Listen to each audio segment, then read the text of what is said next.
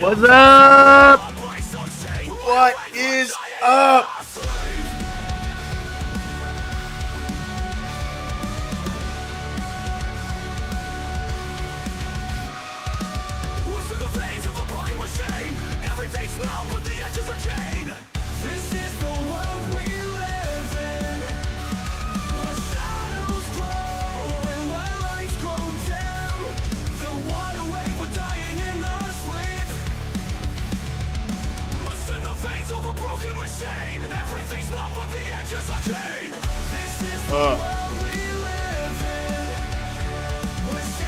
Okay.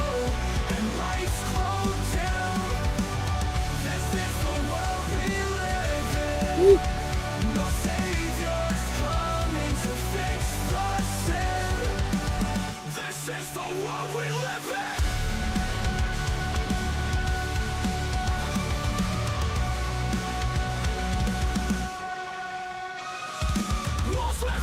Shattered glass, the hour is late, but time won't pass. Hope's a spark on a gas on fire. Every door's locked, but still one more.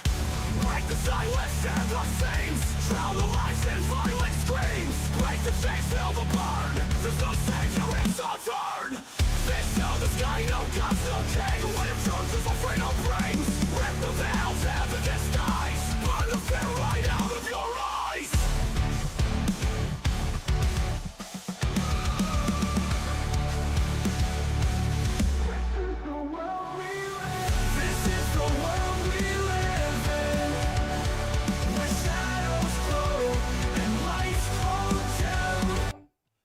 Well, shit. All right. What's going on, guys? How y'all doing today? Today,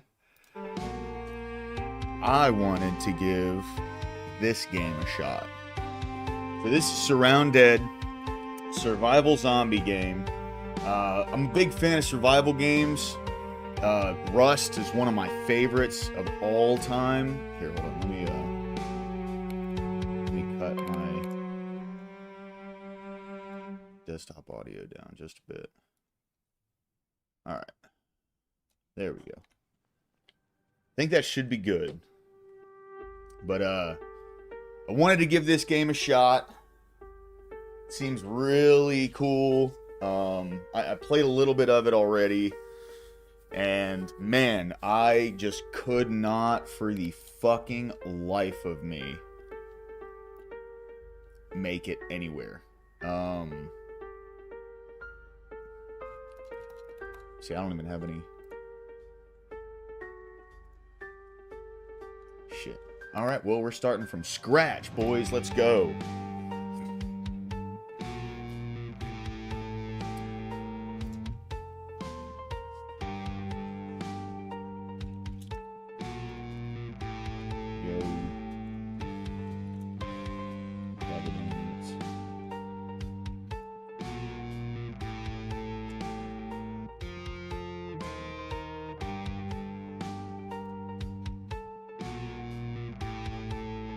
Best one.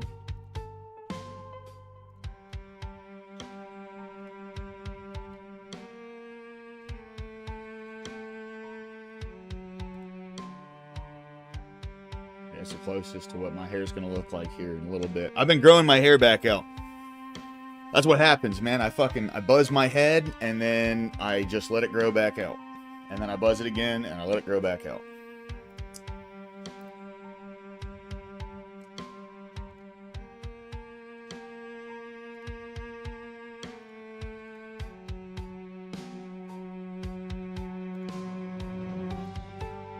There we go. Do I stick with the unibrow?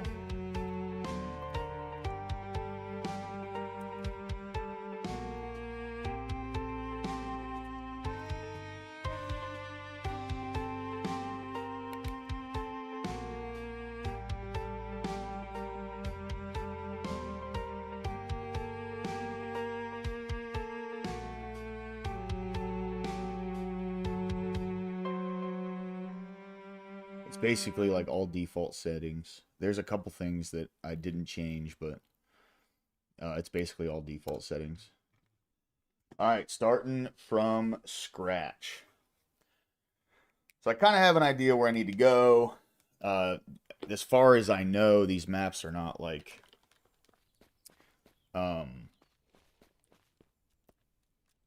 generated, you know. So we'll see what happens.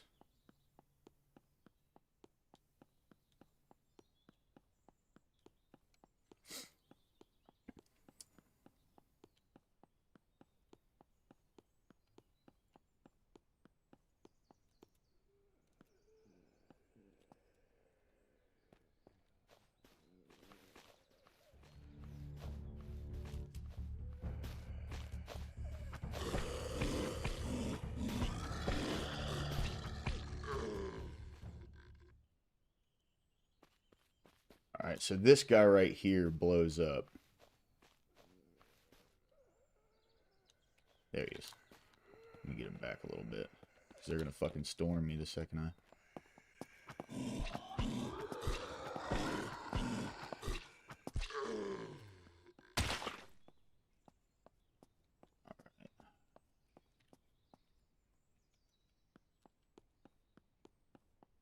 By the way, this game is fucking hard, man.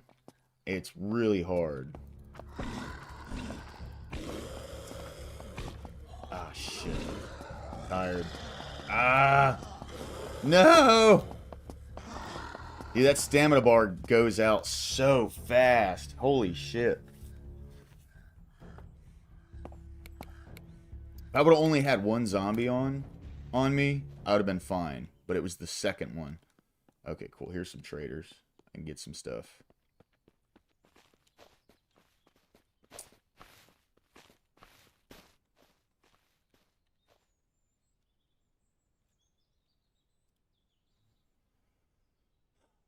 I don't have shit. Alright. Hopefully I find this guy again. Because that compact foregrip's going to be great with the CR308. 9mm is 308 right here. Ah, fuck, dude. Damn, I wish I had some money. Alright, well. That's the tough thing about starting from scratch.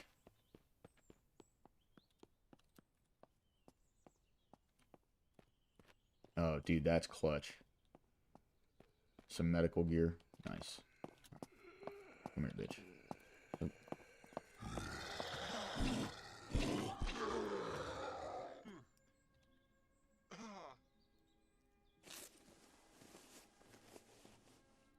Fuck yeah. Okay.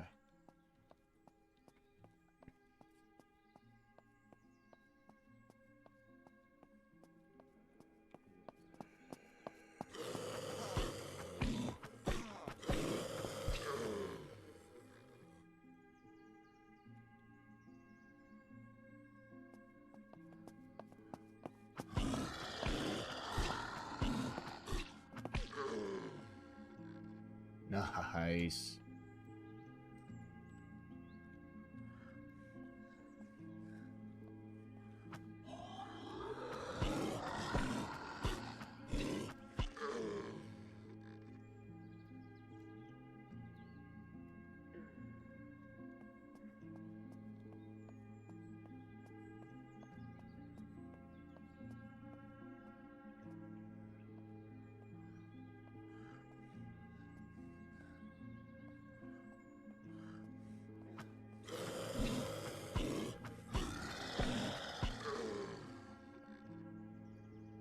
Lock pace clutch.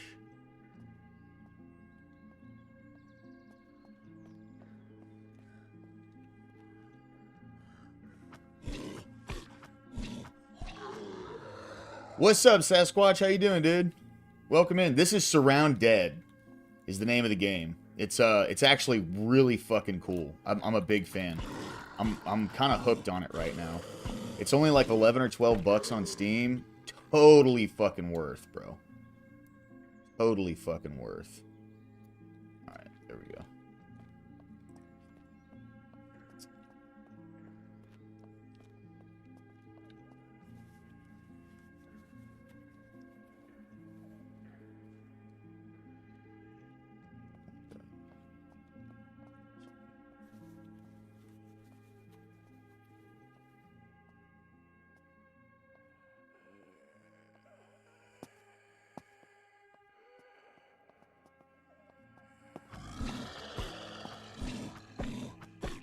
Need some shotgun shells now.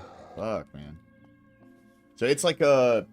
Squatch, it's like a survival game, but that removes bleed. I'm gonna take that off for now just in case. This doesn't do anything, but I'll go ahead and... You get the joke? It doesn't do anything? I thought that shit was hilarious when I saw that.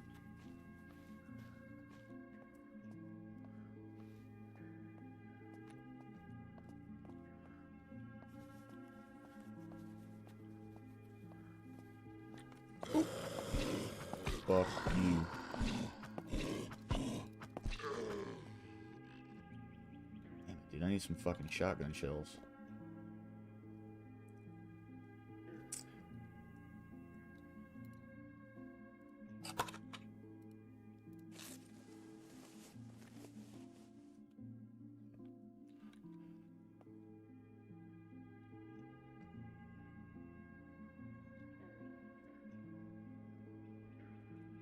Damn, I'm so fucking good, bro. How did I get so good? Get them credits, though. The Expanse, dude, The Expanse, I heard that shit's fucking great, bro. I haven't watched it yet, though. That's definitely on my list for binge watch. I have such a small attention span that it's hard for me to... like actually sit down and watch like entire shows all the way through. But I've heard very good things about that, man. Like incredible things.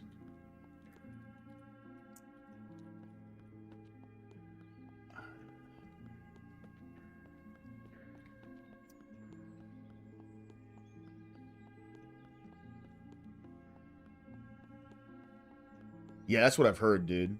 I heard it's fantastic. So today, I'm going to be doing just like an hour or two game stream. And then after the game stream, I'm going to talk some current events and stuff. How you doing today, Sasquatch? It's good to see you, man. Thanks for being here.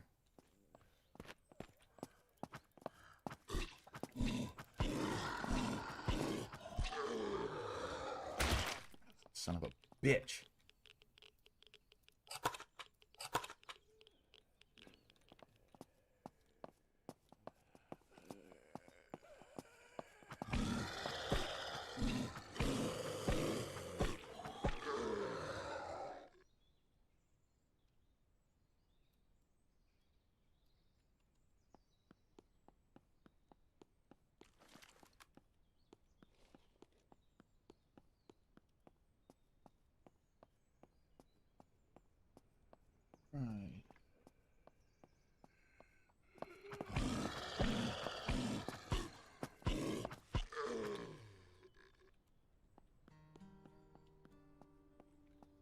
Right. I hear you, man. I'm trying to see if the whole like gaming direction is going to be good. I don't know if it will, but we'll see what happens. Definitely recommend this game though, man. It really is. It's fantastic. It's got this really like kind of low quality look to it, but it's they did this very well.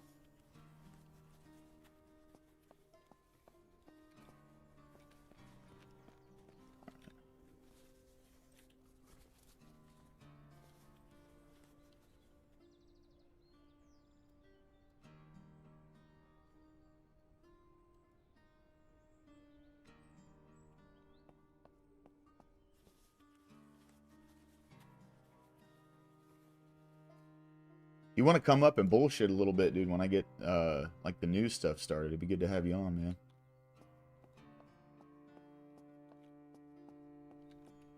Alright.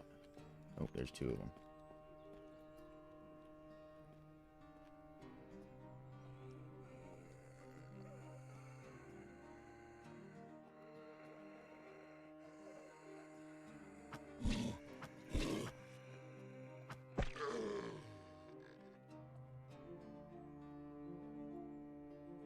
plate. There's rags. Nice.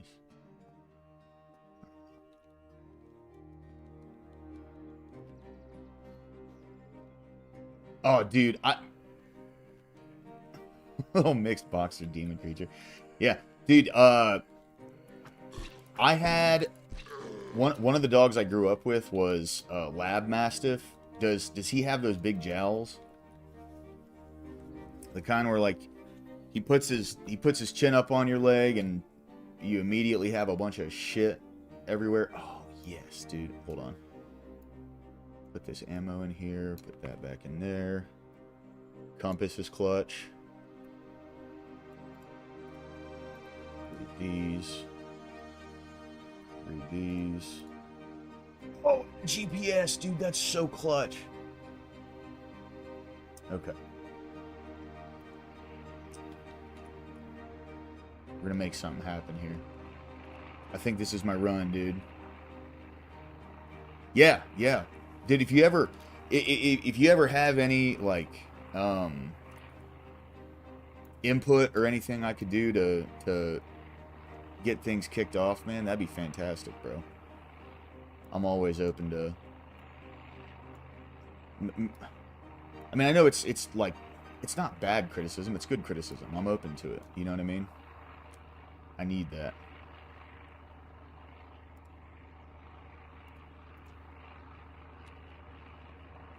Okay.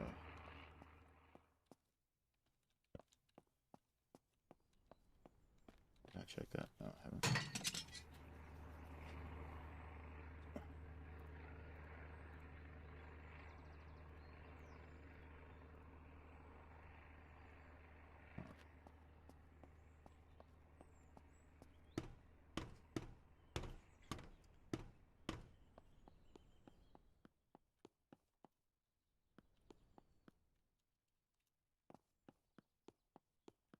I'm Spider-Man. Alright, I think that's it. Doesn't look like there's anything else over here. We're gonna keep moving.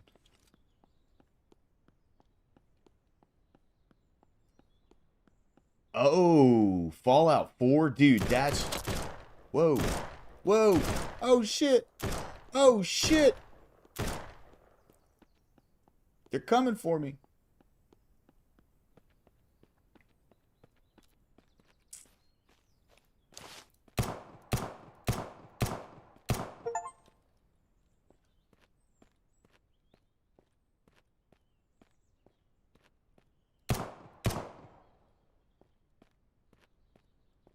Dude. Nice. Where you at, bro? Where you at? Where you at? There he is.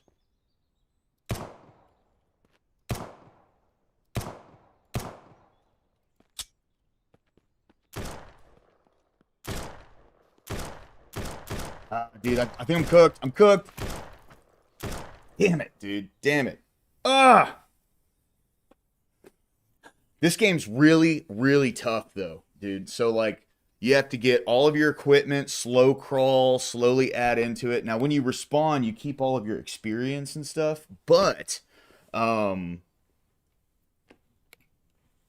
you lose all of your equipment. Now, I can come back on this point right here where I died, but that's why this game is, like, so tough, because you're starting from scratch every time until you get, like, a respawn point.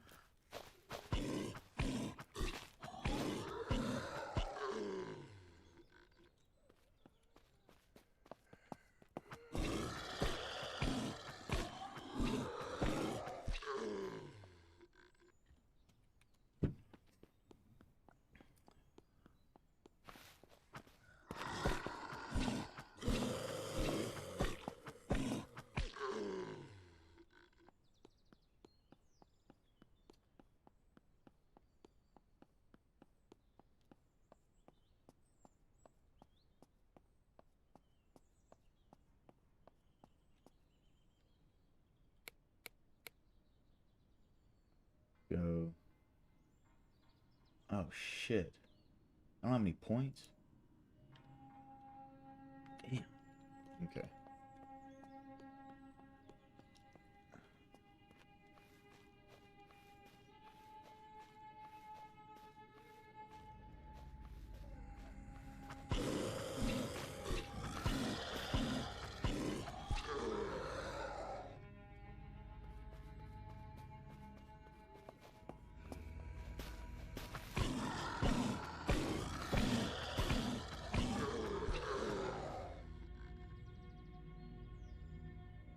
Nice. All right, we're gonna get a shotgun here soon. I can feel it. I can smell it.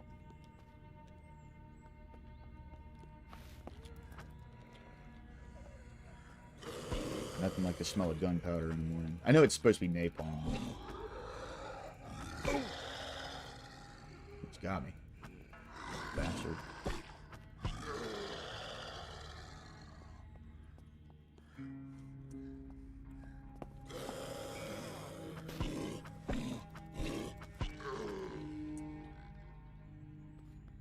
Oof. Okay.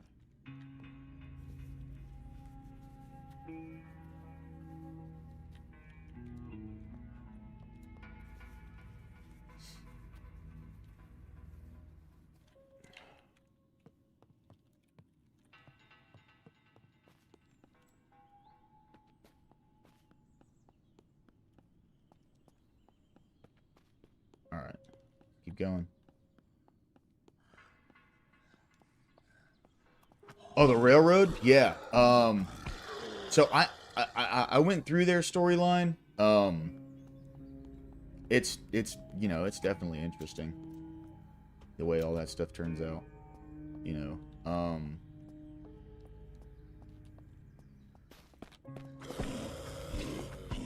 You kind of like when you finish the other storylines, you can get the gist of what actually like what ends up happening. Nice. Clutch.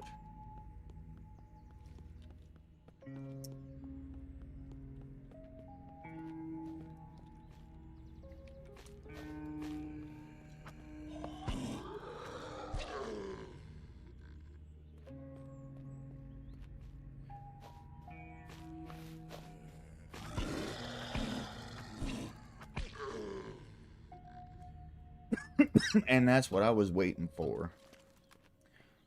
I knew I could smell it, bro. It was in the air, dude.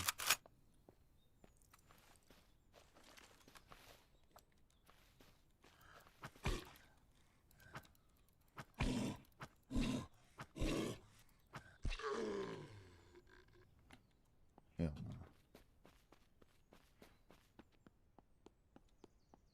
And I got this pumpy. This pumpy is for...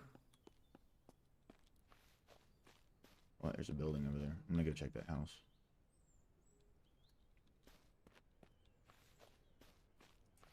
What up, Lauren? How you doing? Good to see you. Good to see you.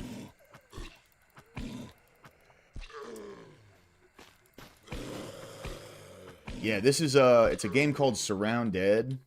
It's got like a really kind of low quality like way that's set up, but it's actually like a really good game. And I think that just goes to show how the way games look these days does not matter.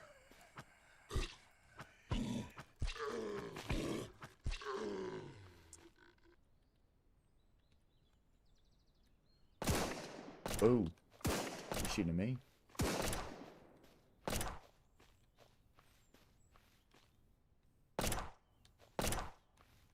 Oh no, he's shooting at the zombies. Okay.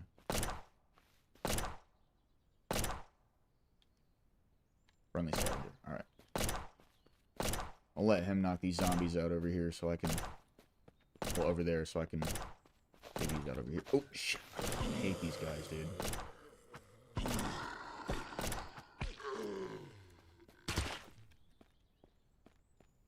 Because they blow up, and then you get poisoned by their fucking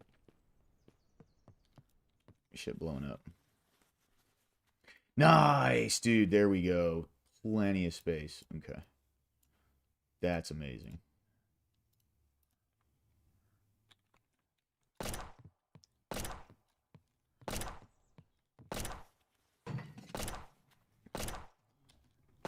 And you can't tell who is who's like a friendly or not until you actually fucking look at him, dude.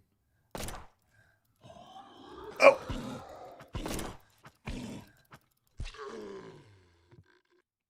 There's no pause, there's no nothing. It's all real time, dude. It's a good game. I'm very, very happy with this purchase. It's only like 13 bucks. Oh shit, he killed the... Oh, dude, he might have some good loot on him. Hold on. Ah, he had 27 bucks. Let me get his gun, bro. Where's his bullets at? That's crazy. That made me feel for a second like I was getting high again. You know, like I used to do drugs pretty bad, and I'll leave it at that. But the one thing that like really changed the way I looked at myself was I'll put it this way: going through somebody's pockets before calling 911. And it wasn't to protect them, you know. And I'm just so glad that I'm not like that anymore. I'm not one of those people anymore, you know.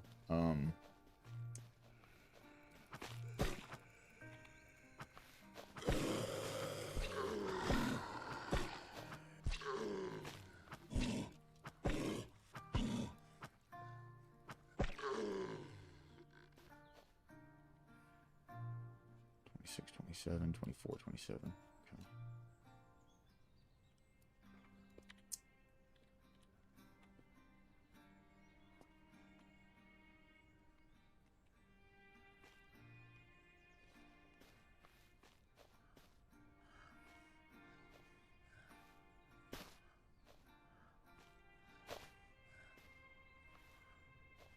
Get back here, motherfucker.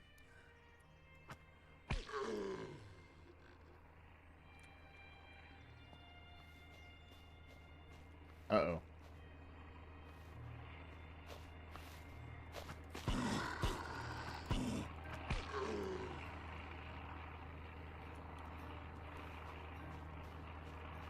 There's an airdrop coming in somewhere. It's gotta be on the other side of the mountain. Fuck. Alright.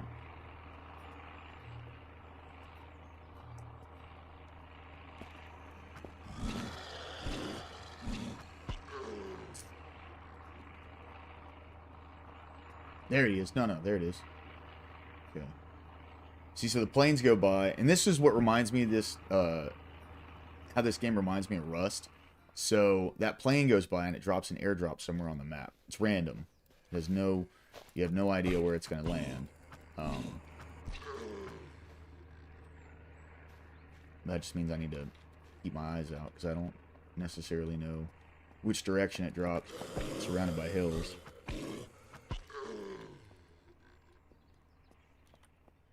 Alright, here's some houses.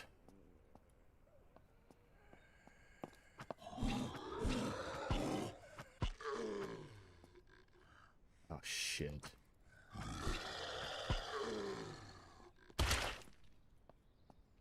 Alright.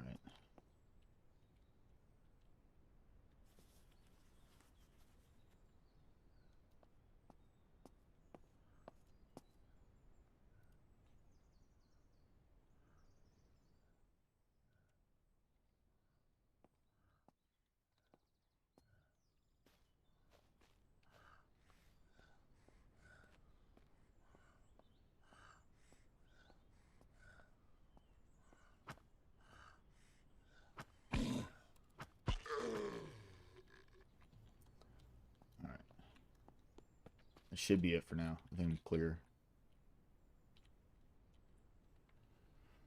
Okay.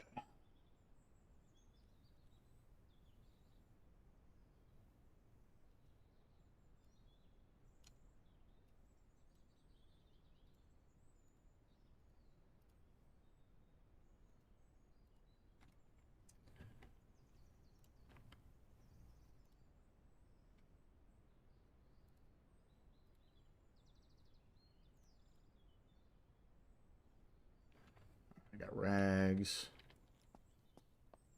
Let's see.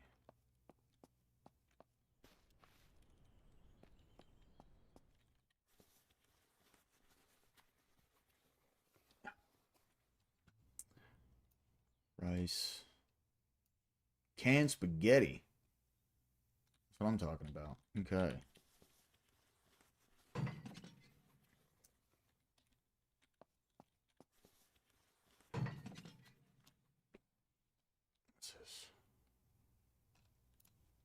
27. 26, 27. Ooh. Stats on this are better.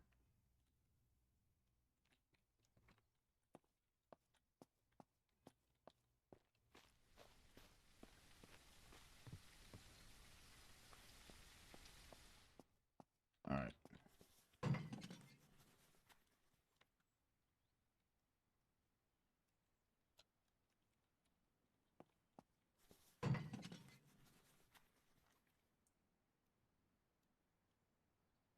Bottle of antiseptic. All right.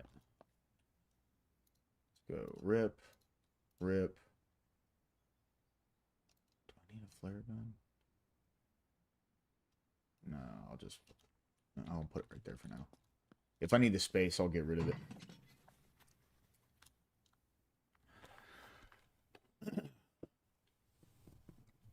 Man, I'm trying, Lauren. I don't know why it's doing that. Hold on. It's not that you annoy me, right? There. All right, tell me how this sounds. I just turned it up all the way. So we'll see what exactly happens. And I have my mic turned up too. Tell me if that made a difference. I literally have my mic turned up to max volume right now.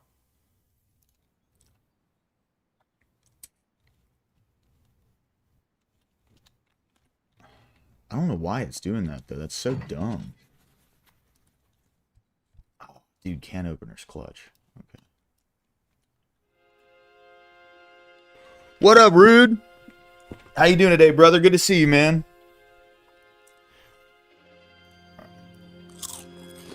I'm playing this SurrounDEAD game. It's fucking great, dude. Big fan.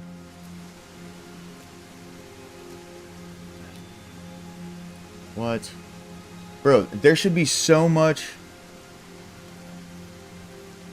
So I turned everything all the way up. I was basing it off of the like red line meter, you know? I don't know exactly what that's called, but nice, man. Good morning, bro. I don't know exactly what the red line meter is called, but I figured when it hit red that like my audio would be breaking up. What's up, Nuxus? Welcome in, dude. Thanks for being here, bro. Yep, playing SurrounDEAD for an hour or two, and then we're going to get into some current events. You know? That's the plan.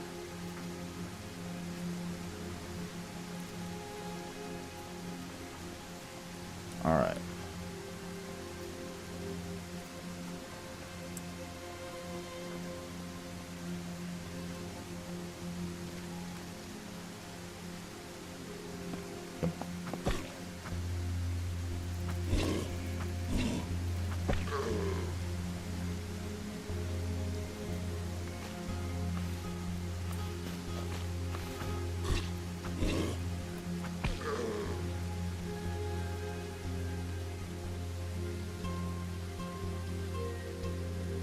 Yeah, Lauren, so it's a survival like open world zombie game. It's pretty cool. I'm a big fan. But yeah, so you have to drink water, you have to eat food.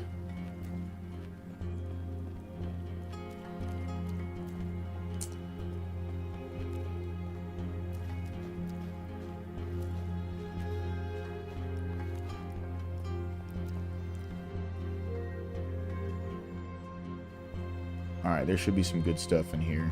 I just gotta be careful about how I handle these zombies. Well, shit.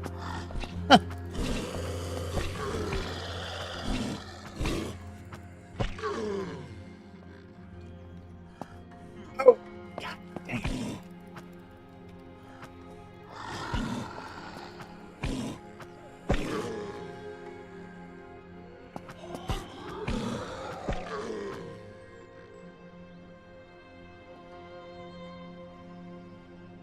Nice. I don't have any purification tablets, but the second I find some, I'll be able to...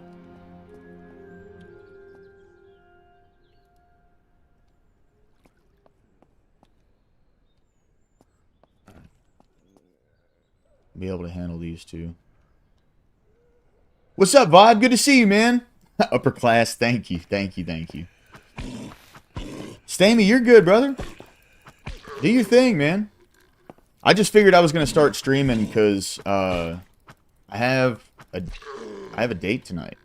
So, I don't know if you remember when I was in your Discord earlier, and I muted when I started talking to somebody. Anyway, pretty cool, man.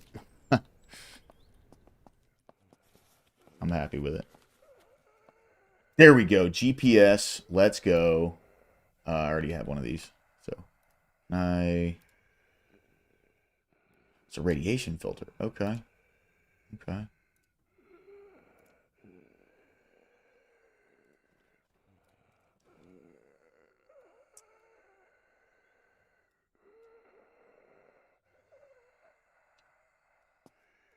Go ahead and use that. There is no filter in it. Okay, cool, cool, cool. This one actually has, like... filter. Ah, there we go. I knew you were around here somewhere.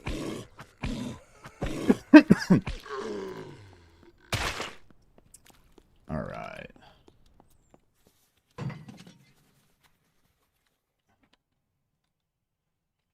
What debate, Vibe? What do you mean?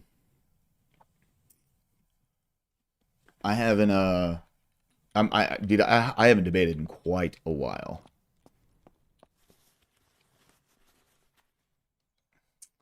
Nice. That's clutch. Okay. That. Drink that. Drop that.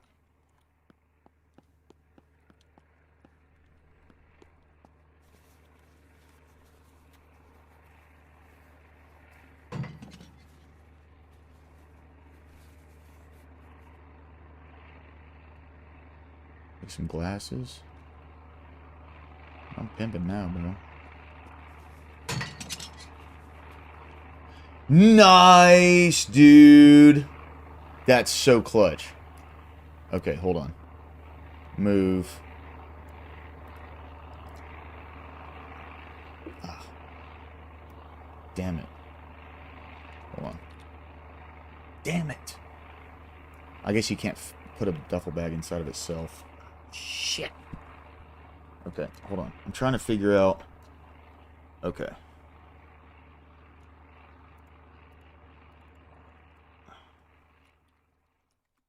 Now let me... see here. Drop. No, because it's in there. Fuck. Dude, I'm in a bad spot here. No, not a debate vibe, but date. I know, it's crazy, right? Like, you wouldn't think. I didn't think. Pretty cool.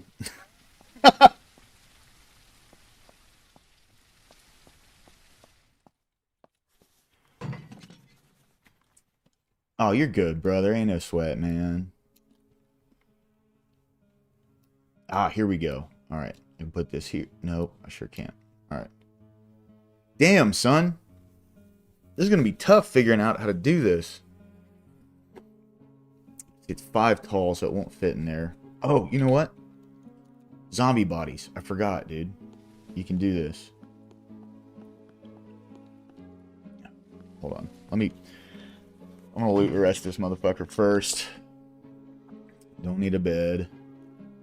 Need a shirt. Oh, well. We'll fucking rip clothing.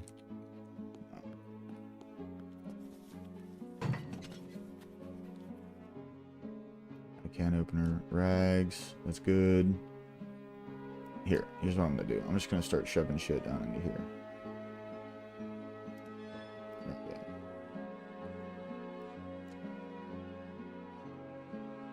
Material, splint. Give myself some room. But then this, you can put stuff, you can put a bag inside of a bag and both of them can be full. It's weird.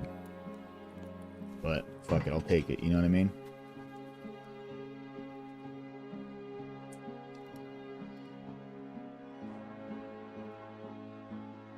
Yeah, I'll put this right here. Now I have these 2 spaces encompass all these and all those.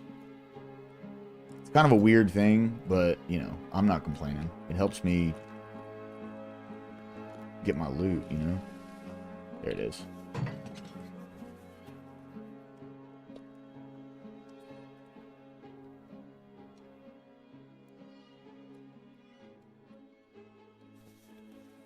Alright, I need to rip all that. On clothing. No. No, I can't rip that. Okay.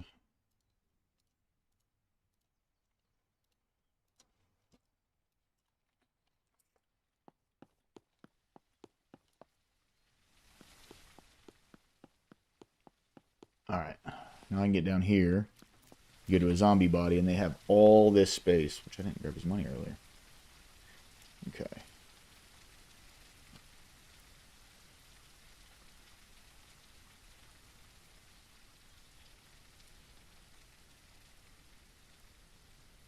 Am I going to be able to do this? Hold on.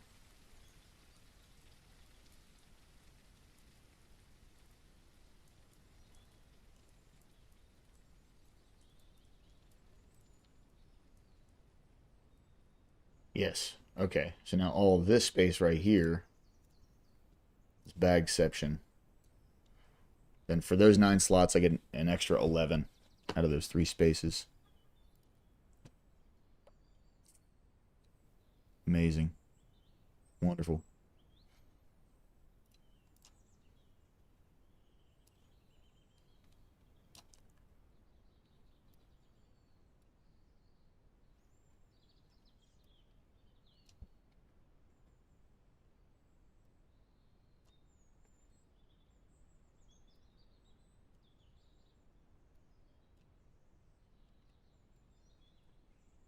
All right.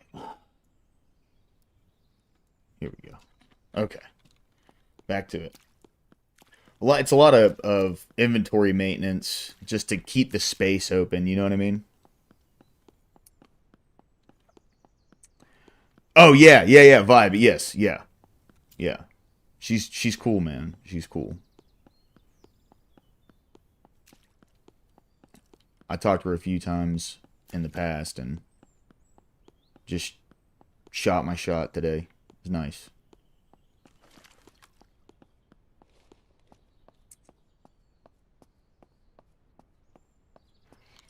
Good to see you too, Stammy. Thanks for jumping in, bro. Appreciate seeing you here, my man. This is where I fucking came from, isn't it?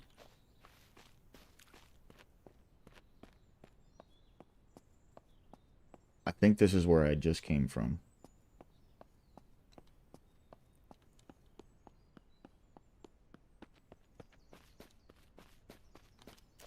Yep. Sure as fuck is.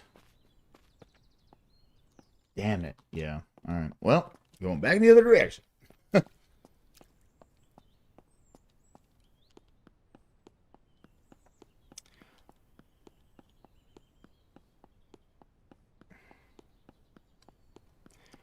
It's a little tough getting around at first because your guy is kind of slow, you know? But once you like get a vehicle and fix it up and get like backup gas and shit like that, dude, it's good.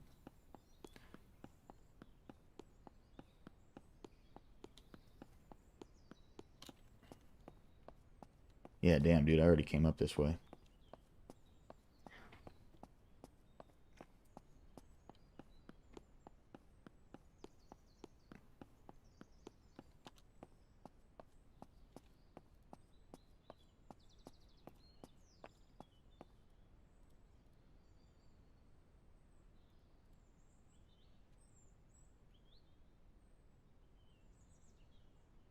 Let's get my back up in here. It works.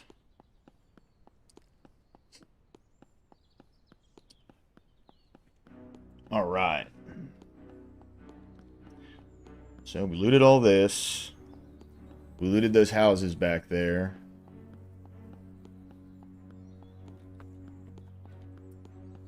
Let's see what else. Need to find some more.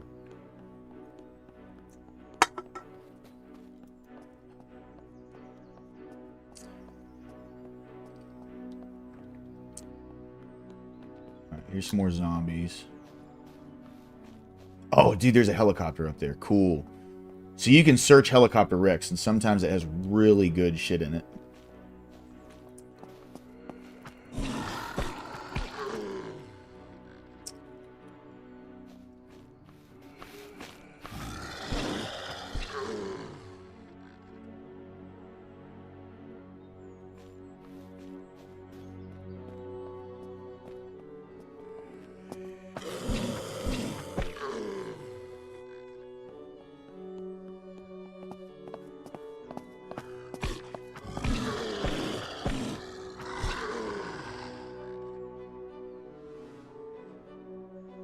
Some backup rags. Thank you very much. Okay.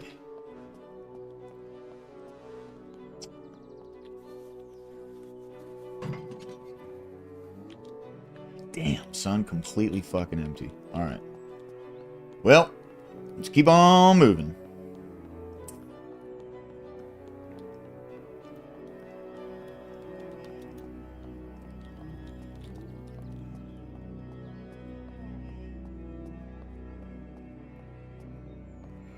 Nice. I think there should be repair kits in here.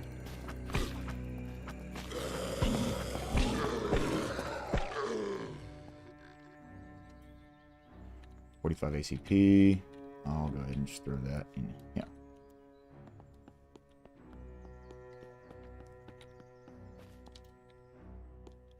$14. Shit. Alright. Tools down here. Cloth here. Bolt cutters, definitely. Uh-oh. Ah.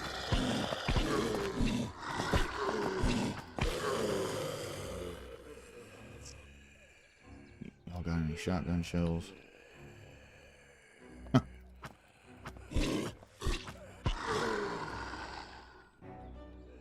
You poor bastard.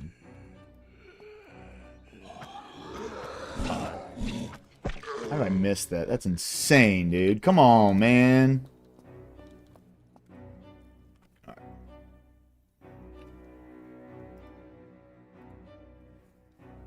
Where's all my bandages? Didn't I make a shitload of bandages?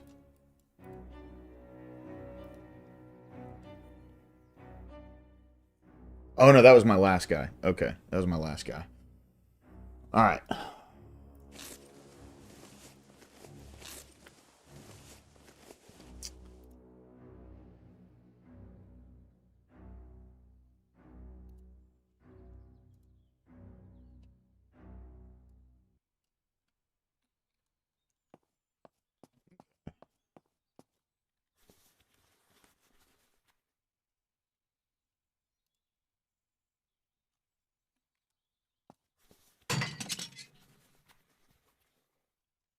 Fucking clutch, dude. Holy shit. Okay.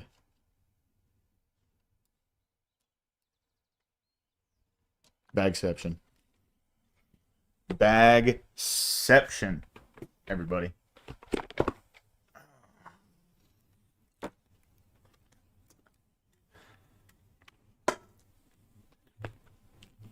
See, in the name of the game, right, is you want to be able to, like, the most important stuff, like this, should probably be in the duffel bag, right? And then you open this up. And then once I get things a little more situated and carefully, like, put away, I'll be able to... Wait, what? Didn't I just throw something in there? Anyway. I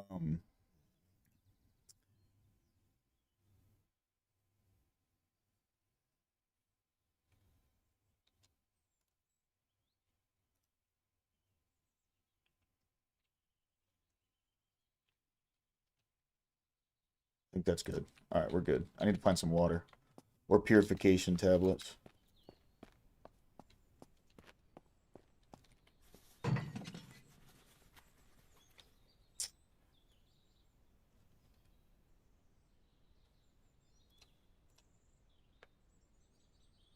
building stuff. You can sell all this shit when you get to town.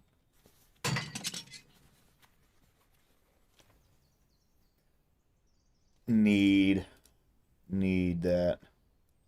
Okay. Open. Gas back here. There we go.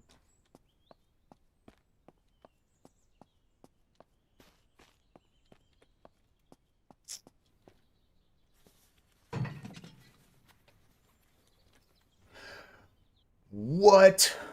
Okay. That goes there.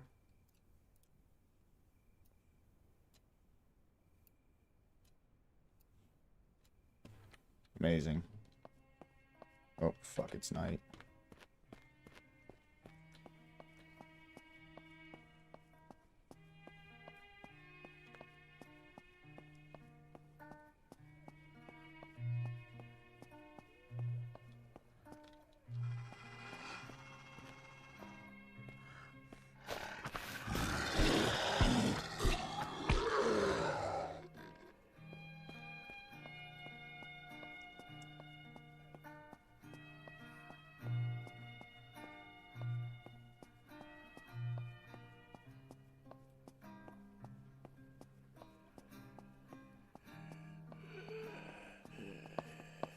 Ah, there it is.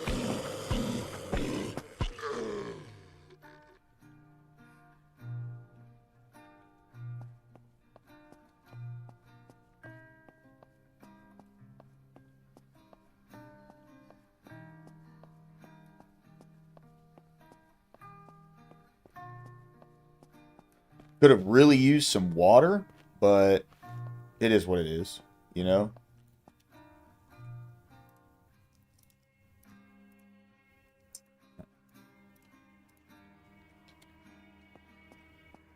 There we go. Ah, see, I haven't checked these yet. Let's get some water.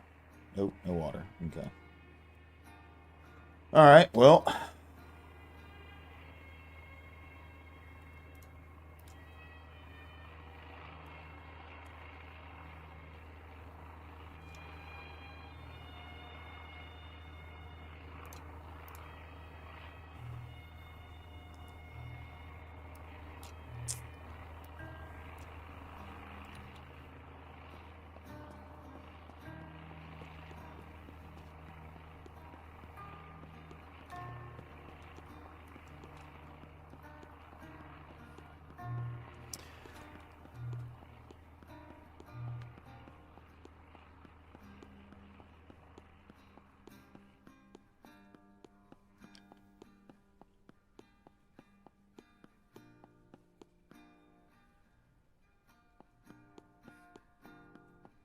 Alright.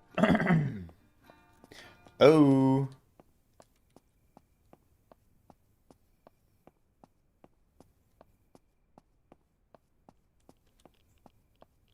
Alright, so I'm gonna need to make this quick. Unless there's... Fuck, radiated zombies. Yeah. Maybe not, dude. Maybe not.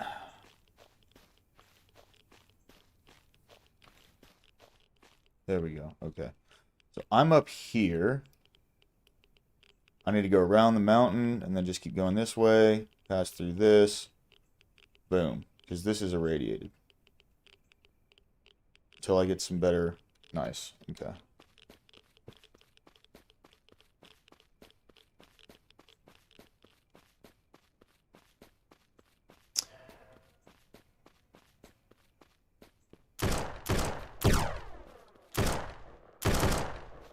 That's a bandit. Boss, mind you. I'm gonna go around this way.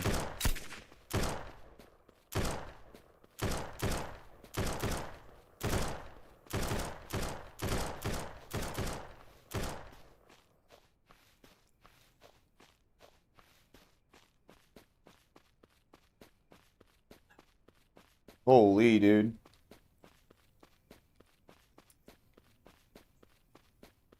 That could have been bad news, brother. It's alright. What's up, Corey? Good to see you, man. Welcome in, bro. Welcome in. I'm having a pretty good day, my man. Can't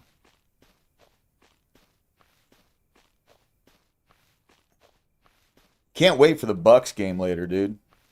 The Bucks are playing the Lions at home, and it could go one way or the other. You know what I mean?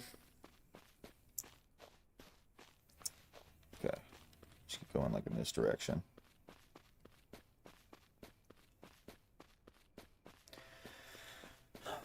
So we'll see what happens. Right now, this is a game called SurrounDEAD. It's a really good survival zombie game. Big fan, let me tell you. It is very fun. Okay, so I'm going to have to go this way around this mountain. Well, I can go loot this thing over here first.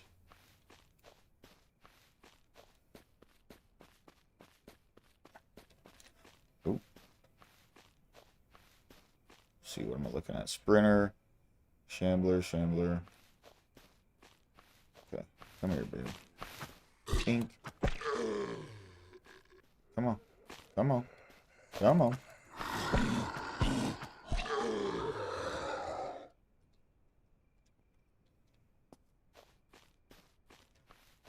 Some more shamblers. Oh, hold on. Why did my phone close out of my fucking chat? There we go.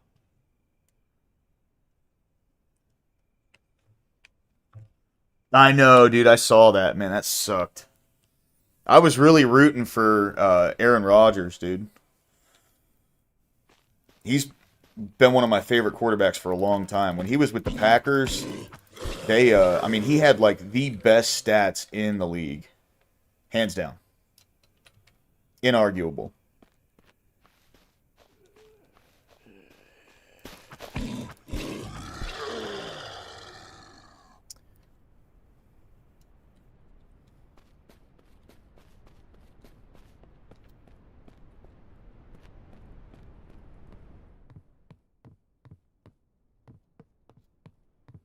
Destroyed farmhouse? Okay.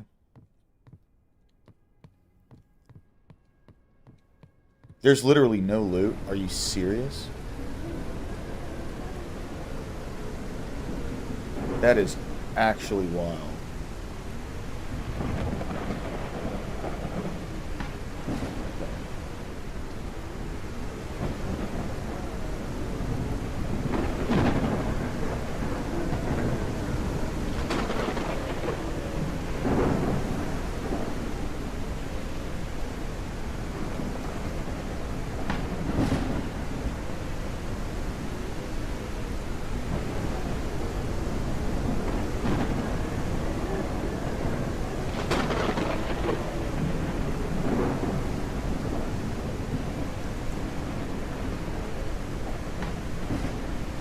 Will say, man, it kind of sucked seeing him throw that really bad interception. Like, he shouldn't have even thrown it to the guy, let alone the way he threw it, you know? It sucked seeing that. He's old, though, man. He's an old dude now.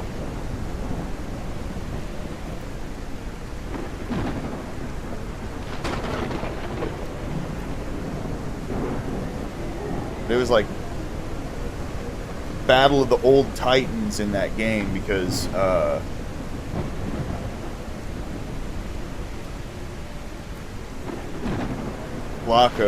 he's like 40 as well, isn't he?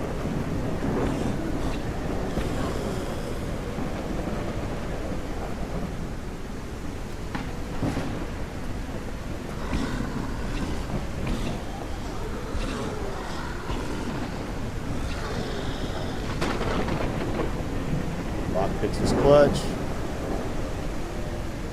Ammo. Oh! That's what I'm talking about. Alright.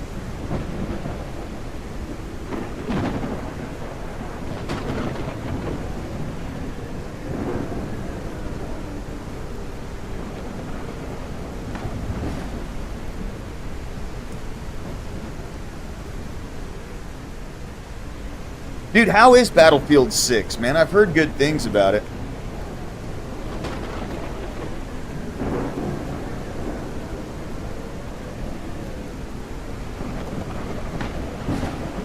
I'd like to play that at some point. It's been so long since I've like actually gotten into like a competitive FPS shooter, you know? I'm not even dissing it, dude. I'm just saying that's the truth.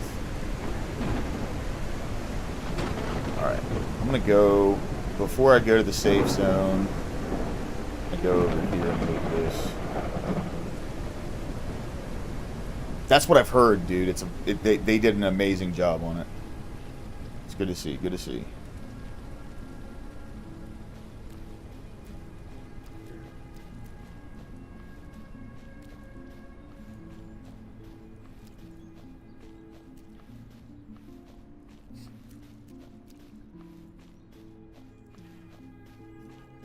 Okay. Coming from this direction. This is acidic. Damn it, dude.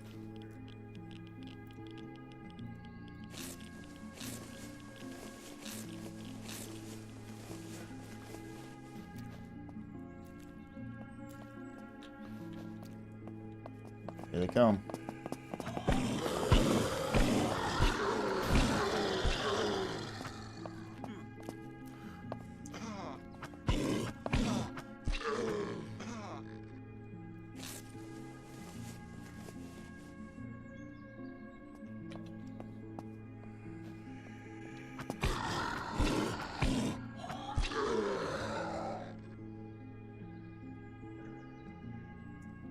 That. I'll take your money.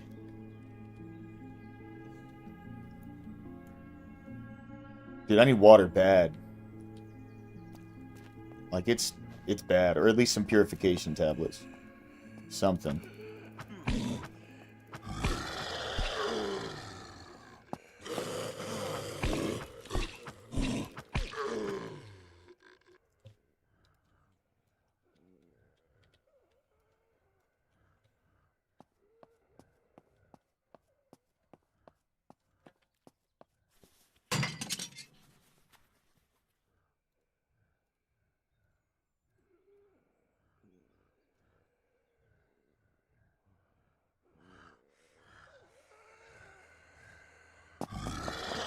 Shit!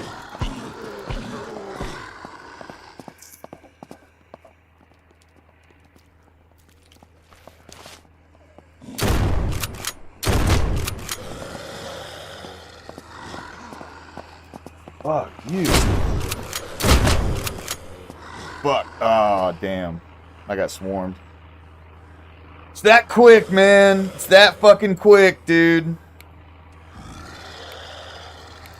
And then you respawn. And, oh, what?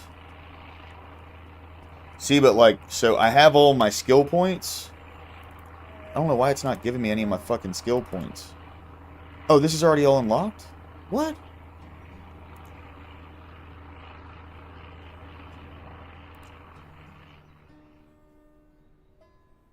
There we go. Okay. It had to load them in. Alright. I was like, what? Okay. See. There we go. Alright. Shit, dude. Alright, boys. Bring it on. Bring it on.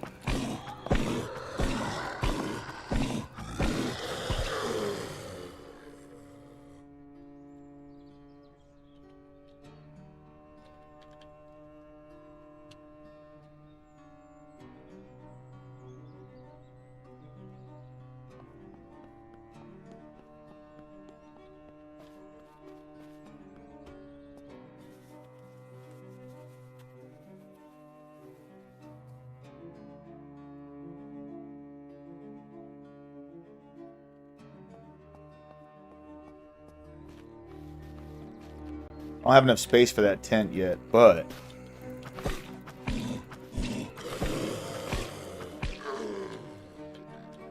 if I find a backpack, bro, it's fucking on, dude. On like Donkey Kong.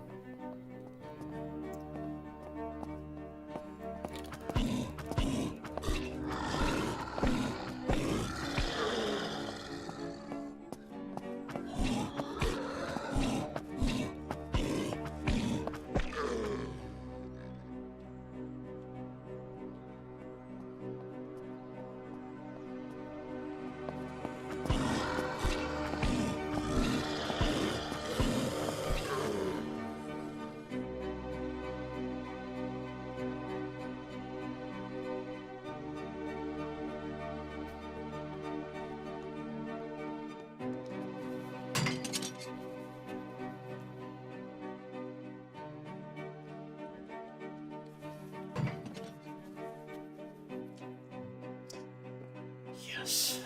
Okay.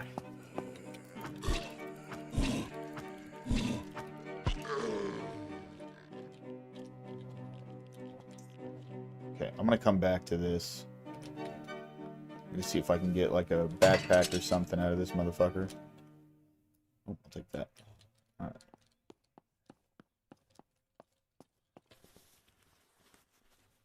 Boom. Look at that. Easy money. And a machete. And 44 bucks. And this. Alright. Love it. Coming up, dude. What? Incredible. This is my run, guys. Okay? This is gonna be the one. Truly believe that.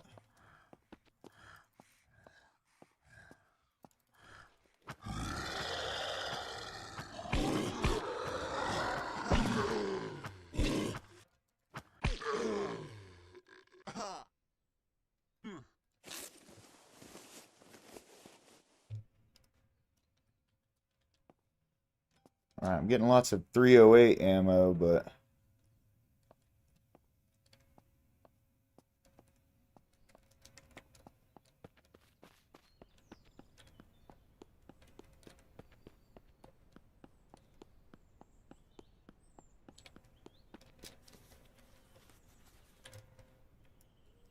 I'll take that. Rip that. That here. Done. Alright.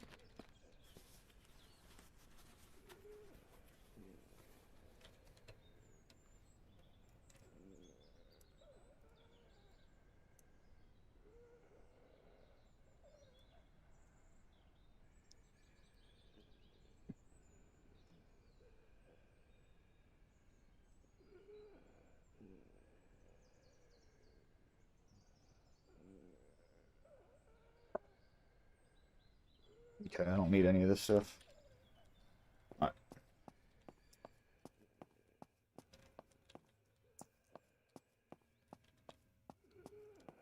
Nothing in the garage, nothing downstairs. There's nothing in this house at all. Absolute balls, dude. Come here, dude.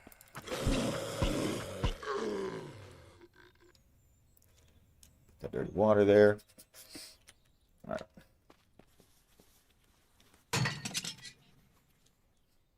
That's clutch.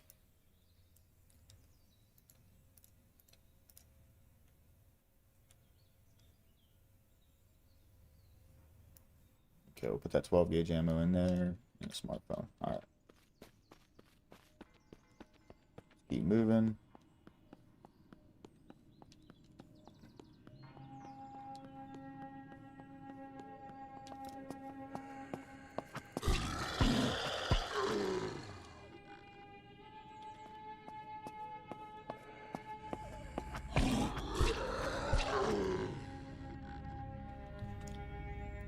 .45 ACP ammo. Keep moving.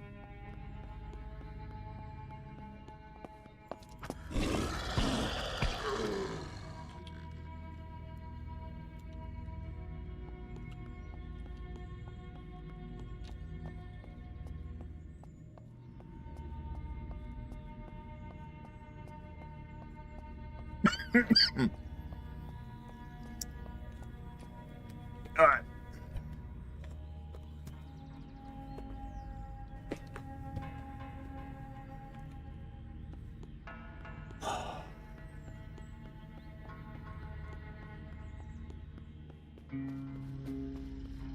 Fuck that, dude. Nope. Nope. Not happening. I'll come back. It's good to see you, buddy. Alright, so I'm at the fucking shopping center place.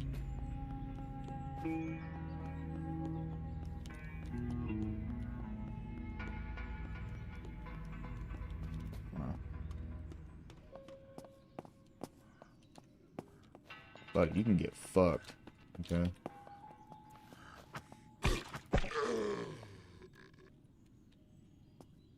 Alright.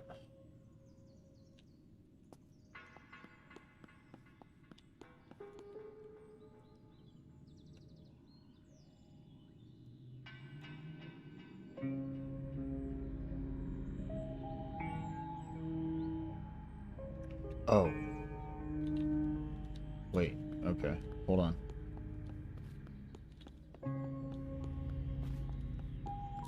Get a map here and see exactly where I am.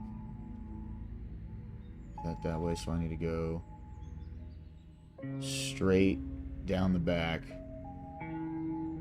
over to this side and then follow this around here. Just the safe zone. Nice, dude. It's a good spawn. Good spawn.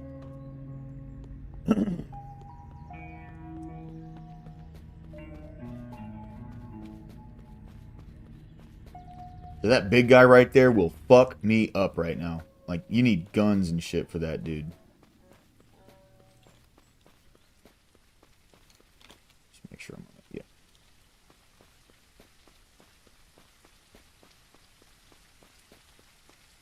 Right.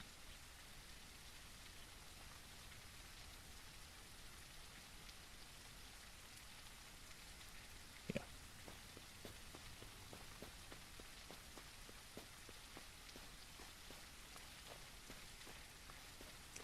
Just toting a machete. Still haven't found a gun yet. But that is subject to change once I get to the hideout. The safe zone. Because there's guns and all sorts of really good gear there that I can buy from people. And I got a bunch of shit in my inventory that I can sell.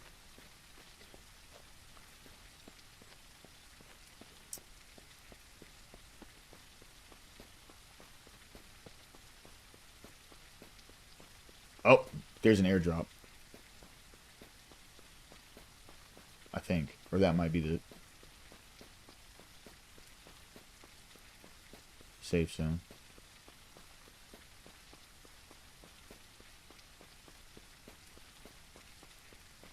I think it's an airdrop, though.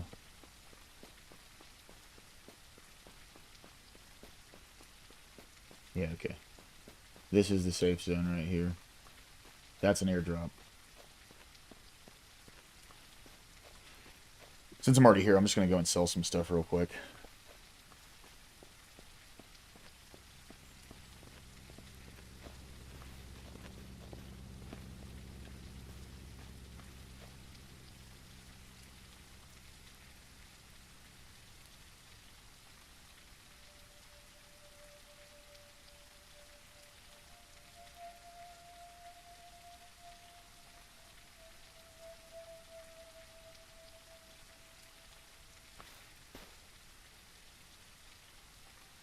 Nice.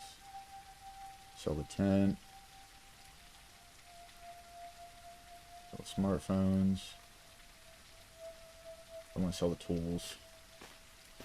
Alright.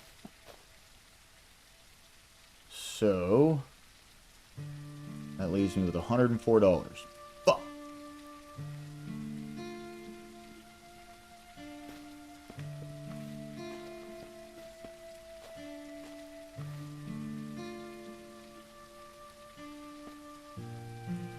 Oh, that's a good one.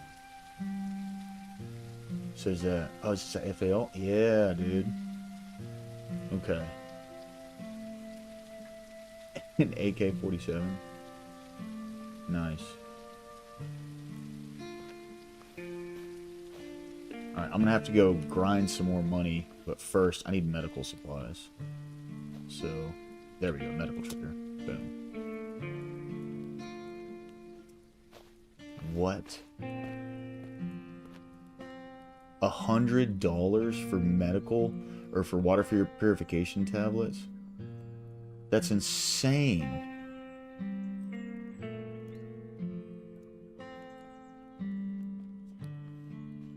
Alright, fuck that. Materials. Wood, stone. Alright, fuck this. I'm gonna go to that airdrop off in the distance.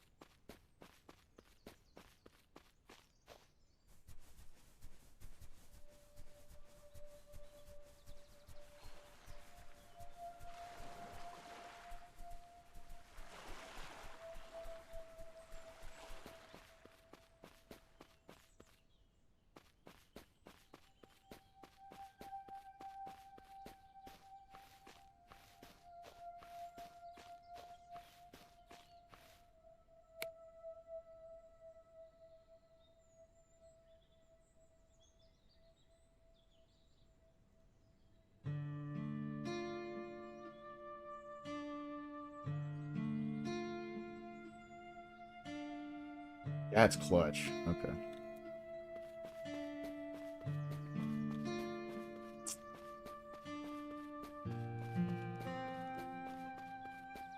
Alright. It's medical supplies. Awesome, dude. Perfect. 21 water purification tablets. Charcoal tablets. This is amazing, dude. Alright. Splint, put that back here. You can put the flare gun here. Flare rounds here. Alright. Painkillers. Bandages. That's amazing. Alright.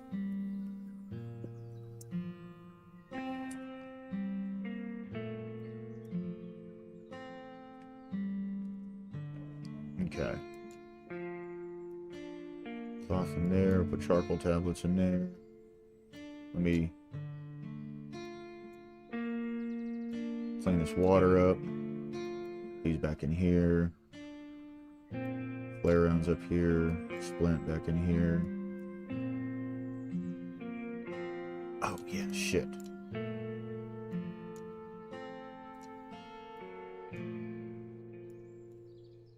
I got 2 jugs. That's amazing. Alright.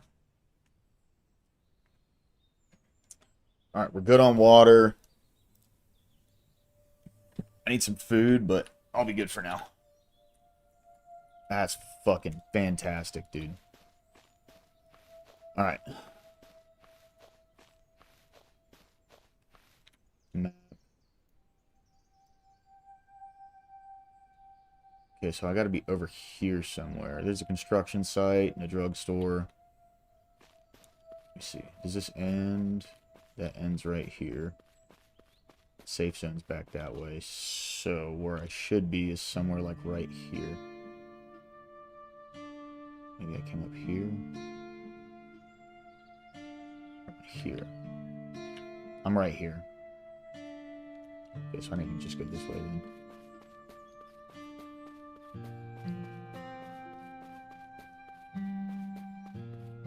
There it is.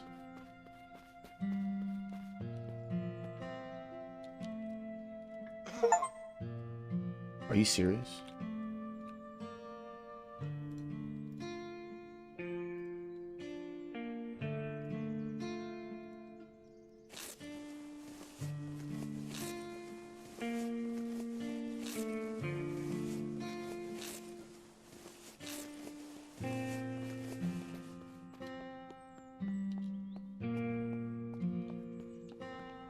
No zombies here?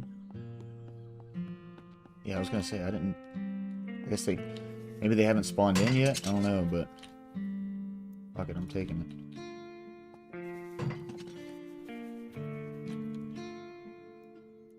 There you go. I don't smoke.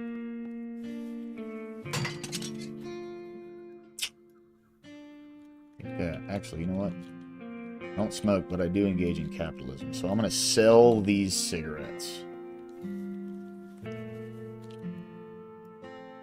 Got my bandages back, more charcoal tabs, and we're gonna drop that.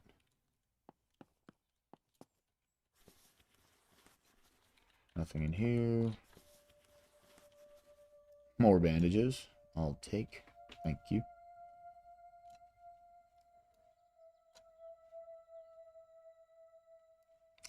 Bottle of antiseptic, that can go back there. Alright. Painkillers, I'll take. Bandages. I don't have a lockpick. Oh, fuck. Okay, well, I gotta come back to this safe then. There's gonna be a bunch of money in there. Where are all the fucking zombies, dude? That's the best place to get lockpicks, is zombies. For sure.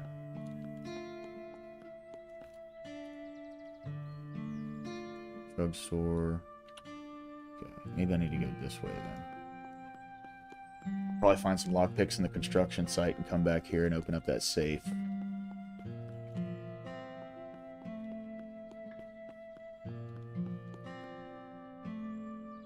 Yep.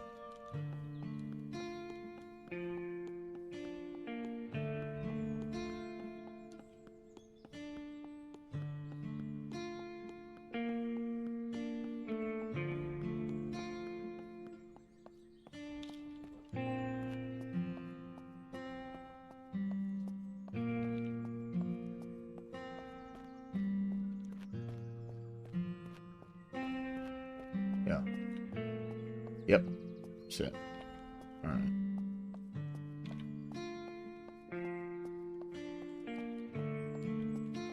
There was some loot over here, so I definitely think this should be fine.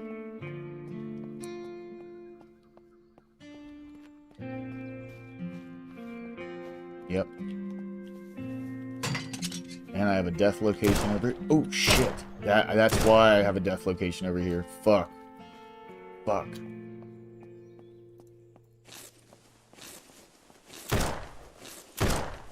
Yep. Fuck you. Alright, I'm done. That's enough for me, bro. That's enough for me. Fuck, dude, I just couldn't get a gun. There were so many things I needed, man. A lot of this is RNG. A lot of it is RNG, you know. That's just how it goes. So, you can't always win, right? It is what it is. Damn. Alright. I'll jump back into that off stream. It's a fun game. It just takes a long time. You got to build yourself up. You got to do all that. Anyway, what's up, guys? How y'all doing today? Hope everyone's doing well. I got some good stuff for us to look into today. Here, let's get to surfing webs.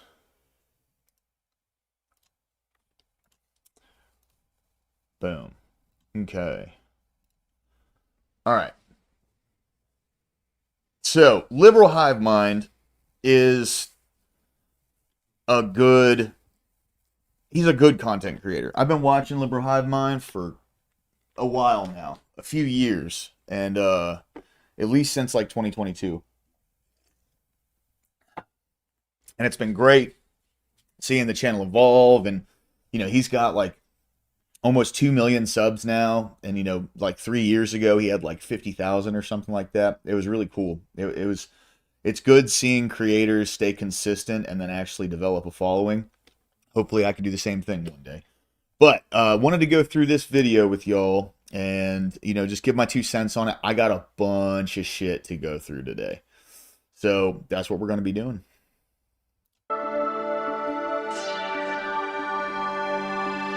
Hey guys, welcome to the Liberal Hive Mind, a channel solely focused on exposing the abundant hypocrisy of the left. You know, after everything we learned this year, after everything that was exposed, especially thanks to Doge and Elon Musk, we can no longer chalk it up to just incompetence. This is organized corruption, and it's becoming clearer day by day that Democrat-run states and cities are funneling federal tax dollars into left-wing radical NGO networks that don't exist to help communities, to push progress, or render service to those in need, but rather to advance a left-wing political machine to protect illegal migrants, to shield criminals, and also, it seems, to enable and cause chaos on the streets. And well, the door's already been opened. And of course, this corrupt slush fund is getting exposed for all eyes to see. We got another Doge bombshell, this time connected to the state of Illinois, where 1 billion federal tax dollars was funneled to the left-wing network of NGOs. Let me show you guys exactly what's going on here. We got some stuff to get into, so let's roll the tape. All right, folks, so let's first start off with this clip here. We've got Illinois State Representative Brad Halbrook, who makes the claim that they've uncovered over $1 billion, yes, with a B, that's 9 different zeros after the 1, $1 billion of taxpayer money that's essentially being laundered through state agencies directly into left-wing NGOs under the disguise of community support programs. Today we're turning our attention to a staggering... See, and that's the thing, right? Like, in my mind, what I would like to see is how many of these organizations that claim to be helping people, how much money is going through those, and why aren't they helping that much? Because if these organizations were actually doing anything worthwhile, there'd be like, when you hear about how much money runs through all these things, why aren't people actually seeing the benefits of that? Right?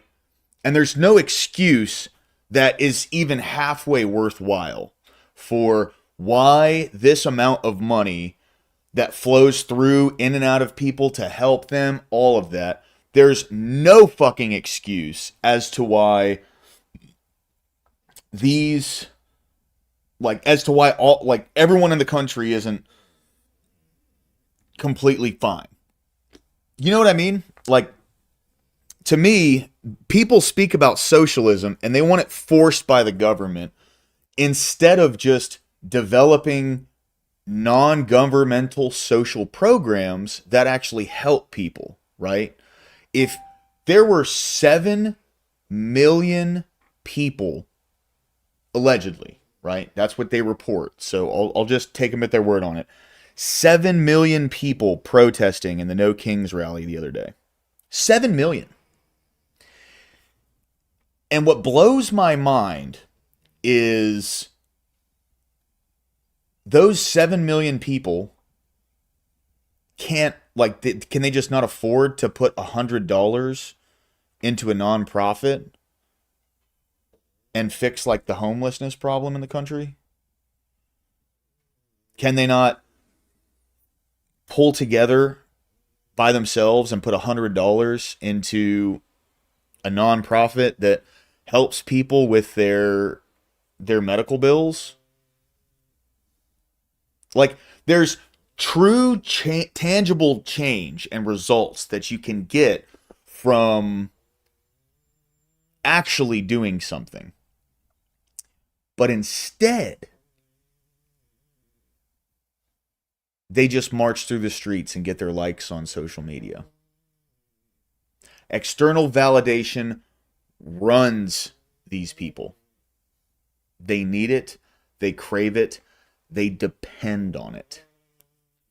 Amount of taxpayer money, over $1 billion, that's being funneled into political connected non-government organizations or NGOs.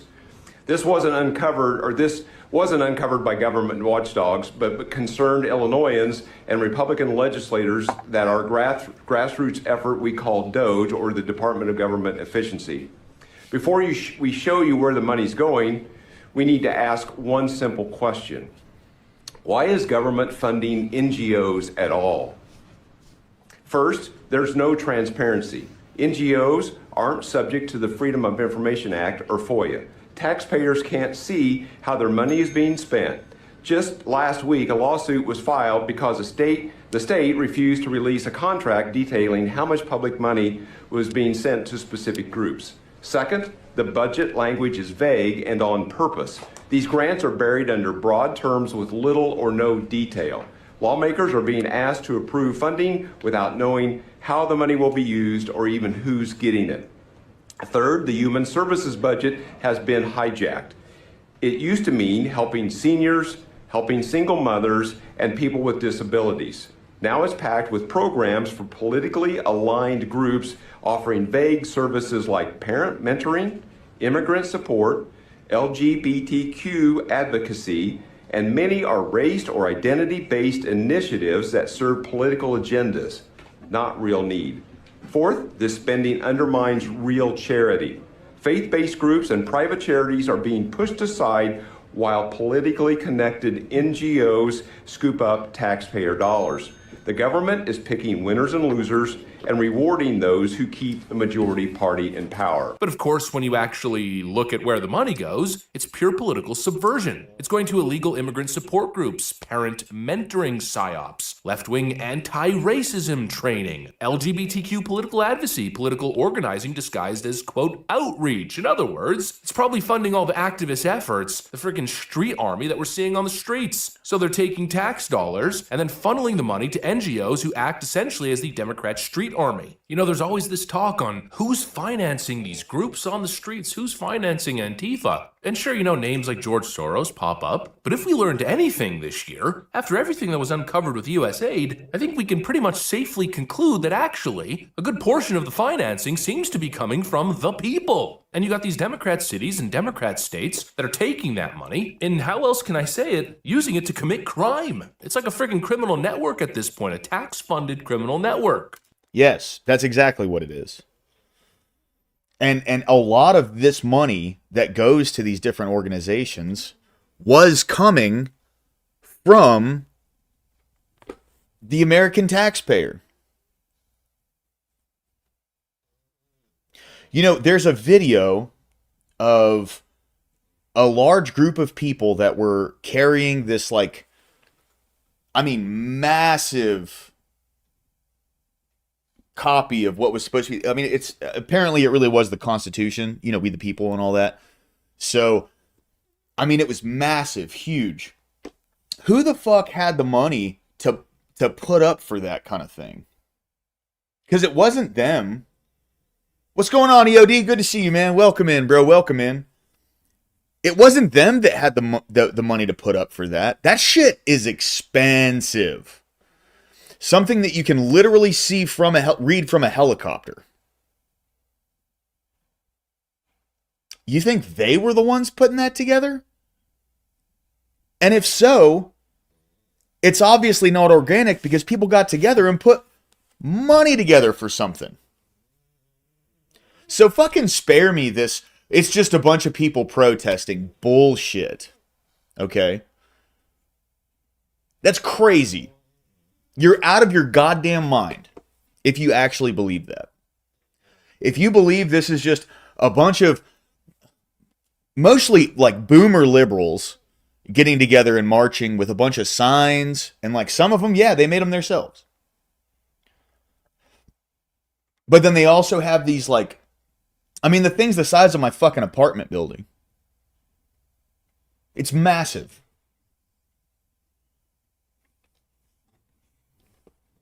It's insane that people actually believe this is what... This is just something that a bunch of normal people came together and did. Absolutely crazy. Let's just stick in Illinois, for instance. Look at what these left-wing activists are doing, organizing on the streets as the president's coming in enforcing immigration law.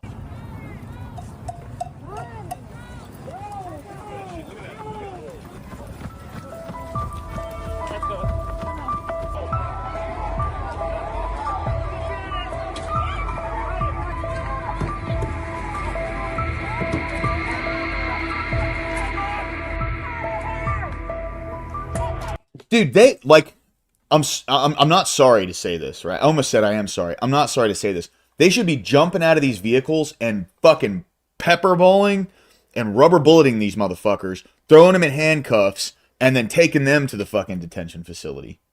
I'm not saying deport them, but these people need to go to fucking jail, dude. Bottom line.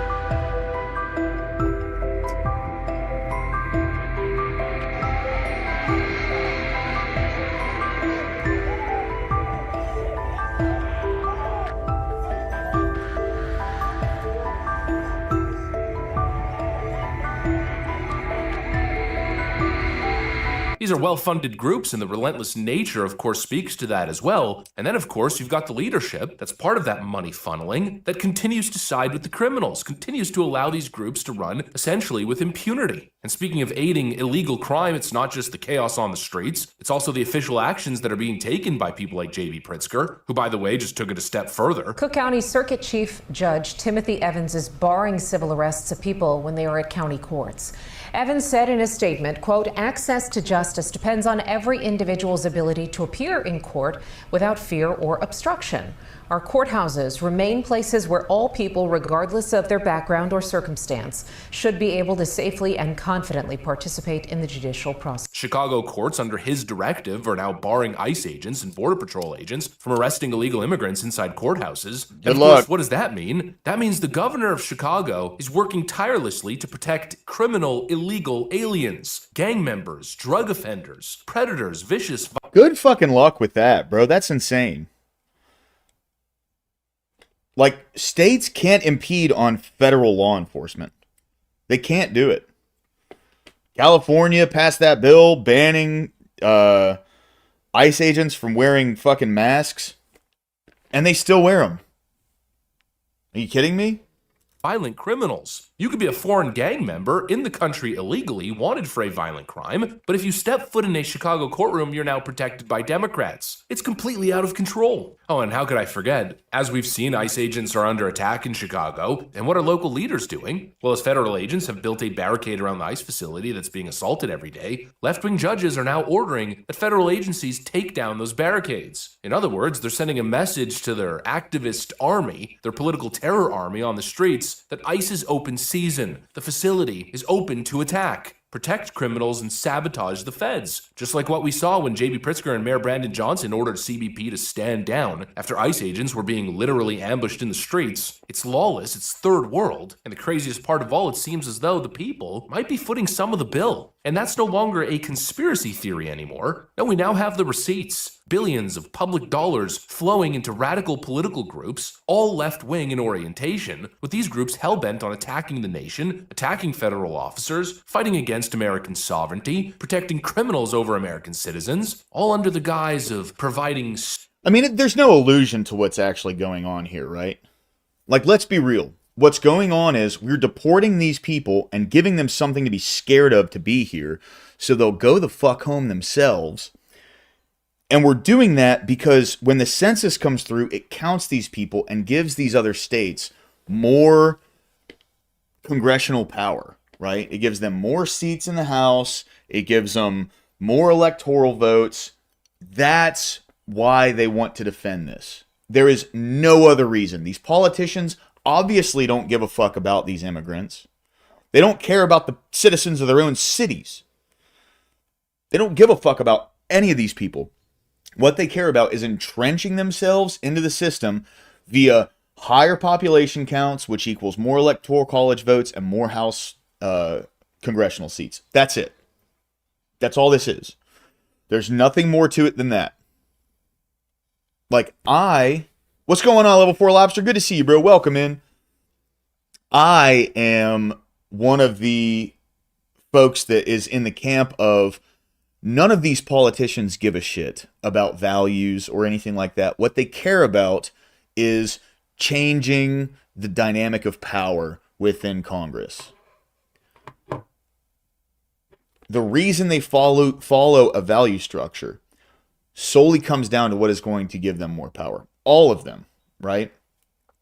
What it really comes down to when it comes to, the hearts and minds of the American people is what values people actually align with.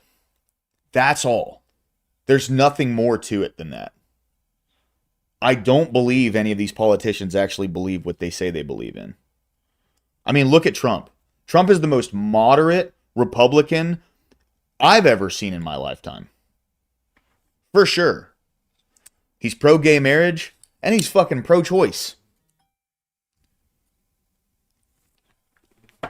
Oh, hold on one sec.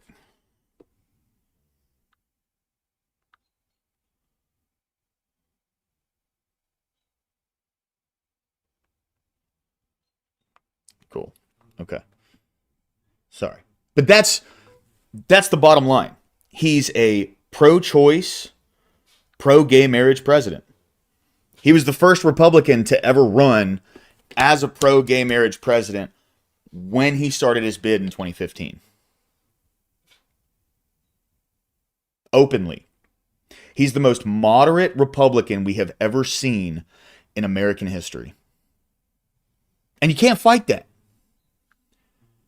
You can't fight that at all. So, to me, right, like, he does have a lot of Republican support, but I think the Republican support comes more from the conservative values that he holds, as in, like, economics and basic societal function. Because these people have gotten out of control. They change definitions. And then they beat you with these changed definitions.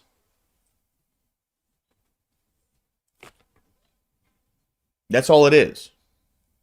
Services. The only group that they're serving is the Democrat establishment and their corrupt whims. Absolutely insane. Anyways, that's pretty much what I got for you guys. Thanks for watching, and I'll see you on the next. Definitely recommend Liberal Hive Mind. He's fucking fantastic channel. Go ahead and give him a watch whenever you get a chance. All right. Let's go. We'll wait on this one. There's a couple news stories that I want to look into, and there's possibly even more. All right. Disney's dropping the ball again, guys. That's what's going on. Okay. Tron Ares splits critics and fans as Disney faces a $132 million loss. Another one. Another over $100 million lost on this. Because they spent,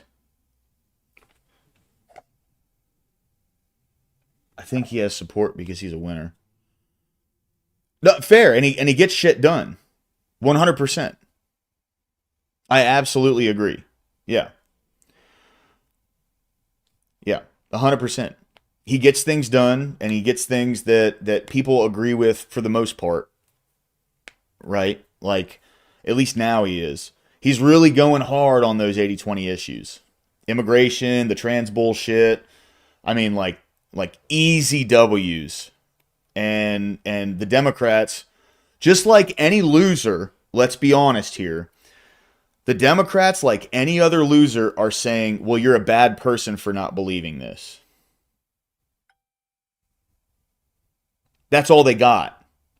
You're a bigot, a racist, a homophobe, a transphobe, Islamophobe, xenophobe, whatever, all the fucking phobes, right? That's what true losers do. You don't agree with me, so you are a bad person. Easy. And the funny thing with this is they've done this to so many people on so many issues that now it looks as though in the general public, if you believe what they believe, you're the bad person. And no one's even saying that. It's just the end conclusion that people have, right? yeah, right, exactly. Yeah. Please breathe oxygen, everybody. You know? As long as you're breathing, America will be great again. And then, you know, you'll have swinging liberals all over the country. Let's just put it that way. You know? Anyway, Disney's Tron Ares, starring Jared Leto as Rogue Program Ares and directed by Joaquin Ronan, released on October 10th, 2025. Okay, that was 10 days ago. Earning a 53% Rotten Tomatoes critic score for its thin plot amid stunning visuals and IMAX effects. Audiences awarded it 96%, lauding the immersive world-building soundtrack and standalone narrative, honoring franchise roots, with Hideo Kojima's cryptic review focusing on Depeche Mode references. The film opened to 33.2 million domestically, but dropped sharply, projecting a 132.7 million loss for Disney against 322.5 million in costs. You know what's wild to me? So these people, especially at Disney, they stand on this, we're better than you morally, we have the high ground, yada, yada, yada. And they always talk about how the citizens of America need to chip in to fix the homeless issue, or this issue, or that issue, or this issue, or that issue. They're going to lose their ass on this, and they could add all of this into the systems that they claim to support. And it's beautiful to watch this. Because these liberals who claim to stand on these different ideals will say the reason that Disney lost money is because of the MAGA right. Instead of looking at this massive corporation, one of the biggest in the country, and going, why the fuck didn't you help people with that money? You know why? Because they are grifting off of these low IQ retards and trying to make a buck. And they're fucking failing because these people lost the war. They lost the culture war. It's over. And we're going to keep seeing this, and these numbers are going to keep getting bigger. I promise. I promise. So, I do want to touch on this. See how it says audiences awarded it a 96% score on Rotten Tomatoes? You got to think. These are people who actually go out of their way to go online and post a review on Rotten Tomatoes. Most people in the world don't go out of their way to go online to spit their retarded opinions. And that's just a fact. So, the 96% needs an asterisk, and next to it, it will say, based on people who review movies on Rotten Tomatoes. Because, so just for instance, right? Let's go to Rotten Tomatoes and look up Tron. Oh, I'm in caps lock, boy. Shit. All right. Tron Ares. Okay, it's got a 53. All right. 86%. There's only 2,500 verified ratings. 2,500. That's it. That's all there is. There's no more. It's not going to give you the actual fucking number, unfortunately. See, it doesn't give you the actual number. You realize how small of a percentage of the population that is? With a population whose views on everything, we got to get this bot to allow 5 to 10 lines of chat before it reaches the same statement. Yeah, I know, dude. I know. You're right. Here, hold on. Let me fix it. I'll fix it.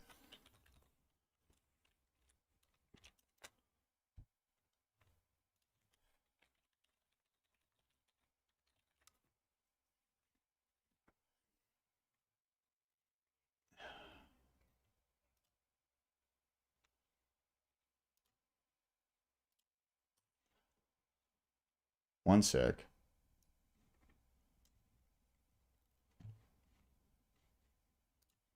Can do this pretty easily.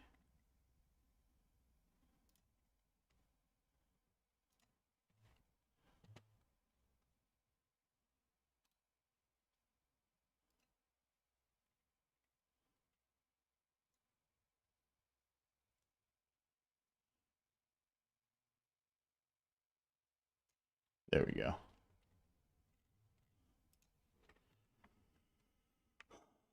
And it's done. All right.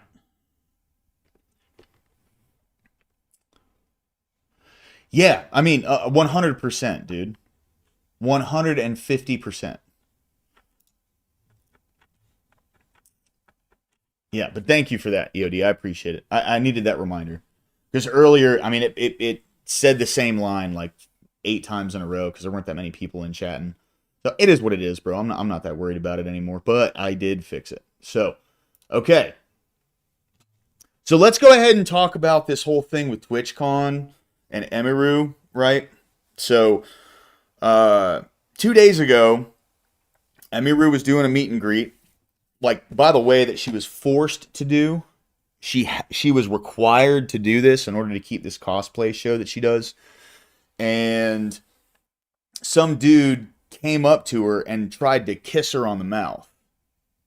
Now, apparently, he didn't actually get to that point. She shoved him off. And then one of her security shoved the guy, which he should be fired because, like, when you're security, as far as I'm concerned, you need to be on top. Yeah, 100% EOD. Yeah. And what it's looking like is there's some shit, some legal stuff coming to Twitch, by the way. But,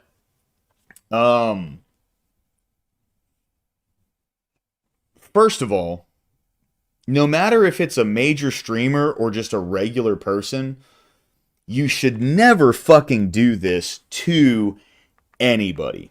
Ever. There's no excuse, right? Here, one sec, hold on.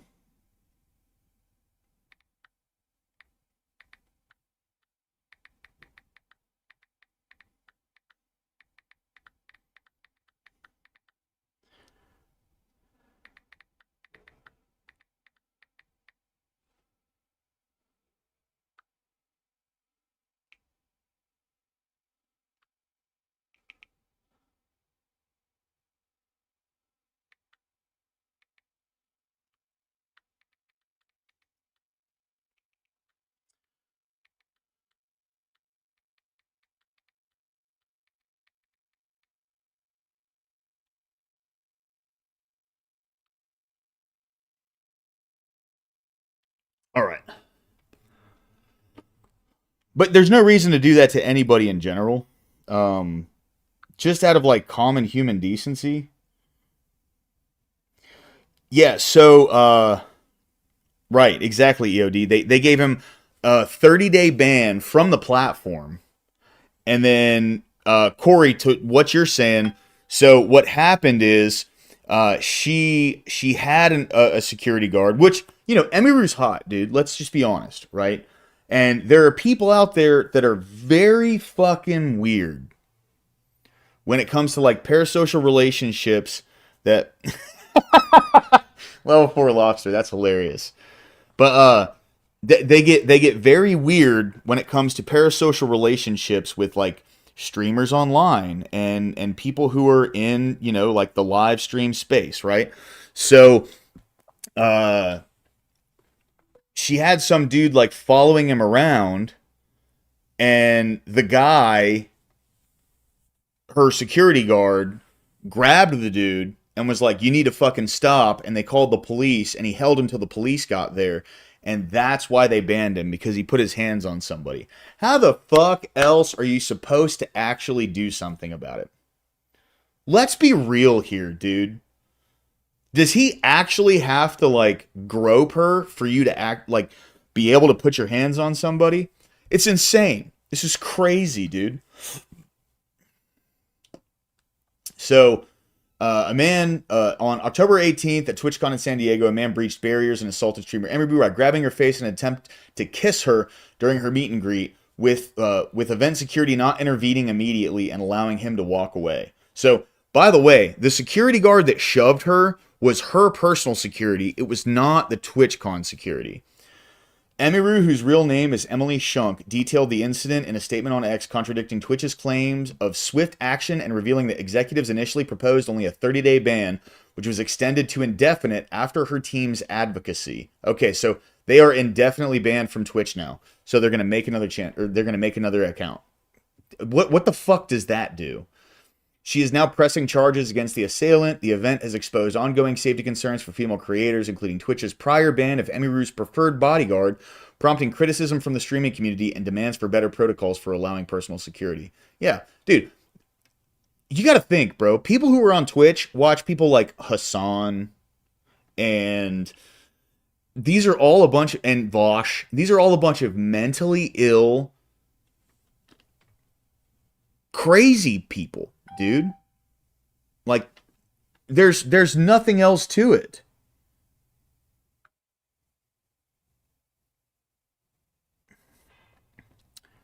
There's nothing else to it, right? That's it. All right. So let's get back into it. These people are wild, dude. They're absolutely wild. There's no reason to even like think that they have the opportunity to be left on their own, man. I mean, that's really what it comes down to. These people are out of their fucking minds, bro. They are out of their minds. Sorry, my phone's blowing up right now. All right. So, chat, I want to hear what y'all have to say. I'd like to get your opinion on this. Stick with me here. You guys with me? That's fine, Lobster. Dude, everyone has their own opinion on what is attractive or not, which is a good segue into what we're getting into here. Do you think this guy is gay? Oh, hold on. Let me fix that real quick. Oh, shit. Grabbed the wrong thing. I'll pull it over here.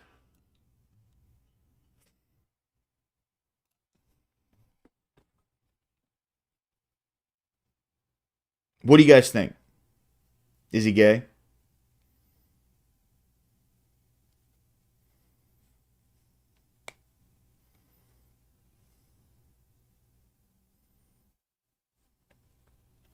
Based.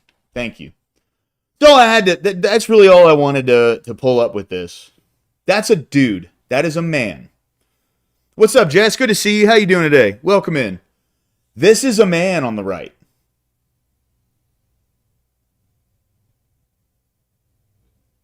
This is not a woman. It is a man.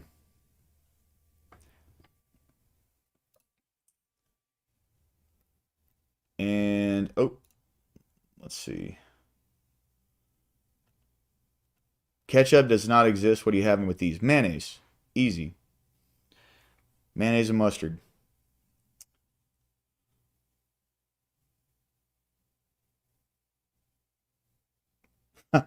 There's a bathtub filled with water in front of you. You have a spoon, a cup, and a bucket. What's the fastest way to empty the tub? Pull the plug.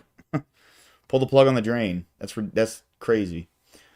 People go to huge cons and don't get vaccinated. Wonder why this still happens.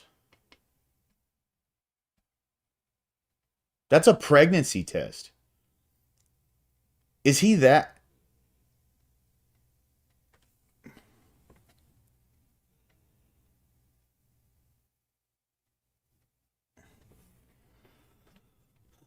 I don't understand.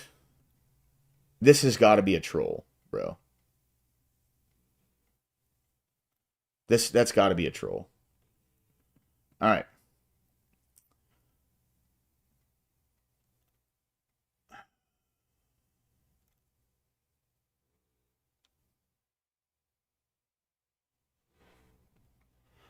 I need to work to purge out the propaganda. Okay. That's it for X. Unless, hold on, what's in the news on here?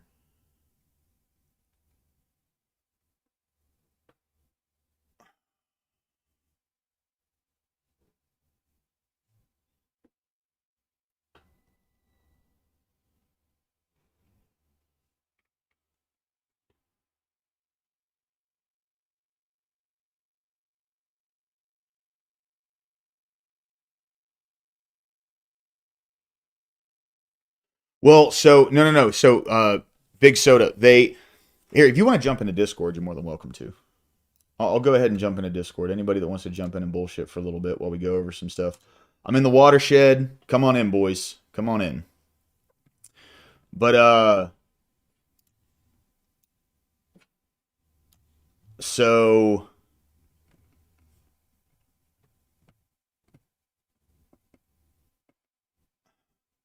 they just banned that one particular guy because he laid his hand on someone. They didn't ban her entire force. They just banned that one guy. All right. So let's do this. We're done with X. There's nothing else to talk about. All right. So I pulled up some Asmongold videos. Let's watch some Morsi. Ladies and gentlemen, it is officially day number 20 of the ongoing government shutdown, and I'll tell you what, it seems as if Chuck Schumer... What's up, Corey? What's up, buddy? Good to see you, man. I was just basing that off. I was reading her X post about it, and she said that her security had been banned I think the year prior for grabbing a fan's arm. Yeah. So they didn't ban her entire security. They just banned that one guy. And that was her favorite, security guard, apparently. From what she says. I mean, that could be, that could be her just saying it, whatever. I'm not even going to go into the veracity of those statements. All I'm saying is that, it just does not look good, right? So, Yeah, I know a lot of people. Like a lot of streamers. Like I don't know if you know the RDC1 group is like 4 or 5 black guys, and they make gaming content. They had their security banned at the door too. Why? That makes no fucking sense, dude. I think now I'm not saying that this is good for Twitch to do, but I think Twitch is worried about security guards getting into it with fans. But what they don't realize is a lot of their fans are degens and some suffer from some severe social problems. Yeah. Yeah. And so when you bring all these people who let's just say some of them have very unique personalities, if you don't allow them to bring their own security, then the Twitch security has to make up for it. And Emaru in her statement was talking about how the Twitch security was just staring at her the entire time it happened. Yeah. And that's insane. Right. Right. But then you also see these live feeds of these people who are going and they're going, "Oh yeah, we're with the S fan crew. Don't worry about it." Yada yada, and it's ridiculous, bro. Well, you had mentioned that a lot of the Twitch creators that have like a partnership with Twitch have to come, and so now Twitch is putting these people in these type of positions. And that's very messed up for Twitch to do something like that. Yeah. No, it is 100%. Yeah. But enough nerd talk. Oh yeah, 100%.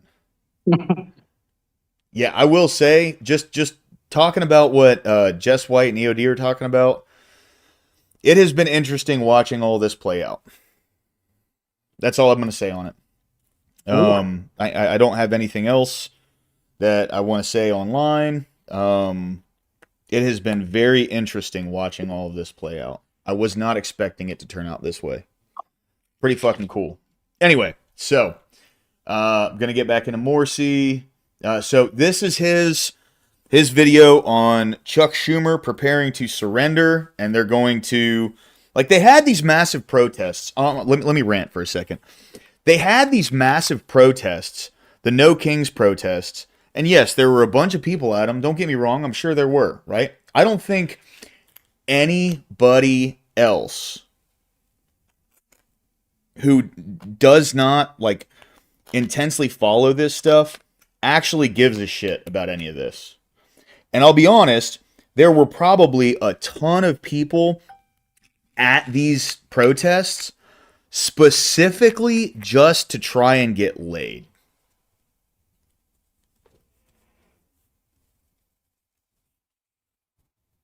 I'm being dead serious. Here's the thing, right? And no one can fight this with me. Corey, what is the end goal of the protests that they just had 2 days ago? Like the tangible result. That we still have no kings in office. Yeah. But what I'm saying is, like, the same thing that happened a year ago. Right. So what I'm saying is, though, what I'm trying to think. Like, I guess, what did they accomplish, like, on a political stage? Looking from their perspective, what is the end goal here? Oh, are we talking about, like, the individual protesters, right? Yeah, I'm saying put yourself in their shoes. What is the end goal for them to go out and do these protests? Well, let me. It's tough to say because I think some of them are delusional and actually believe it. But then I would say there's probably a lot of them who enjoy the LARPing aspect of it. Fair. That's a good point. I would say if we're talking like the people, there's got to be a large portion of people there that are getting paid to do it. Yep. So this is their job. Yep. I would probably say a lot of, and the rest of it's probably just, hey, I get to post on my social media. I'm doing something that's, going to get me attention and going to get me, either arrested and I can whine about it and get more attention, or I can use it to win political favor with my friends and girlfriend or women or whatever. Fair. Yeah, 100%. But like the tangible result of the protest itself.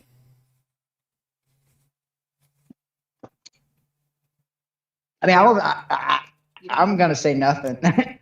Because, I mean, it's you're not really getting anything outside of the attention aspect of it, because Correct. it's kind of like the boy who cried wolf. If you keep crying wolf and you keep coming out protesting in these massive numbers, a lot of people are just going to be like, well, you did that last year and the year before and the year before. Yeah. And I mean, the only difference now is, well, you're not destroying as much shit than you did back then. Mm-hmm. What's up, Ag? Good to see you, man. Yeah, so that's the thing, right? And this is what I was talking about before. All these like massive organized protests, the whole movement that they're trying to push, which isn't one cohesive message, right? Because it's some people from the Palestine crew, it's some people from the immigration crew, it's some people for the Trump hates women, we want abortion crew, it's some people for the socialism crew, it's some people for... So there's not one cohesive message with all this. So the only message they have is no kings, right? Which we don't have a king. There is no king. And Donald Trump did the best thing by fucking playing into it. Posting pictures of him and JD Vance with crowns on and shit. So there's no tangible end goal aside from, hey guys, look at me. That's it. There's no other way these protests could have turned out. None at all. There's no other way.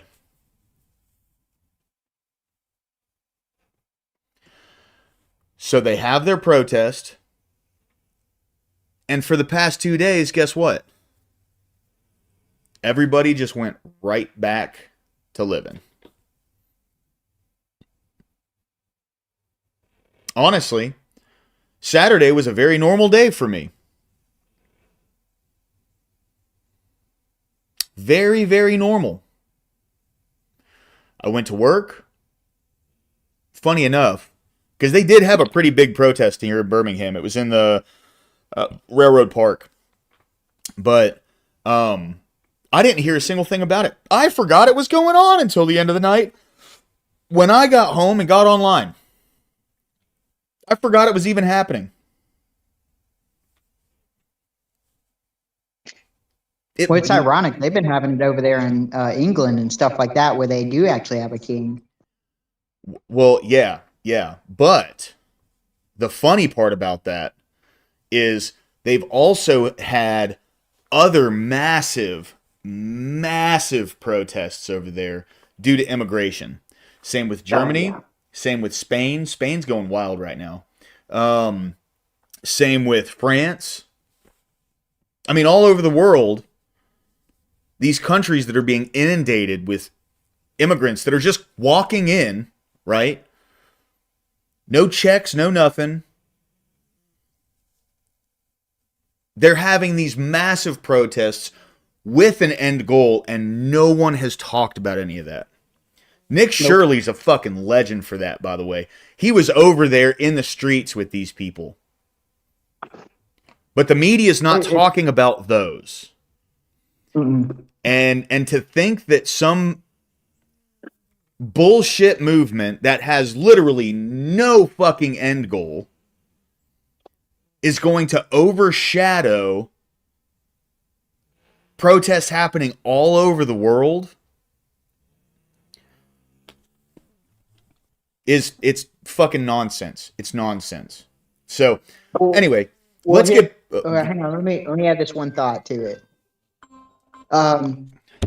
What if this is just kind of a way to say, oh, look, the left and the right are fighting like they always do. They're always protesting. They're always doing these things.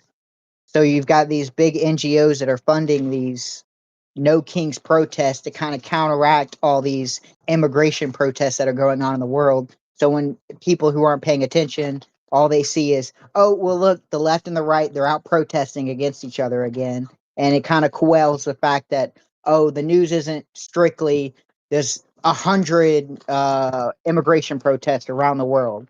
It's now, well, there's immigration protests, plus there's No Kings protest. And if we focus on one and not the other, we can kind of slightly ignore it if we're a media company. Well, yeah, 100%. Because people getting together and protest for ideologies that they don't agree with, those don't matter. But these No Kings protests that, you know, are apparently like, you know, super massive and making a big change in the way that people live their day-by-day lives, which they haven't at all. Those are the ones that are important to talk about right now. That's where we're at. We got to focus on that. So that way, when people hear protests, the first thing they think of, No Kings protest, So like, not the immigration protest. Let's go ahead and look this up real quick. Protest. No Kings, No Kings, No Kings. Whistles have become Chicago's surprising act of protest. No Kings, No Kings, No Kings, No Kings. Trump protesting Trump administration. No Kings. Mock Saturday's No Kings protest. No Kings, No Kings. No Kings. Filing a planned protest. No Kings. Written on the wall. Amnesty International. They won't even speak about what's going on all over the fucking world right now. No, level 4. Are you in the waiting room? Jump in the waiting room.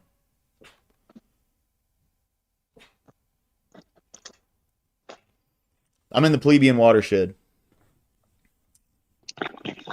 Thanks, Ag.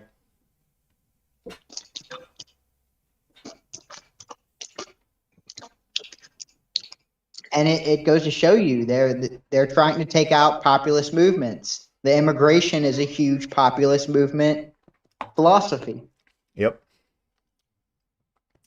That it is. I think Italy just excuse me, I'm eating chips. Italy just cracked down on some of their immigration that they've been having with the top part of Africa. Yeah. And now they're going by Islamic philosophy. So if you share the ideals of Islam, they ban you from their country. Peace, motherfucker. It's as simple as that. And now I understand our aspects of freedom, but if you ask the more radical side to me, I think the same thing. I think we should be banning ideologies that are foreign to Christian or American ideologies. Yep. And Islam would fall into that.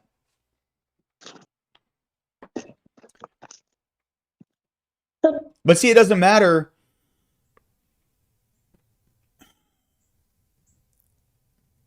It doesn't matter the trend of what these people are capable of. And when I say these people, I'm talking about Muslims. It doesn't matter what they're capable of. What matters is we need to be tolerant of that. Well, this is just because of XYZ, them getting victimized in some way. For chili and peanut butter, EOD, that's an interesting combination, I'll tell you. Ladies and gentlemen, it is officially day number 20. Never Lucky, what's going on, dude? Welcome in, bro. Welcome in. I'll tell you what, it seems as if Chuck Schumer, the shutdown's primary architect, is beginning to crack. Now, as you all know, in order to reopen the federal government, we need 60 senators to vote yes on the budgetary continuing resolution. And as things currently stand, 52 What's of up, brother? the 53 Republican senators are in fact voting yes, whereas only 3 Level out of 4, the you're in. 47 Democrat senators are doing the same. Sorry, I was So delivering let a the package when he told me to jump in lower, and I just got back to the truck. Oh, you're good, man. I just brought you in. You're fine. What's going on, dude? Well, I just want to do a little pushback on your what they're trying to do, because to me, I think it makes a little sense what they're trying to do. Like, they're trying to motivate their voters. Like right now, their approval rating is garbage. like in the tank garbage. And we're about to have a midterm in which usually the left does very well at midterms because they're just more motivated to vote than usually Republicans are. Yeah. So right now, what do you do when your whole party is tanking at 21%? Like, you need to take control of the narrative and you need to get them out there and motivated. And I think people are simple creatures. And if they, like you said, you went outside into the real world and you saw the protest and you had forgotten all about it. And I think they're hoping that that happens a lot, because just the idea that there are people that are unhappy and that disagree with this, they're hoping that people see that and be like, oh, well, if they're unhappy, well, maybe I should vote with them so that they're happy and we don't have to deal with this. See, I don't think people vote that way anymore, man. The reason that we're in the position that we're in right now is because people voted like that. You know what I'm saying? Like, think back to 2020, right? When everyone was protesting and rioting and, you know, cops are killing fucking millions of black people every year or whatever. And then it turns out that it's like tops 18. It's like a minimum of 7, Well, you know? Well, Laura, I just think you have more faith in humanity than most. Fair. I'm under the impression that human beings are stupid. And I just have a feeling, like, I saw what happened during 2020. I saw how everyone willingly just gave up their rights and said, thank you, daddy government, you know, give me more. You know what I mean? Yeah. But also, like, the cultural climate in America was a lot different back then. Back then, it was bad to say that you were proud to be white. Back then, it was bad to say you were proud to be Christian. Back then, it was bad for you to want to vote for Trump. You know, Trump voters that year were pretty fucking quiet about it. You know what I mean? Back then, it was bad for you to think that the riots were bad. Back then, it was bad for you to think that, you know, the trans stuff was bad. You can't say anything about that. Back then, it was bad for you to be against gay marriage. Back then, it was bad for you to be against abortion. And the cultural shift that has happened over the past 3-4 years, roughly, now people are a lot more vocal about those kind of ideologies. And it's really opened up a lot of people's minds. That's why, like, you're seeing these kids, I'm talking high school kids, that are going to these left-wing protests and counter-protesting. That would have never fucking happened 4 or 5 years ago. Especially 5 years ago, right? And there's been a lot of things that have changed over these past 5 years since 2020, right? So it's just as time has gone on, like the Overton window has shifted pretty hard to the right. You know what I mean? Because where it was before was pretty hard to the left. So now it's kind of become a lot more balanced. And I think like the discourse that we're seeing on social media, especially social media, is much more balanced. I don't want to say it's completely balanced, but it's much more balanced than it used to be, right? Well, I'll agree with you. And I think the protest showed that, because it was a bunch of gray-haired people out there. And their only consumption of media is, you know, old school television, late night news. Yeah. So I agree that yes, I think there is more pushback out there, but like back to the original, like how else do you motivate? This is the same reason why the shutdown's going on. Like the left just wants to fight. They don't care if it hurts them. They just they want to show that they're doing something, because honestly, they're not doing anything. Well, are the politicians doing something? Because the politicians aren't doing shit. This wasn't funded by politicians. You know what I mean? Yep. No, I agree. The politicians aren't doing shit, but like the left as a whole, like they just want to show like they're doing something, even if they're not really accomplishing anything. I think that's the whole point. Like, it's to motivate their base and be like, hey, we're doing something. We're out on the street yelling, no kings or something. I did, however, enjoy Trump and JD Vance's videos. Those were on point. Yeah, they were fantastic. Well, I will say, I don't really think Democrat politicians really do anything. I think a don't. lot of their party is done by NGOs. And Yeah. like a lot of these liberal think tanks, I think they're the ones that kind of control the movement, and either you step in line or you get, exiled, like Fetterman, But like see, it's Colson. yeah. How big were those USA aid cuts then? Like, honestly, that is a huge hit to the left right now. That they don't Right. have this free money coming in from taxpayers to pay for their bullshit. Right. The only I counter with that is now it's costing their actual donors money, and so now you're going to see it start to dry up because they can't use government money no more. They now have to use their individual donors' money. Abby Zhang, what's going on? Good to see you. Welcome in. Thank you for being here today. But yeah, 100%. Absolutely. I mean, like, it's costing them money with no result. And here's the thing. Them doing this protest over a year before the midterms is not going to help the midterms. It's not. And just like I said, I'm being honest here, I'm hearing less and less and less and less and less about the Epstein files. People, this is how the news cycle works. Something happens. Shit falls apart. And then people forget. That's it. And they know that. They know that there's only short windows to take advantage of this stuff. Yeah. Because by tomorrow or by the end of the week, it's on to the next topic. Yeah, exactly. And this is where Trump has the upper hand, because he's the one that gets to control kind of what the executive's doing, which leads the news cycle. Yep. And the so, thing I mean, is, what were they met with these protests? Mockery. Fucking, yep. There weren't a bunch of people going, you know what? I saw how many people care about this, and they're right. They literally got mocked and laughed at across the internet for it. You know what I think what they really want? I think they want some type of agitation between either the National Guard or they want something to happen that will create this news cycle that Trump oversteps authority or Trump, attacks citizens. Yeah. And they're baiting it. They're like, Yep. come on. We say if we kind of start promoting these protests, get these people out there, odds are they're gonna clash.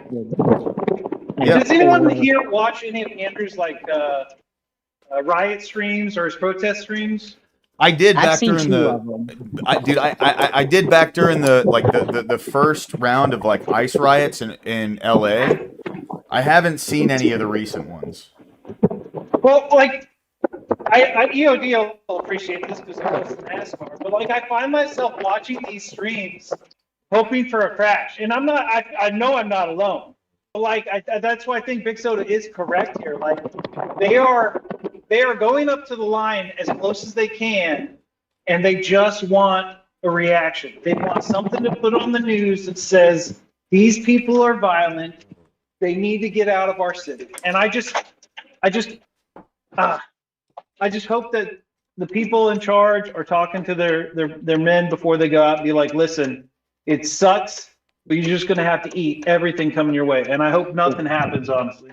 Well, No, so I absolutely here's the agree. thing though, right? In the inverse, we're getting pictures of these people doing the exact opposite, where they want the ability to be a victim, but these fucking mentally ill people that they have following their movement are going to these places and they're getting their agitation on video. So people are completely used now to seeing all these people who are protesting these things, and like, we'll talk about the sad attempt to like sweep that under the rug here in a second. But the big thing is they're getting videos of these people throwing piss bottles and rocks and lighting shit on fire and doing all sorts of things that are antithetical to the idea that ICE should not be there. All they're showing is that they're the ones that are violent. That's what most people are seeing, right? Now, the people who agree with the concept are going to defend it all day long, but I mean, this is an 80-20 issue. And you got to think, 80% of people are going to see that, and they're going to go, these people that are protesting this are fucking crazy. They're out of their damn minds. I gotta drop down right quick. You're good, bro. Do your thing. Okay, I'll be back up if you're still up when I get back.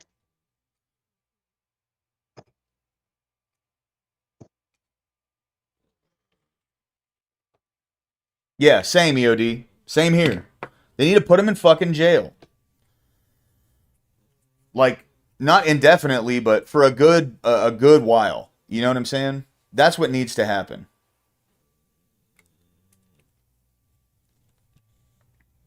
Records show this really is a Democrat shutdown, with Democrat Senate Leader Chuck Schumer manufacturing the entire ordeal. But now, folks, like I said, it seems as if Chuck Schumer is beginning to crack. Take a look.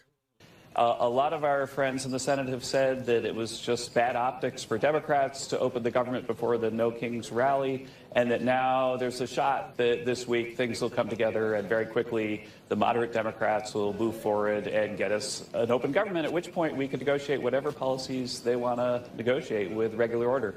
Now, I was very pleased to see that my friend Senator Shaheen from New Hampshire, a very sound-minded Democrat, came out and supported opening the government on Friday. So it means that there's sort of cracks in the Schumer armor. I think the Schumer shutdown is likely to end sometime this week. But I can tell you that if the story that we've been basically hearing from moderates that, look, we just can't do it in front of the No Kings rally, if that ends up not being true, then I think that the White House is going to have to look very closely, along with Russ Vought, at stronger measures that we could take to bring him to the table. And so, folks, like I said, now that the No Kings protests are over, it seems as if Chuck Schumer is getting ready to capitulate. But if he doesn't, it seems as if President Trump is preparing to go scorched earth. In fact, President Trump actually chimed in on all of this just earlier this morning. Take a look. The Democrats are kamikazes right now. They're kamikaze pilots right now. They have nothing going. They have no future. They have incompetent candidates. I mean, I looked at Crockett. Jasmine Crockett, she's a very low IQ person. She's polling okay in the Democrat Party. I can't even believe it. AOC I watched her the other day. It's like, you got to be kidding. This is not going to make our country great. You hear that? The Democrats right now are like a bunch of kamikaze pilots desperately trying to do as much damage as possible, being led around by a bunch of far-left lunatics like Jasmine Crockett and AOC. But you know what? Speaking of all of these far-left lunatics, take a look at what else President Trump had to say just earlier this morning. They have a deal. We have a deal. We just want an extension. And the reason we want an extension is because you can't make a deal with these people. They're lunatics. They've gone crazy. They're crazed people. Trump derangement syndrome. There really is that disease. At first, I found it to be amusing. Now I find there really is. No, it is. It completely is, right? It's the same thing as Trump said, hey, if you're pregnant, you probably shouldn't eat Tylenol. And then people literally went on TikTok and Instagram Reels and all this and took a bunch of Tylenol while they were pregnant to protest Trump. And then Tylenol themselves came out and said, we really don't recommend doing that, right? Hold on.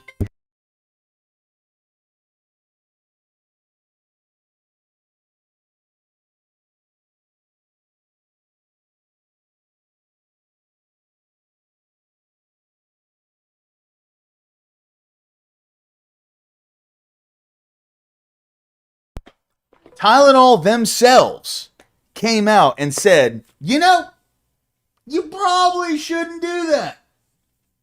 You probably shouldn't take our products when you have a baby inside you. Probably not the best thing to do, right? So he's completely right when he says that people have Trump derangement syndrome. And like, you can see that shit happen in real time. Dude, just scroll through X. You still with me, level 4? I am. I just don't have access to the video, so I just hear it playing through your screen, which is fine. Fuck, I forgot all But I about don't want to that, interrupt you when the video's rolling. No, dude, please tell me. Okay, hold on. Pull up a pop-up.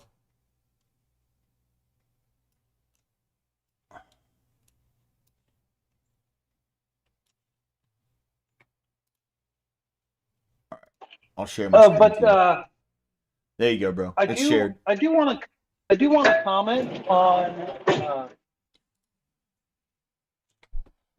I do want to comment on the whole Trump derangement syndrome. This is not anything new. Like, Hey, level 4, real quick. Just hold that thought. Abby Zhang, thank you for the $20. I really appreciate that. That means a lot. Thank you very much. Thank you.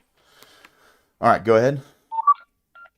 No, like, I wasn't born yesterday, so I've been through a couple presidents in my life. Yeah. And like the Trump derangement syndrome, while yes, it is probably a little bit over the top compared to what it's been, but like it's not going to stop with Trump. Like everyone needs to know that. Like JD Vance might be the next presidential candidate, and if JD Vance gets elected, like they're going to pretend he's Trump, and then everyone's going to have JD Vance syndrome. Like this is not. I don't know if it's actual like just psychopathy, but like I think it has more to do. This is their tactic they're going to use. They've always used it with McCain. He was called a racist when he was running. With Romney, he had a book full of women, and he also put his dog on top of his car when they went on vacations. Like this is just never gonna it's never gonna stop. I mean, dude, I'm inclined to agree with you. This is just the game of politics, right? But what I'm talking about is people who they hear the name of a politician and they are immediately met with an unbridled rage. And I'll say this, from what it looked like when I was younger, the right had this about Obama. Now, granted, Obama was a fucking terrible president. Trump hasn't been the best. I'll be straight up. That's what I believe, right? There's, I have political views that he has not met up with, that I think he should have if he wants to be taken seriously, and it just hasn't happened. It is what it is, right? I'm not even, it's not even worth going into all those. But Trump hasn't been the best president, but he's been a hell of a lot better than the ones we've had before. Obama fucked our economy, and he fucked our society. But there were people who made the right look really bad, like standing on street corners with Obama is the Antichrist and all this shit. Those signs don't do any favors for your movement. It's the exact same thing as people. I think you're comparing the fringe to the normal. Like those were fringe people on the right that were holding up those signs. Yeah. But like, have a good day, man. What you're seeing on the left right now, these are just normal, everyday Democrats. These aren't the fringe. They're not, though. They're not normal, everyday Democrats. Like I said, bro, most of my friends here in Birmingham, they're all left-wing. And they all know that I'm right-wing. And we have our discussions, and that's that. It ends there. You know what I mean? Now, granted, maybe I just have found a group of sane, level-headed left-wing people, right? But there are sane, level-headed left-wing people, I don't believe that. I mean, like, look, less than 10% of the people that voted for Kamala Harris participated in these marches. Less than 10%. Now, yes, it was 7 million people, but they really didn't motivate all of their workers here. I think I would just look at the Charlie Kirk reaction. Those weren't blue-haired, crazy leftists that were celebrating. Those were teachers. Those were, a fast food joint place Like, these were just normal people on the left. And I just feel like it's the same. Like, I just feel like the hate's coming from the base. But maybe you're right, because I hadn't heard that 10% Kamala thing. Yeah. Yeah. You know, to me, this is what this seems like to me. And it's just looking at how things have gone over the past few years. This is just the sounds of them scraping down the side of the slide of irrelevancy. That's it. It's the weeping and the moaning and the gnashing of teeth. They're mad, they're sad, they're wild, right? But looking at things societally and things that people claim to hold really close and dear to themselves, the emotional aspect of this is going to be desensitized and people are going to stop caring about it. It's why it blows my mind that they would have these protests now versus try to spur it on later. And it makes you wonder, why are they doing it now? Or aren't there 2 governor races this November, like next month? Are there? Really? See, I haven't kept up with that. Interesting. I want to say New Jersey and Virginia both have off-year governor elections.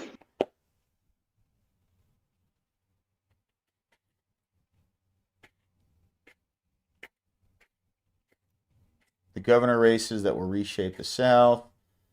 2026 gubernatorial. All right. Let's look this up. As Trump's influence looms large over Alabama, Florida, Georgia, South Carolina, and Tennessee, the outcomes may determine who leads the Republican Party in the post-2028 era. Taking stage of South Carolina's largest and most important Republican Party fundraiser, Lindsey Graham is distracted. He's on the phone. South Carolina's senior U.S. Senator pauses as if suddenly realizing where he is. This reads like a fucking fan fiction, bro. He briefly interrupts the call to hold the phone triumphantly over his head. This is President Trump. South Carolina's race for governor in 2026 includes 2 statewide elected officials and 2 sitting members of Congress. 3 of them are in the room. They're overshadowed in an instant as Graham holds up his phone to the mic, and the crowd of more than 1,000 dressed-up Republican Party insiders lean forward in their seats to hear what Trump has to say. Okay. See, this is a fucking fan fiction, bro. It's so cringe to me that they can't just fucking talk about, especially when your website is called governing. Give me a fucking break, dude. All right. Anyway.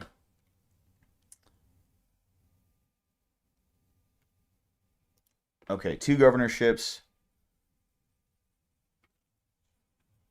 Which ones are 2025? New Jersey and Virginia. Okay.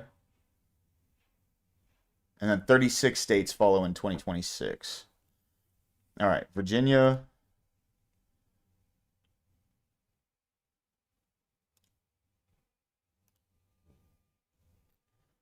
Oh, 270 to win. Yeah. This is I wish it would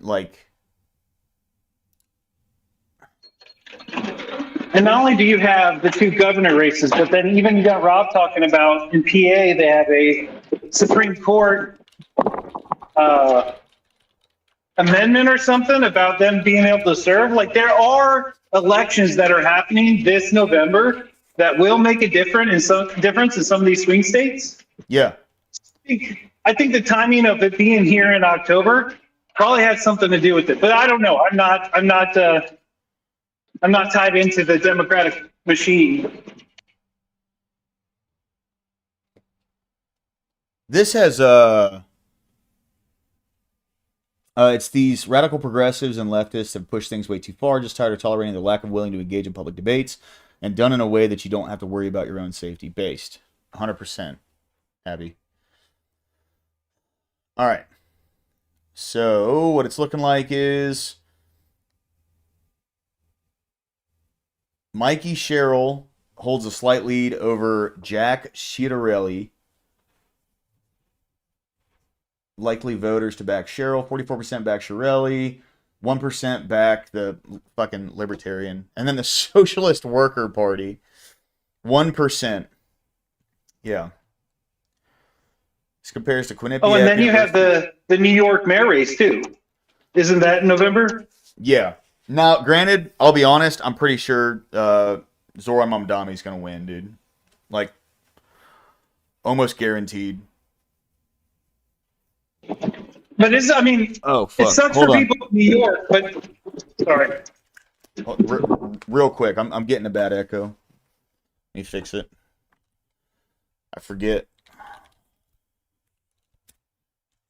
about this.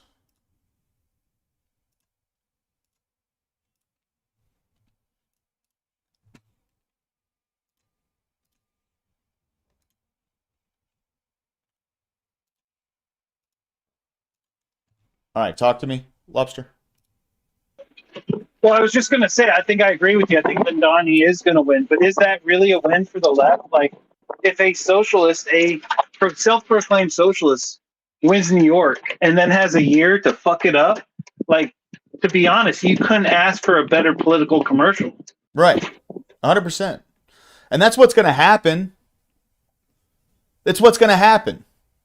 Because he's going to direct more, like, city funds towards immigrants than he is towards the people that are actually there. The reason why they came at Eric Adams so hard was because he stopped funding the immigrants that were moving there and keeping them there and putting money towards it and started giving it back to the social programs that they have for the people that actually fucking live there.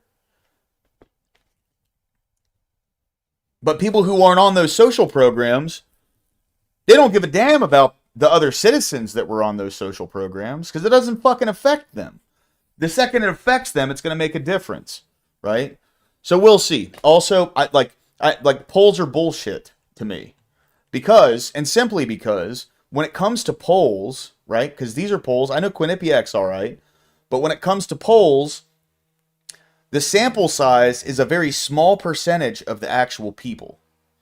And you can't gather the most accurate information from such a small group of people. And that's why pollsters have been so fucking wrong. So there's a good chance, dude, that Zoran Mamdani is actually going to lose, but his polls were oversampled. There's a chance, right? I'm not saying that's the case.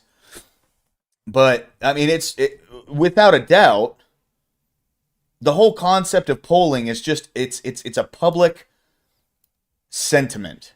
And that's all it is, right? It's a public sentiment. It's not even judging true public leanings in the way that people think of things, but it's a public sentiment that is portrayed out to everybody, right? Now, granted, I will say this. The thing that motivates the Republicans the most is them thinking they're losing. So by them putting this up and this up, it's not necessarily good for the Democrats. Democrats get motivated when they're winning. When they're losing, most of them just stay home. And they give up because they act like a bunch of pussies. Want $1.5 trillion for health care for illegal aliens that come into our country. If we do that, it will jeopardize the health care of the citizens of our country. So we're not going to do that. And so, folks, as you all know, that is really what all of this is about. Long gone are the days during which the Democrats were the party of the working class. Now they're nothing more than the party of illegal aliens. Yeah, I mean, that's why Trump has so much union support. Like, the Democrats fucked up so bad, they lost the unions. Are you fucking serious? They've been Democrat for probably like 80 years now, the unions. It's insane. These days, they don't even try to hide the fact that they want an open border. They want the country to be flooded with millions of third world immigrants, and worst of all, they want all of us hardworking American citizens to pay for it. But as you all know, no longer are we, the American people, just sitting idly by and getting replaced and robbed in our own country. We voted for President Trump to put an end to all of this progressive madness, which is exactly why he's refusing to negotiate with any of these far-left radicals. In fact, on that... Yes, Rude Crab. Hispanic citizens are. Hey, Abby, thank you very much for being here. I appreciate you being in. You have a good night, okay? Thank you for the dono, too. I really appreciate it. But yeah, Rude. Majority of the citizens that are Hispanic are conservative. But that doesn't count people who aren't citizens who are getting, like, benefits from the government. Like, that in and of itself is not a conservative value. You know what I mean? Like, that's the thing with conservatives. We don't want people living off of the government.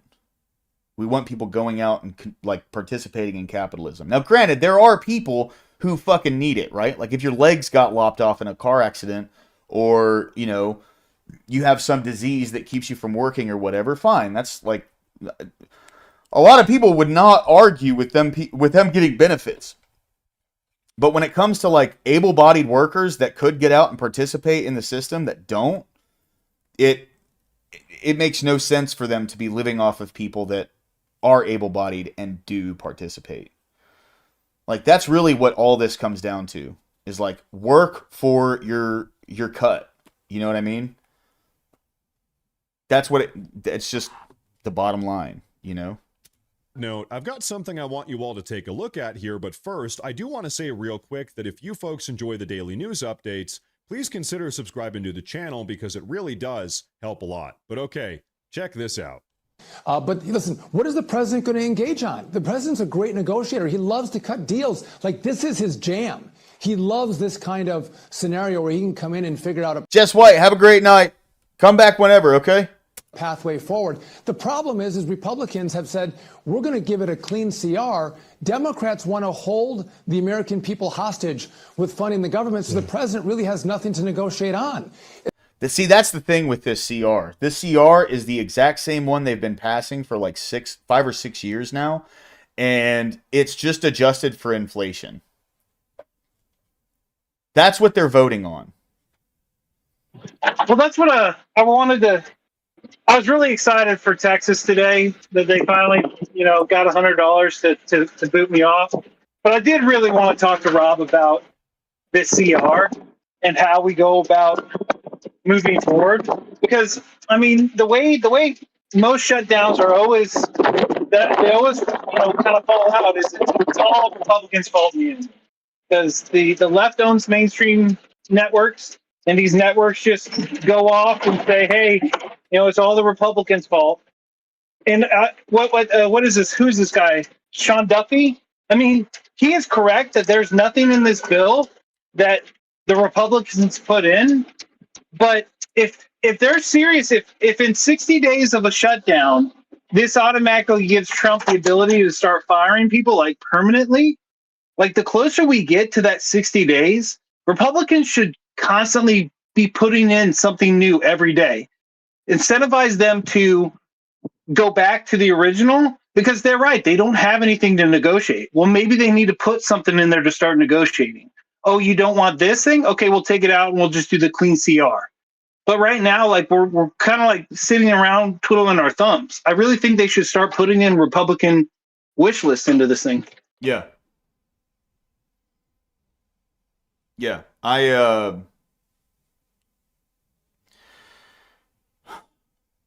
The longer this has gone on, we'll see, and that's the thing, right? So as this thing drags on and everyone continues to live their lives normally,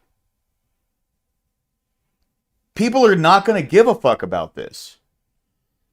My life has not changed at all since the government shut down. The only thing that's changed is a bunch of fucking liberals took to the streets with signs and shit. That's it. That's the only thing that's changed about my life. And I just have this very strong feeling that most normal, everyday people, whether they're on the right or the left, see that. Well, my life hasn't changed at all. Gas hasn't changed in price. Like, you know, like the economy isn't shut down. Everything's still moving forward. Maybe it doesn't really matter if the government's operating right now. The only reason these politicians want this going on is so they can write more legislation. I think also, like, when I was in the military, I went through a shutdown, and it is kind of scary. You know, you're being forced to work, and especially if you're overseas, you're being forced to work, you're being forced to be there, and you're not getting paid. Well, and that is kind of scary. The military is getting paid right now, by the way. They are by some backdoor thing, but like, if that wasn't the case, like, I don't think ATCs are getting paid right now, are they? What's an ATC? Air traffic controllers? I don't know. Well, I do remember hearing that for the federal officers at the FBI and then also the military, that they found some, you know, Department of Defense money that they were able to move around. But I mean, even before the shutdown went, the news stations were showing a bunch of food lines next to military bases because military spouses were getting prepared. And it is scary if you're in those shoes and if you weren't getting paid. Yeah. Well, like, so one of my coworkers at the bar that I work at, she's a military spouse, and her husband's getting paid, and she's completely fine. Now, if air traffic controllers aren't getting paid, that falls back on the airlines. Why are they getting like federal funding and charging us ass loads of prices? You see what I'm saying? Well, the air traffic controllers are federal employees, and so are TSA agents. They're not really attached necessarily to the airlines. And I want to say it's because of a strike that they did once, that the federal government said, well, no, we're not going to have this because federal employees can't strike. So the airlines themselves and the prices have nothing to do with the ATC or TSA not getting paid. Okay. They are government employees. Like, I think TSA is under Homeland Security. Yeah. And I'm not sure what ATC is. It might still be a Homeland Security for the ATCs too. Yeah. Yeah. All right. Their next scheduled payday is on October 28th, which will show $0 if the shutdown persists, marking the first full unpaid period. Back pay guarantee under the Government Employee Fair Treatment Act of 2019. Controllers are entitled to full retroactive pay for all shutdown hours once Congress passes a funding bill and the government reopens. Okay, well, we'll see what happens. This is what we're going over right now, though, because it sounds like the Democrats might potentially just open the government back up. And I will say, while there probably are a bunch of air traffic controllers, there aren't a ton of them, right? So it's not going to shift like the societal sentiment or the votes at all. Let's see. How many air traffic controllers are there in the United States? 14,000. Yeah, it's a very small number. Now, granted, sucks that those people aren't getting paid right now. But let's be real. There's people who are not willing to vote for this thing over a political dispute versus actually reopening the government and getting money put in these people's pockets. You know what I'm saying? It's one thing if the president and Republicans had put in certain riders, certain priorities, certain funding priorities in this bill, and Democrats wanted to negotiate those things out. They didn't. It's clean. We're going to continue funding the government in October the same way we did in January. In September. So Republicans really have nothing to negotiate on. Democrats are the ones who actually want to hold us hostage and make sure we fund illegals' health care in the negotiation, which is not going to happen. That's a non-starter. Yes. And so, like we said, as long as all of the Democrats are actively seeking to extort all of us, hardworking, tax-paying American citizens, to pay for their beloved illegal aliens, as far as President Trump is concerned, the deal is off. But you know.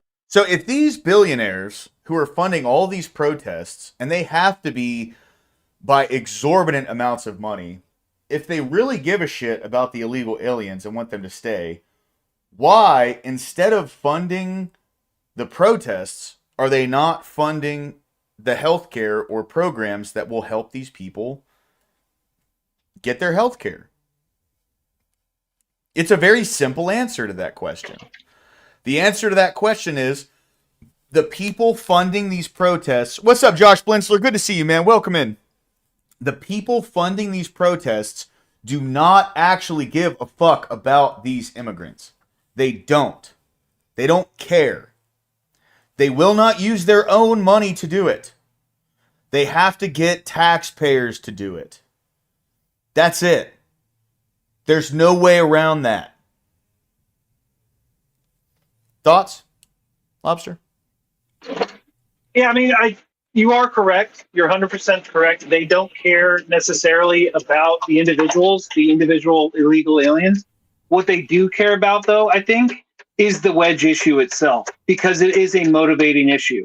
Kind of like Roe versus Wade was, immigration has always been an issue that gets voters out to the polls on both sides. Yeah. So while I agree they don't care about the individual illegal aliens, they do care that this is an issue, and they are willing to throw their money at the issue to keep it relevant so that they can motivate their voters to come out. Oh, Josh Blintzler. He says, Showtime. Judge just said it's okay for Trump to send the National Guard to Portland. All right, let's look this up. We'll read this, and then we'll get back to the video.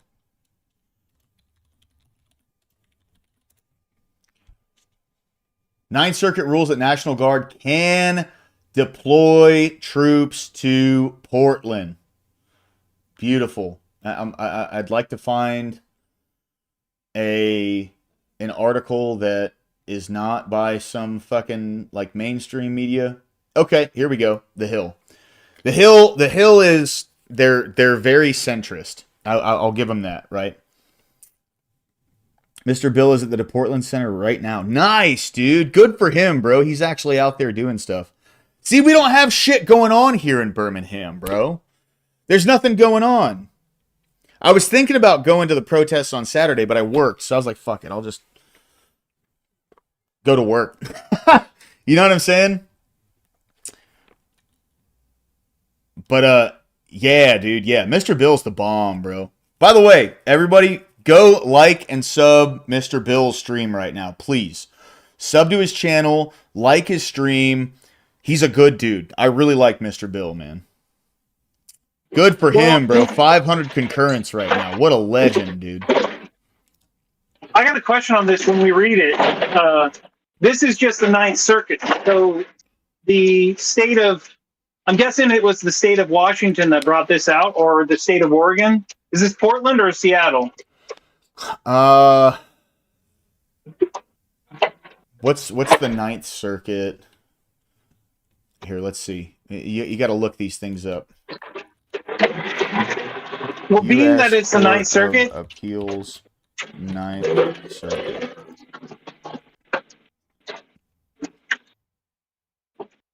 what I was saying, being since it's just a court of appeals, like if the person that just lost that, so the state of Oregon will say, brought this case against Trump, if they want, now they can appeal it to the Supreme Court now that it's went through the Ninth Circuit. So even though the Ninth Circuit said it was okay, if Portland or the state of Oregon really wanted to push this issue, they could push it to the next step, which would be the Supreme Court.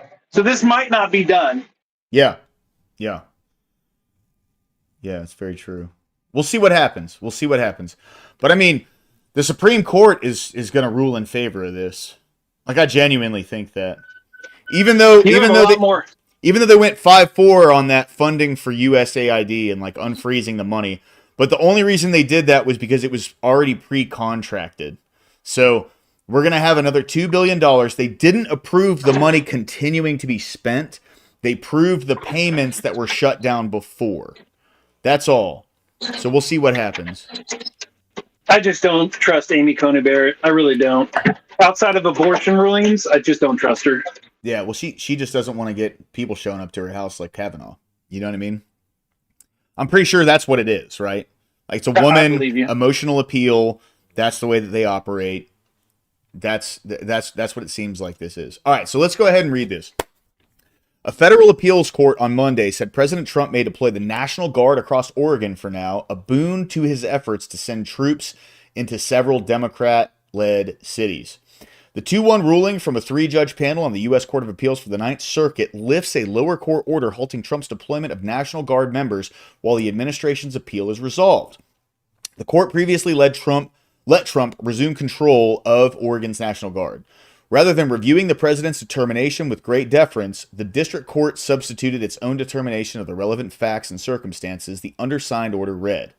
Oregon and Portland officials sued over Trump's National Guard takeover last month after the president vowed to protect the war-ravaged city as its U.S. Immigration and Customs Enforcement offices said after he said they were under siege. At Trump's direction, Defense Secretary Pete Hegseth issued a memo on September 28th authorizing the federalization and deployment of 200 Oregon National Guard members, which isn't even a lot. That's not even that many. Despite Oregon Governor Tina Kotek's objection. Yeah, fuck you, bitch. U.S. District Judge Karen Emmergut, a Trump appointee, blocked the administration from taking over the state's National Guard, but the administration attempted to sidestep the order by calling in troops from other states. Emmergut then blocked deployment of any National Guard troops across the state in a second order. The appeals panel wrote Monday that Trump may have reasons for calling up the National Guard that were not shared publicly or tied solely to the scene on the ground in Portland. Even if the president may exaggerate the extent of the problem on social media, this does not change that other facts provide a colorable basis to support the statutory requirements. The administration had argued that courts must give a great level of deference to the president's determination to federalize the National Guard. The district judge found a deference is important, but not equivalent to just ignoring the facts on the ground. We're seeing the videos! However, at a hearing earlier this month where the panel heard arguments, the appellate judges seemed swayed by the administration's contention that Trump's reasoning for sending in the National Guard should not be questioned by the courts. I'm sort of trying to figure out how a district court of any nature is supposed to get in and question whether the president's assessment of executing the laws is right or wrong, said Judge Ryan Murphy, a Trump appointee. Murphy later commented that the decision to send in the troops was an internal one and that both small and large protests could impede Trump's ability to execute the law. Judge Susan Graber, an appointee of former President Clinton, who wrote in a dissenting opinion that the demonstrations in Portland were non-disruptive and small. Are you serious? She said that despite turbulent events that occurred months earlier, the record contains no evidence whatsoever that ICE was unable to protect its facilities or execute the law, meaning no legal or factual justification supported Trump's order to federalize and deploy the Oregon National Guard. Given Portland protesters' well-known penchant for wearing chicken suits, inflatable frog suits, or nothing at all when expressing their disagreement with the methods employed by ICE, observers may be tempted to view the majority's ruling, which accepted the government's characterization of Portland as a war zone, as merely absurd. Well, obviously not. This has a lot of support. But today's decision was not merely absurd. It erodes core constitutional principles, including sovereign states' control over their states' militias and people's First Amendment rights to assemble and object to the government's policies and actions. I strenuously dissent. Okay, so this is just more of the same then, right? Was she dissenting and making a big, statement about it when the Biden administration was suing Texas over not letting people into their state? Give me a fucking break. Oregon Attorney General Dan Rayfield said in a statement that the court's ruling, if allowed to stand, would give Trump unilateral power to send troops into the state streets with little justification. He said America is on a dangerous path. It is. Oregon joins Graber in urging the full Ninth Court to act swiftly en banc, to vacate the majority's order before the illegal deployment of troops under false pretenses can occur. It's not false pretenses. We can watch the fucking videos, bitch. What are you talking about? And like her, we ask those who are watching this case unfold to retain faith in our judicial system for just a little while longer. Yeah, cross your fingers. On Wednesday, Emmergut extended her temporary orders for another 14 days and set a 3-day bench trial for October 29th to consider whether a longer block is warranted. So the appeals court already shut her down. So it's over. It's done, right? That's it. Thoughts? Well, I don't. The appeals court shut her down. Like I said, if they really wanted to push it, they could go to the Supreme Court. But honestly, like, to be 100% honest, I don't like that the National Guard is going in. I understand why it's necessary. I wish the cops could actually do their job and be allowed to do their job. Yeah, that'd be nice. But like the whole idea of the president having to go around city councils because they refuse to enforce federal law is just, it's unbelievable. If Right. the roles were reversed, just look at Texas. When Texas tried to put up their little buoys to keep people out, Yep. we had news coverage, news story after news story of people almost drowning because of the razor wire buoys that they put in. Yep. Like, it lasted 1 week, that Texas story, and it was already, nope, we're not going to do this no more. Yep. But like, this is 8 months of them attacking the same fucking building with That's right. no help from the city. Absolutely. Like, unfortunately, I hate that this has to happen, but it does. It does have to happen. Yep. It does. And it's got to happen swiftly and with strength. Strength that we may not want to see these administrations wield. It is what it is, right? Like, that's the thing. A lot of people don't understand. When I say that these people need to be arrested and thrown in jail just to get them out of society, it's not because I'm a fucking bootlicker. It's because these people are acting entirely fucking crazy over something that was democratically voted for. I had this conversation with a guy at a bar. He's obviously a left-winger, right? And it didn't get heated. Like, it was a good conversation me and him had. But I was telling him, like he kept going on about how, like, democracy's going to be over. Democracy's going to be over. And, you know, what I was telling him was, brother, democracy chose Trump. Democracy voted for this. We are witnessing democracy in action. You're 100% correct, but the thing that, if you remember how it was stated, it was always stated our democracy. Correct. O-U-R. Yeah. It wasn't democracy, it was always our democracy. And that's really, it's comical. If you had kids, you could kind of understand the situation a little bit better. It's honestly like having like a 2-year-old not get their way. And in order, like, you're standing at the grocery line, everyone's seen it before. You stand at the grocery line and those candy aisles right at the register are put there so this event happens. The little kid wants the candy bar so bad, and he's going to yell and he's going to scream. And so that's going to put the parent at a decision point. Do I buy the candy to shut him up, or do I just keep listening to this and be embarrassed in front of everyone? Yep. And that's the same situation we're dealing with these protesters. I don't want to throw all of them in jail. If they're on the street and they're protesting during times they're supposed to be protesting, they could yell all the epithets they want. They could cuss, but as long as they're just protesting, I got no problem with that. Yeah, same. That's part of being in the United States. You don't like something, protest. Same. But yeah. if they're past curfew, if they're throwing things, if they're instigating things, those people need to fucking get off the street. Correct. They need to be put behind bars, and they need an actual punishment. Yes. And that's the one thing, like, the one thing that I don't know. I know that so he puts the National Guard out. If these people get arrested, are they facing federal crimes, or are they facing state crimes? Well, that's the real question. They're facing federal crimes. And it's only the people who are attacking. Yeah, it depends, right? We don't know. And the Department of Justice is going to be the one that's going to decide all that, right? Like, there are people who are being arrested by state police and by city police, and they're getting, processed and everything in the way that state and city sees fit. But the people who are being arrested by ICE or the Department of Homeland Security, they're facing federal fucking charges. And we'll see exactly how all that turns out. We have no idea, right?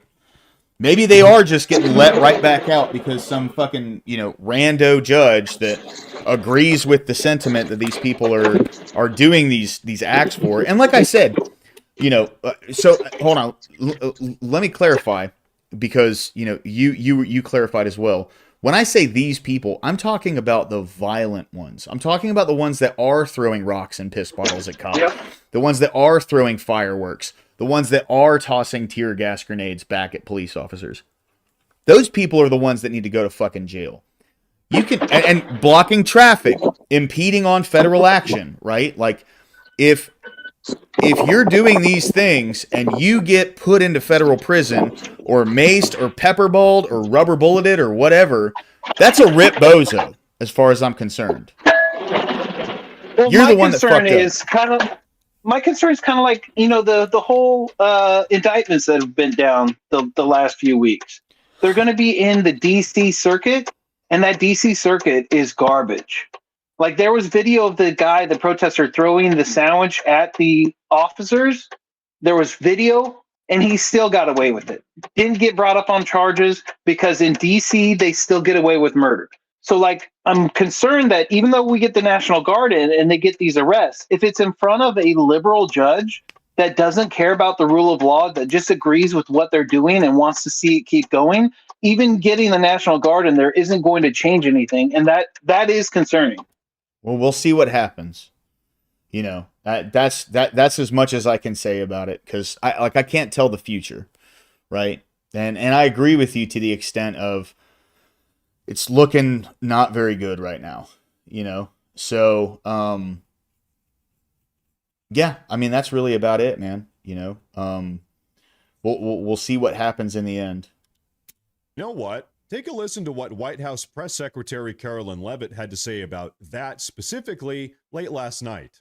Their continuing resolution that they proposed to keep the government open included a poison pill that would have undone what President Trump's One Big Beautiful Bill did, which is to restrict illegal aliens from receiving Medicaid benefits. President Trump fixed that in the One Big Beautiful Bill, and Democrats want to take it away because they want these taxpayer-funded benefits to continue to go to illegal aliens in our country. This has been done for the past 4 years under the Biden administration, and the American people roundly rejected it. And you hear AOC, who is apparently the new leader of the Democrat Party in that CNN town hall, say to a concerned American when that American asked, "Do you want my taxpayer-funded benefits going to illegals?" She said, "That's a Republican talking point. Those aren't the real issues Americans are facing." That is a lie. If you look at what happened under the Biden administration, real Americans, elderly citizens, were facing an increase in wait times at hospitals and emergency care centers across the country because they were putting last in line, and illegal aliens were getting that care and that treatment first. And when illegal aliens get medical treatment in this country, who's paying for it? The American taxpayer. Well, not anymore under the Trump administration. That's why this administration is focused on deporting illegal aliens who violate our nation's laws. And we're going to protect the rights and the benefits of tax-paying, law-abiding American citizens. And so, folks, that right there really is the key difference.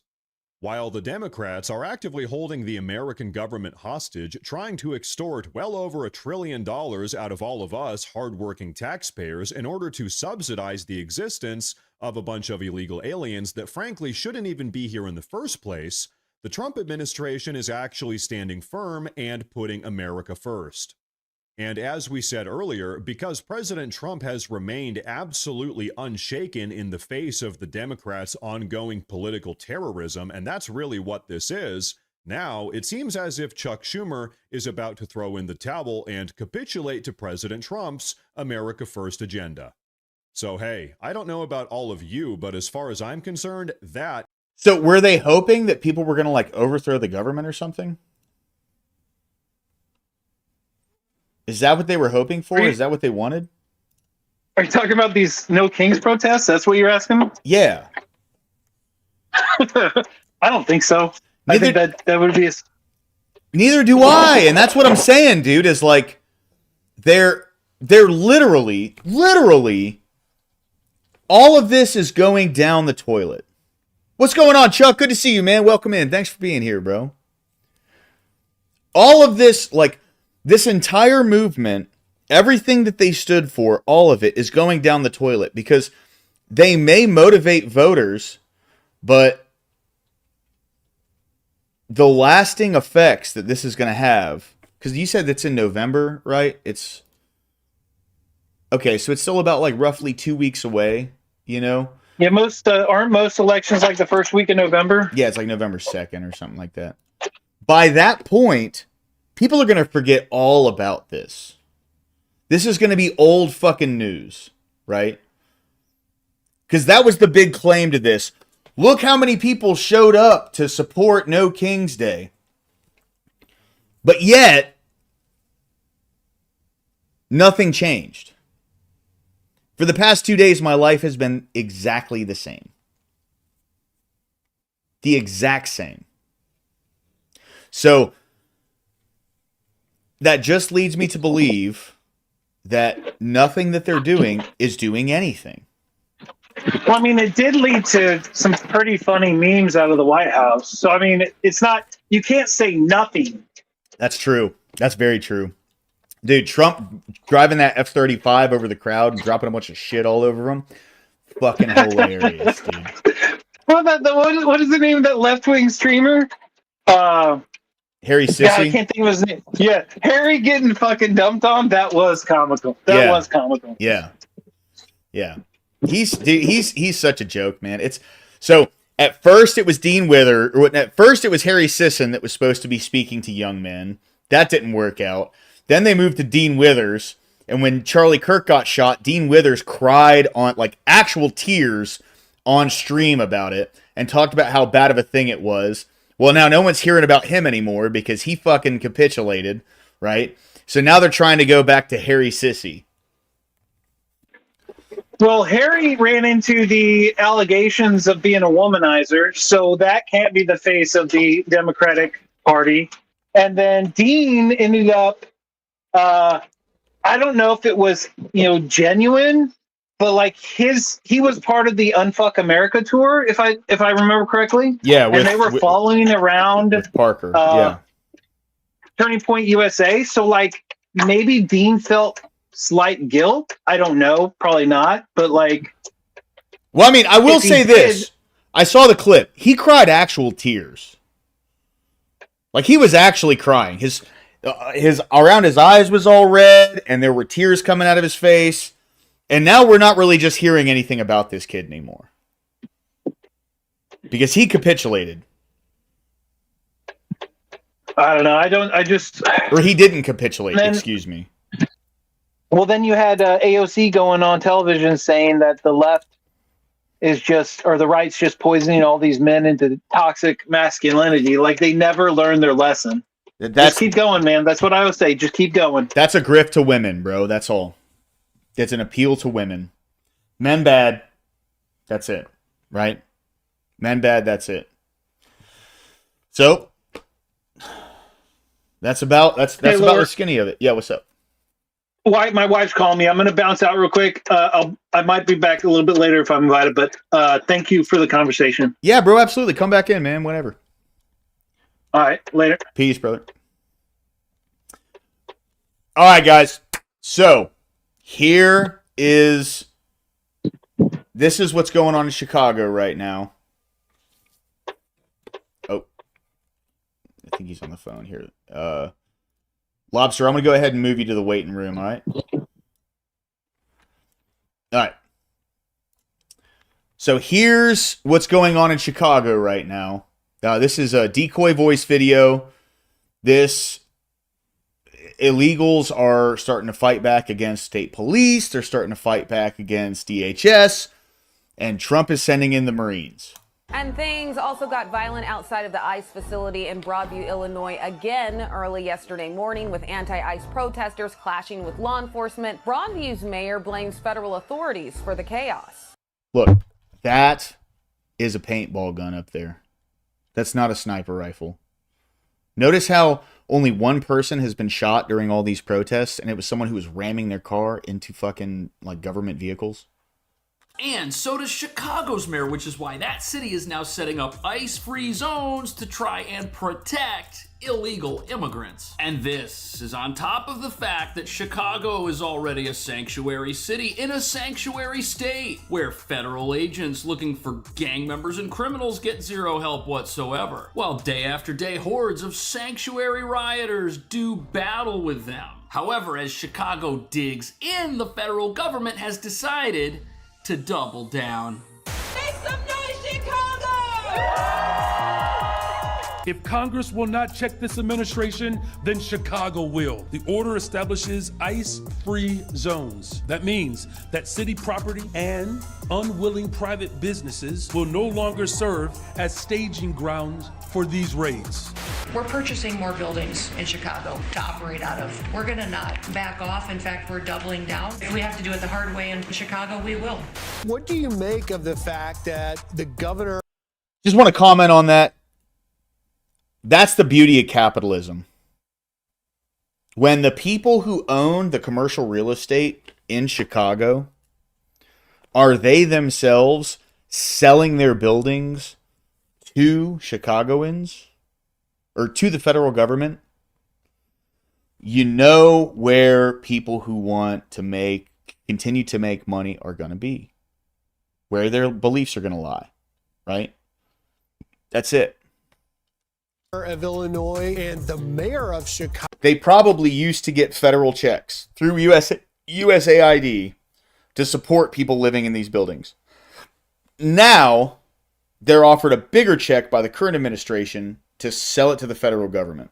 Chicago claims to, in his words, be the leader of this resistance. What do you say to them? I think they've even used that term rebellion. What I can say is that when President Trump uses the term insurrection, well, he was right yet again. He's the one, his mayor's the one that is not enforcing local law. It's the crime tsunami in Chicago, which I've written about, which I've talked about. I mean, there are parts of Chicago, as I've told you before, that are more dangerous than the war zones in Iraq and Afghanistan.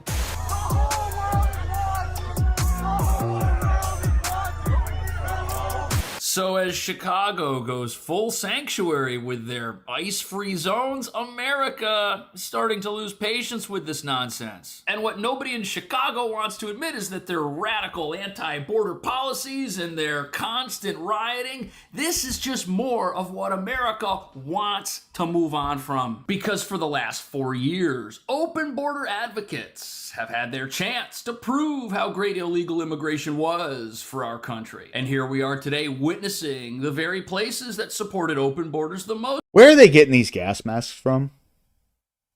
Who's paying for that? They're not paying for it with their own money. Let's be real here for just a fucking second, okay? These people don't give a shit. Not one fuck about what they claim is democracy.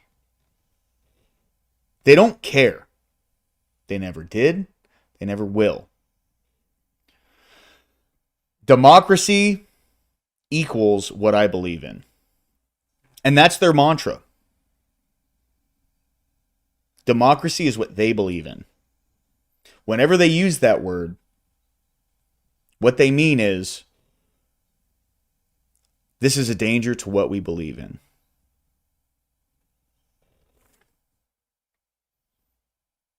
Can't get around that. Collapsing before our eyes, with gang members being hauled from apartments and picked up on streets all over town, while these non-stop sanctuary mobs destroy the town because federal fugitives were removed from it. That's bizarre. But it gets worse, because as the mayor of this lawless sanctuary complains about things like affordability, while denying there's any crime problem at all, ICE agents are being ambushed on Chicago's streets by the same insurrectionists attacking the deportation jail in neighboring Broadview. Which brings us to the real reason the whole situation in Chicago just seems to keep getting worse. It's all state-sponsored at this point, from the ice-free zones to the constant rioting, which is being encouraged by the leaders of this place. Nobody in Chicago has come out and said that any of this chaos needs to disappear. And instead they're digging in their heels, now creating what are so-called anti-ICE zones where apparently federal agents are now banned. Whatever that means, considering the federal government has total jurisdiction over Chicago. Meanwhile, you know who's not banned from Chicago? Trend Aragua gang members, who recently took over a Chicago apartment complex, paid zero rent, and immediately went about afflicting other residents and exploiting them. Something the lunatics you're about to see have no problem with.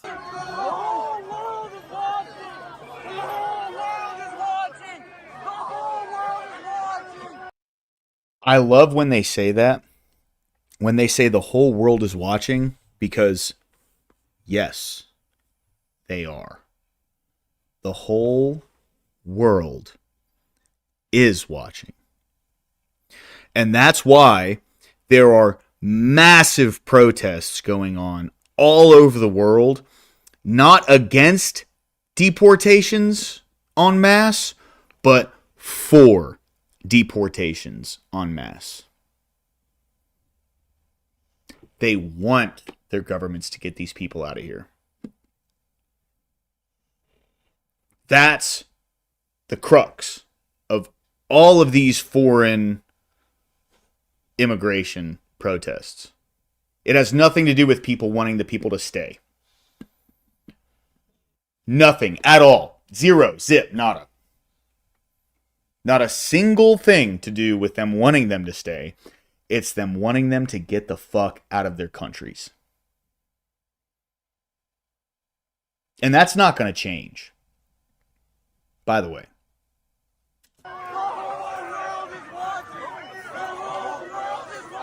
Right, the whole world is watching, but these rioters, they're so angry and they're so blind, they can't see past the law enforcement officers they've decided to take their rage out on. And footage like this perfectly explains the problems in Chicago. They're real. They just don't matter at all to the people who are busy destroying it, especially the people running this place. The order establishes ICE-free zones. That means that city property and unwilling private businesses will no longer serve as staging grounds for these raids. Right, so as Chicago keeps collapsing because of lawlessness and its status as a sanctuary for as many criminals as possible, the mayor seems to want that to keep happening. And he thinks the same way as all radical progressives and Antifa mobsters, that if ICE would just leave and the border would just reopen, we'd all have peace in America once and for all, and a perfect country. Even though the people benefiting from an open border, both inside of America and outside of it, are not trying to improve things here for any of us. I said very candidly that the right wing in this country wants a rematch of the Civil War.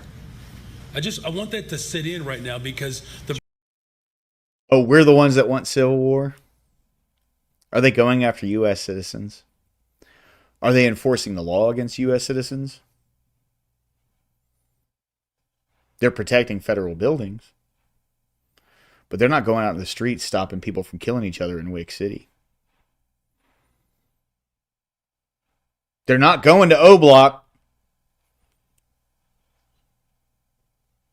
That's it.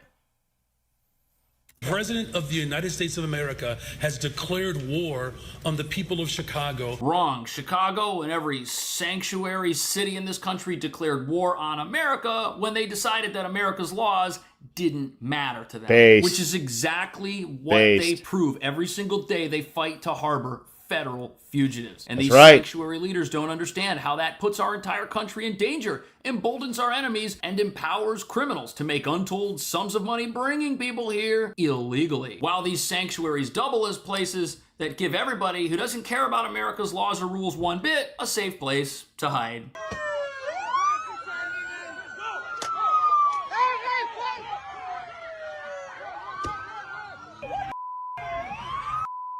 You don't get that wild overnight. It took work. Yet, as you're about to see, the federal government and the rest of our country voted exactly for what you're seeing. We voted for federal fugitives to be removed from our country because every federal fugitive here is a reason for more fugitives to join them while disrespecting our laws by breaking into the country. And despite Chicago's lawlessness, Homeland Security has vowed to double down on this place, causing the sanctuary mayor of that city and all the neighboring cities to lose their minds.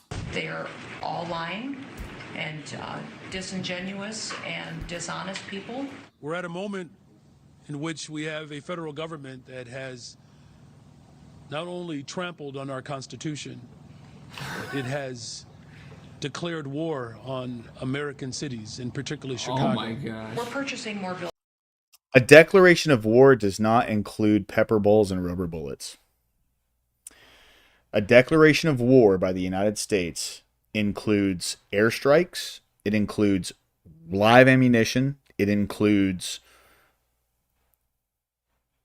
espionage, it includes special forces, it includes trade tariffs, it includes sanctions. War with the United States includes so much more than there are illegal immigrants that are here against the law in your city. And we're going to get them out. That's not declaring war. Buildings in Chicago to operate out of. We're going to not back off. In fact, we're doubling down. If we have to do it the hard way in Portland and Chicago, we will. Okay, so Homeland Security, they're looking at these sanctuary cities and they're saying, you know what, there are so many problems there.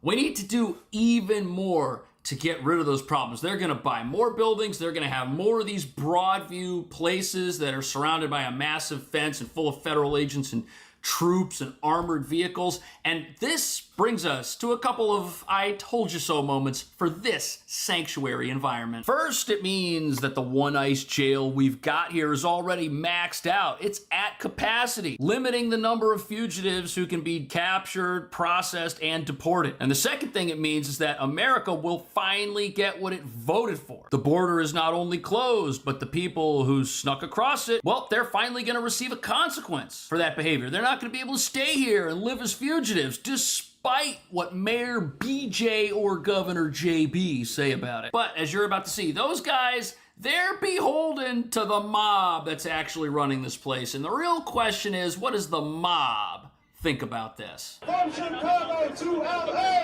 From Chicago to LA! Immigrants are here to stay! Immigrants are here to stay! Nope! They sure aren't. They're getting sent back home. And you can protest and you can riot. The more you riot, the easier it makes all of this. This is just the beginning. This is going to keep happening. It's going to keep happening. And eventually people are going to get tired of it. And when I say tired of it, I mean the protests. People are going to get tired of watching all of these people get together and protest something that's going to happen no matter what. That's it. People are going to stop showing up. They're going to get on with their lives. They don't want to take off work anymore. Or they'll get fired from their jobs because they're taking off of work to go to some fucking protest.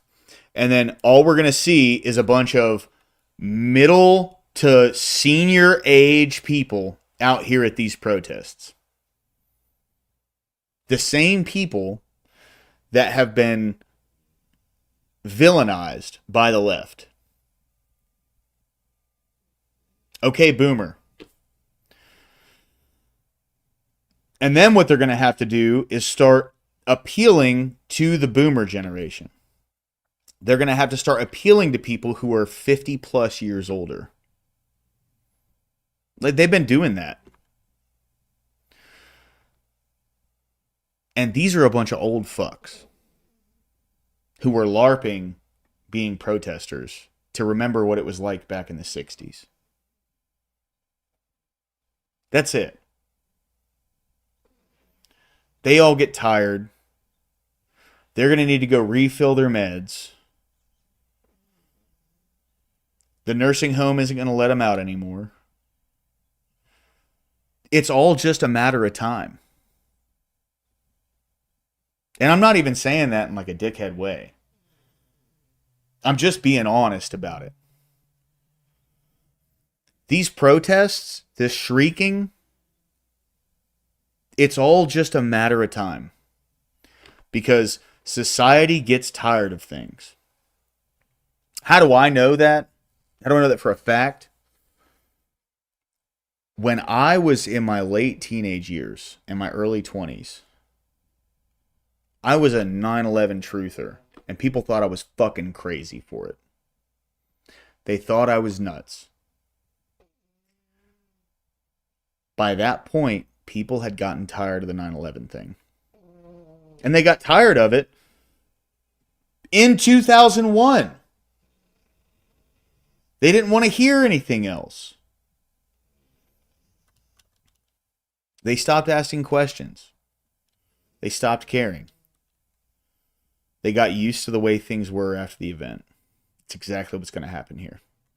It's going to be a war zone. He keeps it up. What I mean by that is he won't get away with this, and we're not going to stop. See, they have a lot of energy. Keep that energy up. What's going to happen next? I'm afraid of what might happen next. That's why we're here. We need to stop it now before something really bad happens. Stop what? Stop what the American people voted for? Make some noise, Chicago!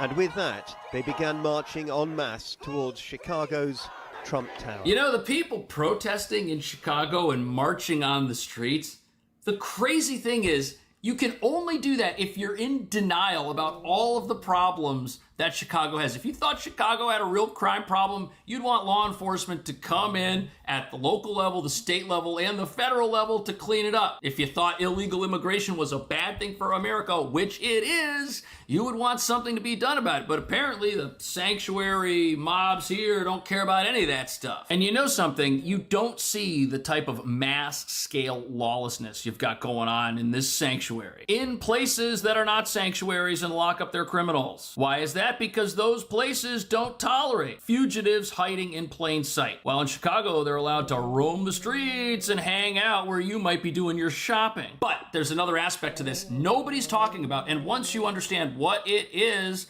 you'll also realize why mass deportations are such an important thing that has to happen, especially for sanctuaries like Chicago, because the one issue wild Mayor Brandon Johnson thinks he can break ground on is that of affordability, something every sanctuary city in America suspiciously struggles with. But none of these leaders understand why. They aren't connecting the dots between the massive numbers of illegal immigrants harbored in their cities who all need a home to stay in and who also artificially inflate the labor supply and compete with Chicago residents for jobs. They don't connect any of that with the affordability problems, and neither do the voters. They're out there marching in the streets saying they want less of a border. They want the border reopened. They want more sanctuary protections. And it's so simple. Every single problem these people face is made worse by their sanctuary status, which attracts federal fugitives, while the job market takes a hit because workers now have even less bargaining power against employers who want to pay as little as possible. Notice how, like, all of these protests, this is something that I've noticed, it's all a bunch of white liberals. Like, the black community, the Asian community, the Mexican community, the Indie community. Like, none of these people are showing up to these things. Unless they're actually naturalized born citizens. Which, if you're of like a different ethnicity, like Asian or Indie, and you live in America and your parents were immigrants, there's a good chance your parents have a good bit of money.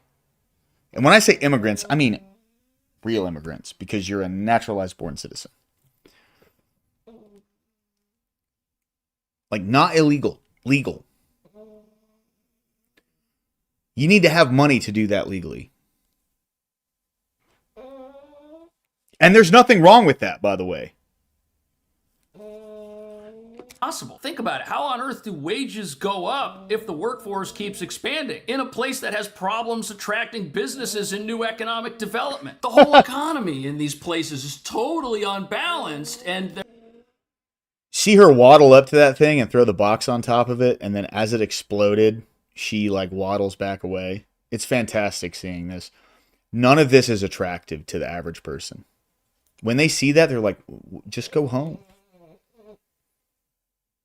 The average person doesn't go to a fucking protest. The average person doesn't fight against the local law enforcement and federal law enforcement.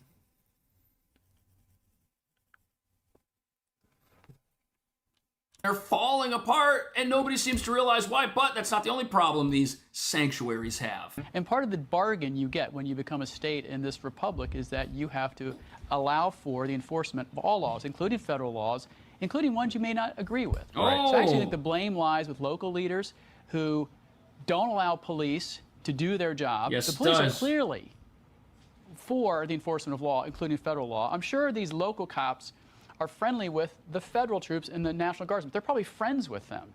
And yet local leaders aren't allowing them to enforce the law. It's despicable, and they're the ones to blame. Trump wouldn't have to do any of this if local leaders cracked down on the laws there.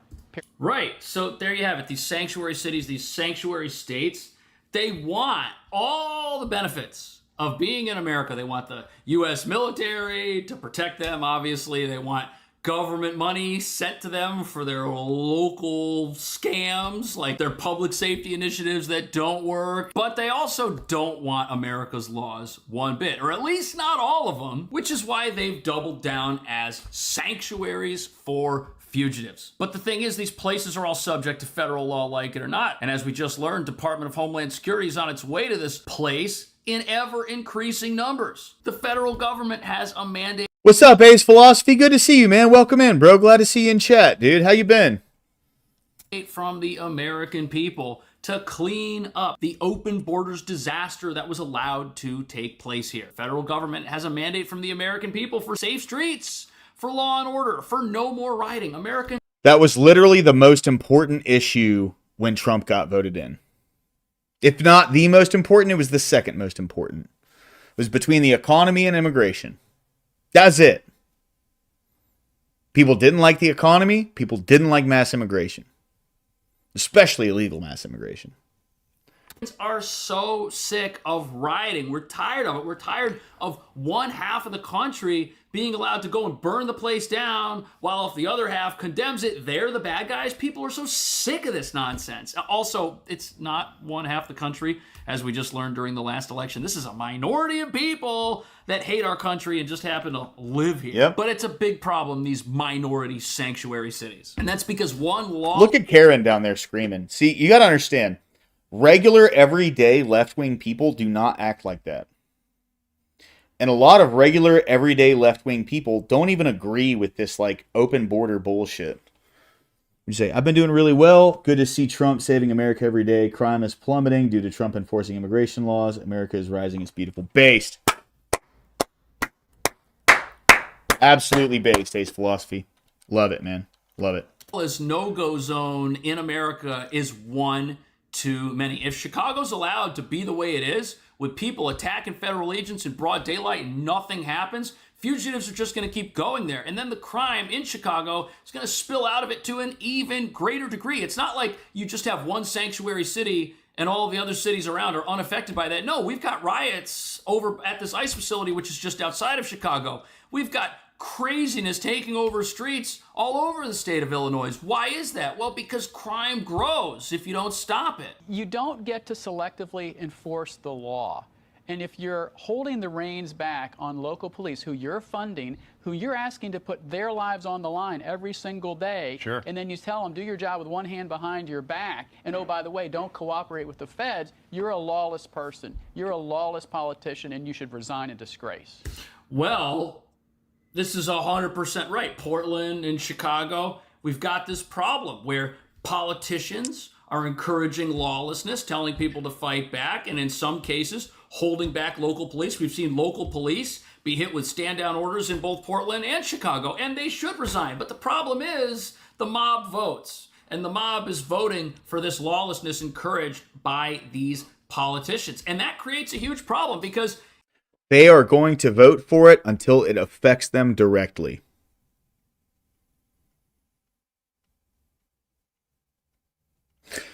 I truly believe Zoran Mamdani is going to win the mayoral candidacy in New York. I do. I don't think the polls are as in his favor as people are saying, but I do think he's going to win. And him winning, this is going to sound bad for any of my people in New York City, right? I have family in White Plains. Him winning the mayoral seat in New York City is the best thing that could possibly happen long term for New York City. Because he's going to fucking destroy that city. It's going to be like it was in the 70s. I don't know if anyone in chat has ever seen the movie Panic in Needle Park. That's what it's going to look like in New York City. It's going to be a big Portland. Just like it was in the 70s, 50 years ago. Democrats fucking destroyed New York City back then. They destroyed it. And it took a Republican to build it back up. And now they built it back up, and all the people in Portland or in New York City got comfortable. And they needed some shit to bitch about. And they're doing it to themselves again. New York City's going to thrive eventually. It's going to survive this, right? But not without pain up front.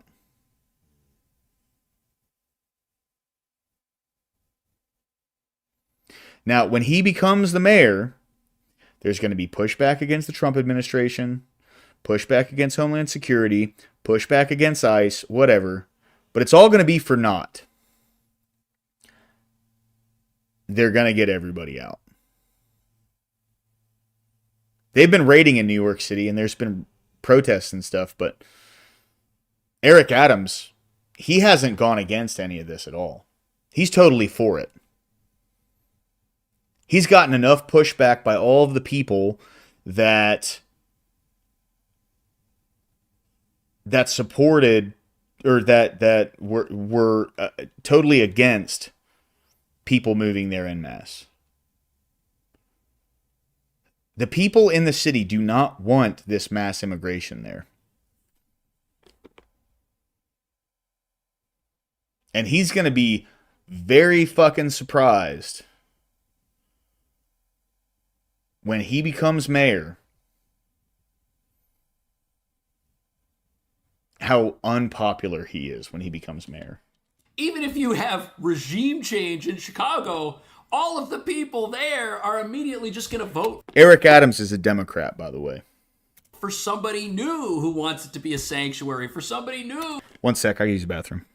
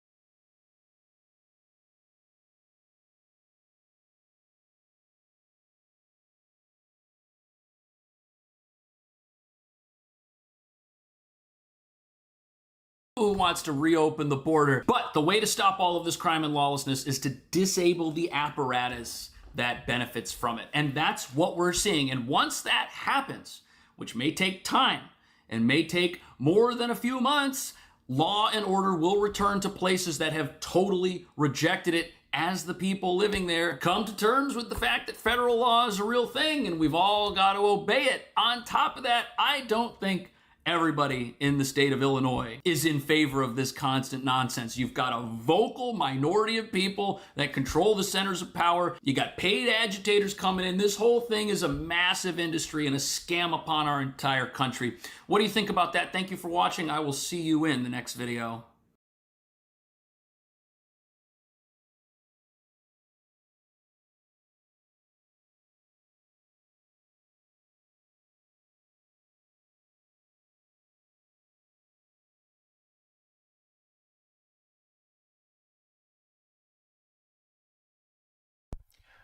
This is happening. That's it. There's nothing more to say on the matter.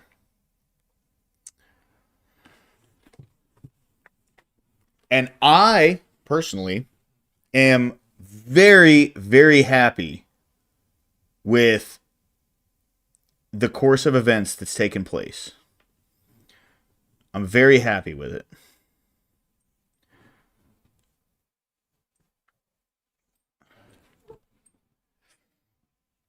This is what I voted for.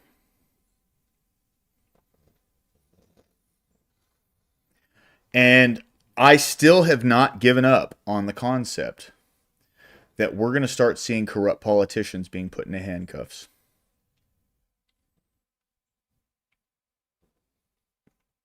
The only thing is, in order to get the optical win, truly get victory, is to arrest the corrupt Democrats and the corrupt Republicans.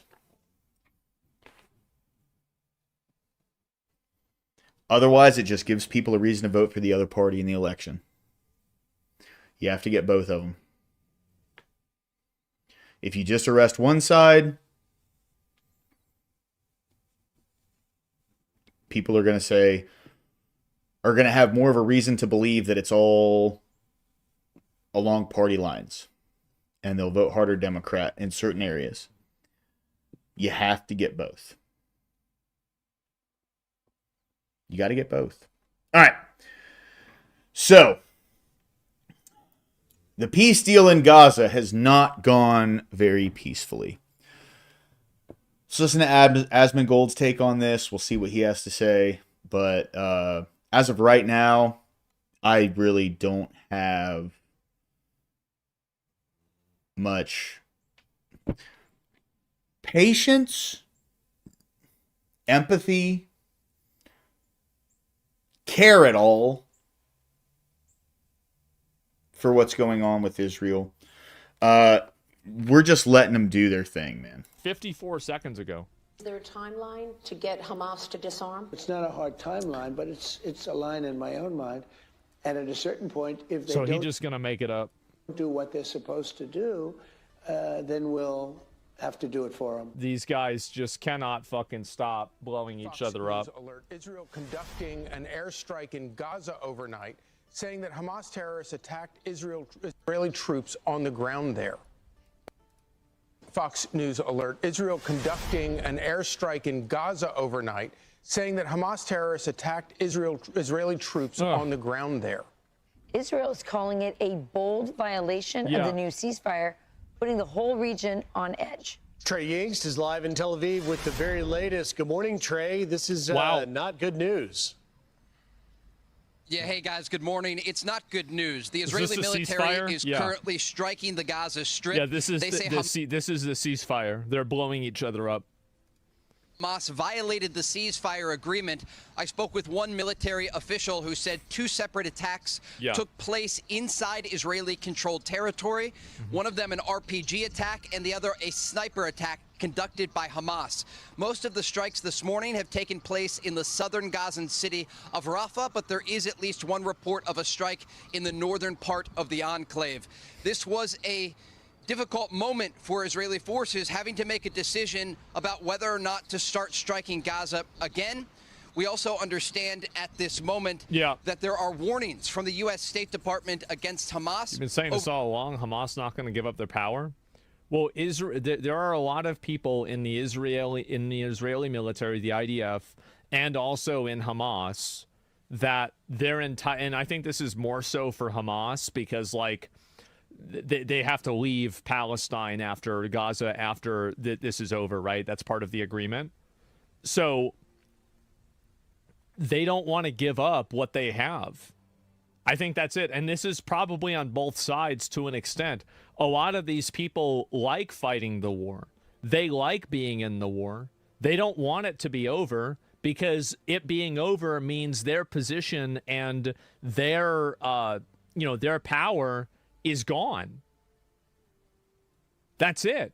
It's their whole life. Yeah, this is their life. Like you got people like listening to you. You're making decisions. You're making money, etc. No, I don't. Yeah, they absolutely do. Yeah, 100%. War makes them money too. Well, it's more than that. It's like I think that for a lot of them, this is what, and this is. I'm not making this up. This is a recognized phenomenon. This happened after the Crusades. Fuck. I mean, like, it's not anything that's new at all. It happens after a lot of wars where you have soldiers that want to continue fighting because they've become so accustomed to it, and that's it. It's their life's work. Exactly. Yeah.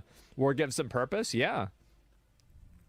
And this is a position of power and identity and everything. Yeah.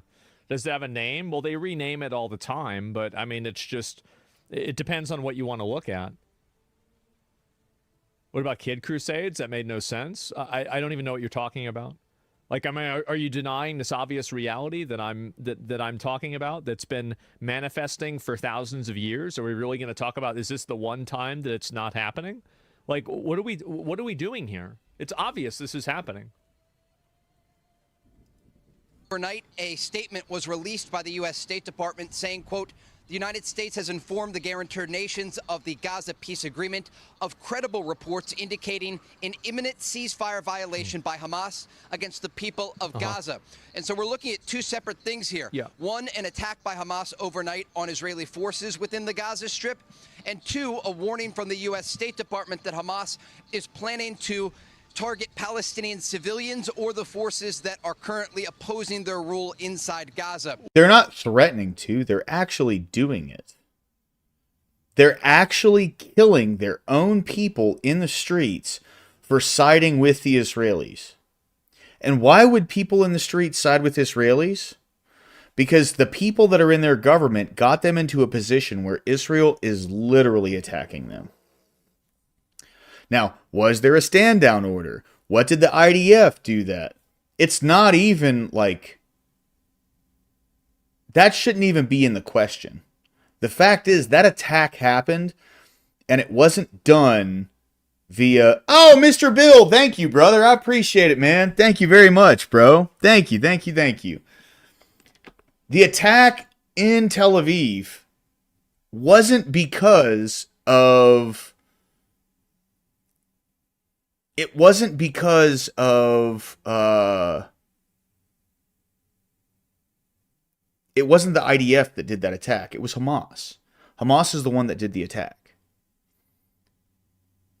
So here's the thing, right? And this blows my mind. How people spread this, they spread this idea that like everyone in Palestine, oh, that's okay, man. I appreciate everyone who came over. Thank you guys, for real.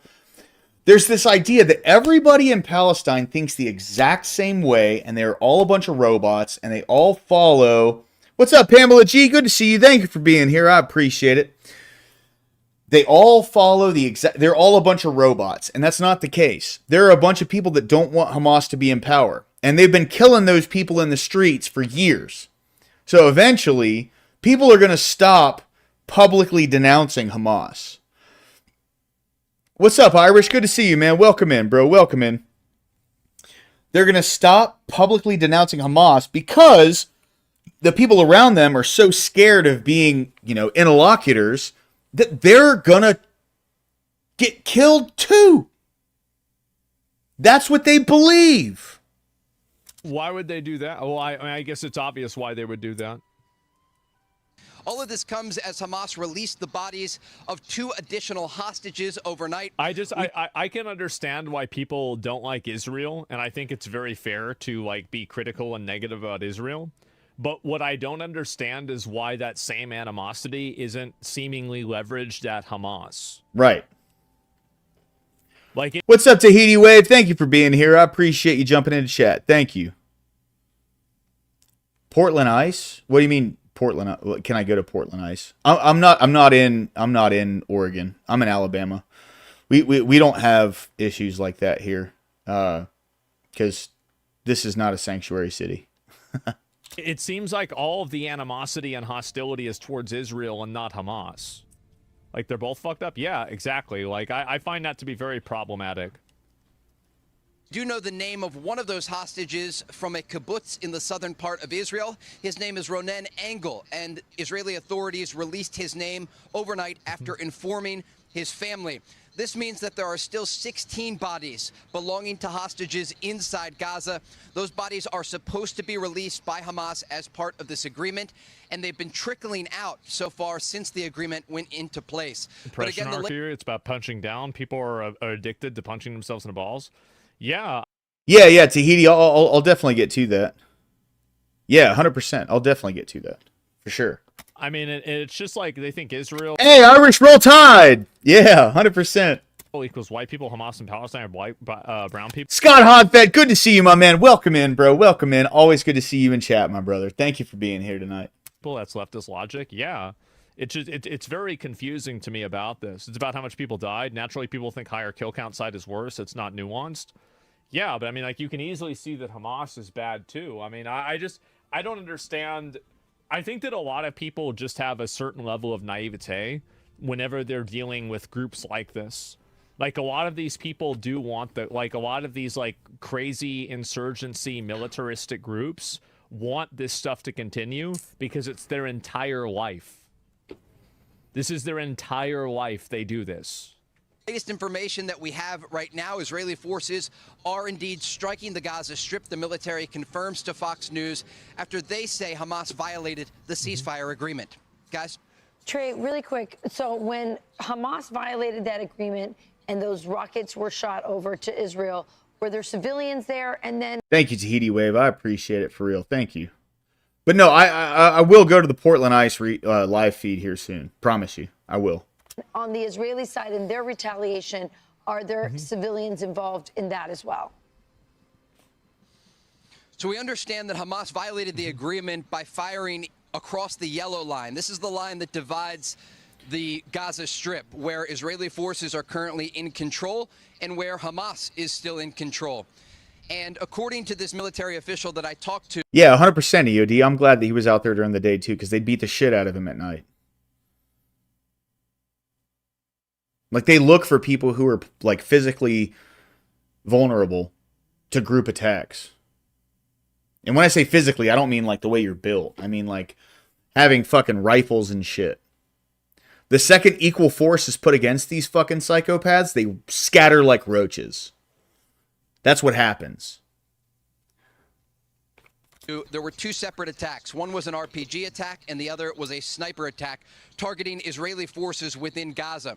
The Israelis still control about 53% of the Gaza Strip as part of phase 1 of this agreement. Fuck. If the ceasefire moves forward, they will pull back. But this yellow line will continue to be something that we talk about. Over the weekend, a Palestinian family was killed after an Israeli tank fired on their vehicle. Now, the Israelis say that vehicle crossed the yellow line in violation of the ceasefire, and after warning shots were fired, they targeted the vehicle. And so this yellow line... Yeah, it's just awful. Do you think Hamas should be eradicated? I think that if it comes to that, yeah, I do think so. Hamas is a terrorist organization that martyrs their own people and is oppressive. It's an oppressive terrorist organization. That it is. They kill their own people. Now, this isn't me defending Israel here, but I'm just saying, like, fuck both sides of this conflict. Fuck Hamas and fuck Israel. It's easy. At the same time, I also don't want to get involved. So like basically it's like if you ask me like could you live if you press a button and like you didn't have any Hamas, would I press the button? Like yeah, of course I would, right? But would I want to pay billions of dollars of taxes in this? Like maybe not. Based. Like it's fundamentally not an America problem, right? That's It's really just what it not. comes It's down not to. an America problem. Doesn't Israel do the same? People aren't asking me about Israel. Like if every single time that people bring up criticisms of Hamas, that people keep bringing up Israel, that's not really a very good argument. It's not. It's just not. Like, yeah, obviously Hamas is problematic. I mean, like, it's not that complicated at all. Like, it's not. And so, anyway, my point... These people who are in Hamas, who are in the government over in the Gaza Strip, are all fucking sociopaths. They order the deaths of citizens for believing something. That's why we should send all these people who are free Palestine and all that to the Gaza Strip. And see how quickly they scream and cry to come back home. Notice how Brock Griner, Brittany Griner, but it's a guy. Like, we all know that. I don't think anyone's... Like, I don't think anybody has any allusion to that. But notice how Griner isn't, like, befalling the detriment of America or anything anymore. It's pretty simple. Point is that, yeah, of course Hamas is bad. I mean, the best case scenario, in my opinion, is that they give them some way to just leave, go live somewhere else, and there's no war. It might not be fair because obviously a lot of these guys deserve probably to go on trial or be killed or something like that. But I think it's the cleanest and easiest thing that spares the most lives, right? So like if I had the capability to make a decision, that's what I would do, right? Is I would just say like, okay, walk away, leave, live your life the way you want, but you can't stay here. How do you think Hamas came to life? I mean, the same way every other terrorist organization comes to life. I mean, there's like 50 different ways. I agree with you about Middle East involvement with Israel, but you don't live in a bubble of actions in Middle East oil. Yeah, sure, you're right. I mean, absolutely. Where would they go? Why would anyone take them in? That's not our problem. I mean, really, I don't know. Like, I mean, I have no idea. But like, again, if you're a terrorist organization and you're blowing up and killing your own civilians and executing them publicly, at one, like, I mean, how is anybody bringing up, like, why is it that people can't just say, yeah, that's bad? That's obviously bad. It's obviously a bad thing, period. Like, why even bring up anything else besides that? It's obviously they're bad. Will continue to be a sticking point in the negotiations about where exactly the line is located. Of course, the Gaza Strip is around 30 miles long, and so it's very difficult to know the exact points along the enclave where Israeli forces are in control and where Hamas is in control. But the fact that Hamas has launched this blatant attack against Israeli forces is an indication that they are not adhering to the ceasefire agreement. To fire a rocket-propelled grenade and to conduct a sniper attack is a clear indication that Hamas still wants to fight inside Gaza. Of course they do. Israeli forces have been very clear. They will strike the Gaza Strip. Of course they do, bro. A bunch of inbred goat fuckers firing off rockets at foreign forces that they literally just got done fighting. Give me a fucking break. If Hamas violates the agreement. And already today, we understand, according to sources in Jerusalem, that Israel's Prime Minister Benjamin Netanyahu is... They should know by this agreement by now. Israel is not fucking around, okay? Let's be real here. We're going to maps. All right. Just want to show this. And this isn't even like an appeal to fucking sympathy or anything, okay? Look at what the fuck they did to your city.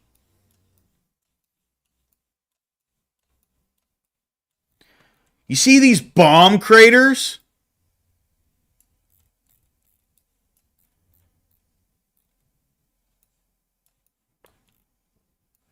See any cars on the road?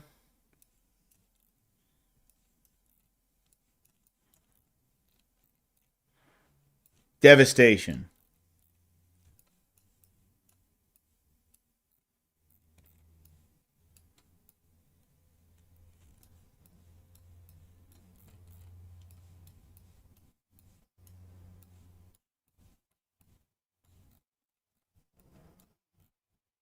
Devastation. Devastation. Devastation. Devastation. Devastation.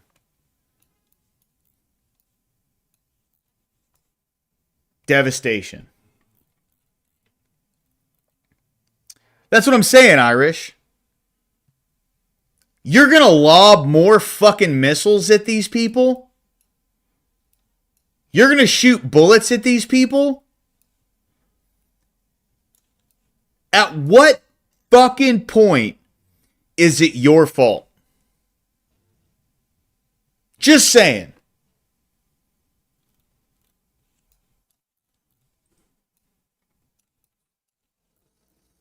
Devastation. Devastation. You could hold fucking Coachella here, dude.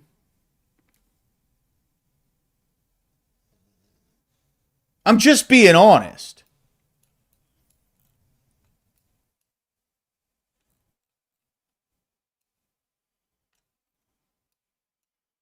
We don't even know if these are soldiers because they had boots on the ground. We don't know when these pictures were taken. It won't tell you. But I mean, give me a fucking break, dude. Is set to hold security consultations as a result of this Hamas ceasefire violation, and there could be further actions by the Israelis. And of course, we do expect more communication to the intermediaries to try and get this back on track from a diplomatic angle. We know that Vice President J.D. Vance and also U.S. Special Envoy Steve Witkoff are scheduled to visit Israel this week. I think any realistic person knows that this doesn't end well for Hamas no matter what. Exactly. It's a lose-lose, right? So what these people are banking on is that there's going to continue to be more destruction and it's going to look worse and worse on Israel. Which it looks bad on Israel. Don't get me wrong. Fuck Israel, right? But, again, what they fail to realize is people become desensitized to emotional issues. Maybe not the people that, like, vehemently agree with them. But everyday normal people become desensitized to these things. That's it. There are people who are radically against everything going on in Gaza right now. There was a peace deal signed. They started firing bullets and rockets at the fucking IDF. Rest in peace, bozo. You know what I mean? Like, it's crazy. It's insane to me that we're even having this discussion anymore. Right? I mean, we all know that. Like, if Hamas stays there, it's just going to cause Israel and America and the other countries in the area to either bomb them or allow them to be bombed. That's what's going to happen. One way or another. That's stuff coming out. Dumbass. Well, I don't look like a... What about this do I look like a dumbass on? Like, let me go back. We're going to pull somebody up. We'll see what's going on here. So what about this isn't true that I'm saying here? There is realistically no universe where Hamas maintains any level of control and any level of power in Gaza or Palestine. There is no universe where that happens. So the longer that they are there... Right, 100% Irish. No, absolutely. I totally agree. We invaded them, we leveled them, and their people overthrew their governments. Now, granted, the military-industrial complex had other plans, and they developed a support structure for these countries that the second that we just ripped all of that out from under them, instead of building that up within their own communities and from their own governments, they totally toppled and fell the second that we pulled out. Because we were the support beams. That's what happened over in Afghanistan. That's what happened in Iraq.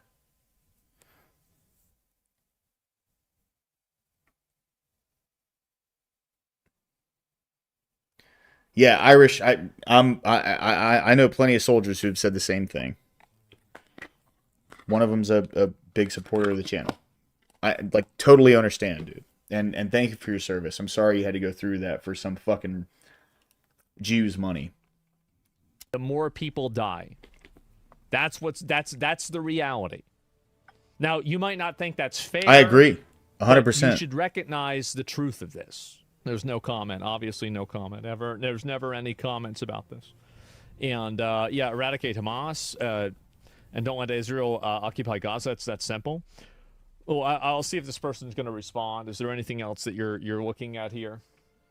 Hamas is bad. You should look into how it was created and how it was funded by Israel to survive. So then, okay, so you agree though, right? I mean, like, so what about what conclusion that I'm drawing? Like, why does it? Hamas is bad, but you're worse.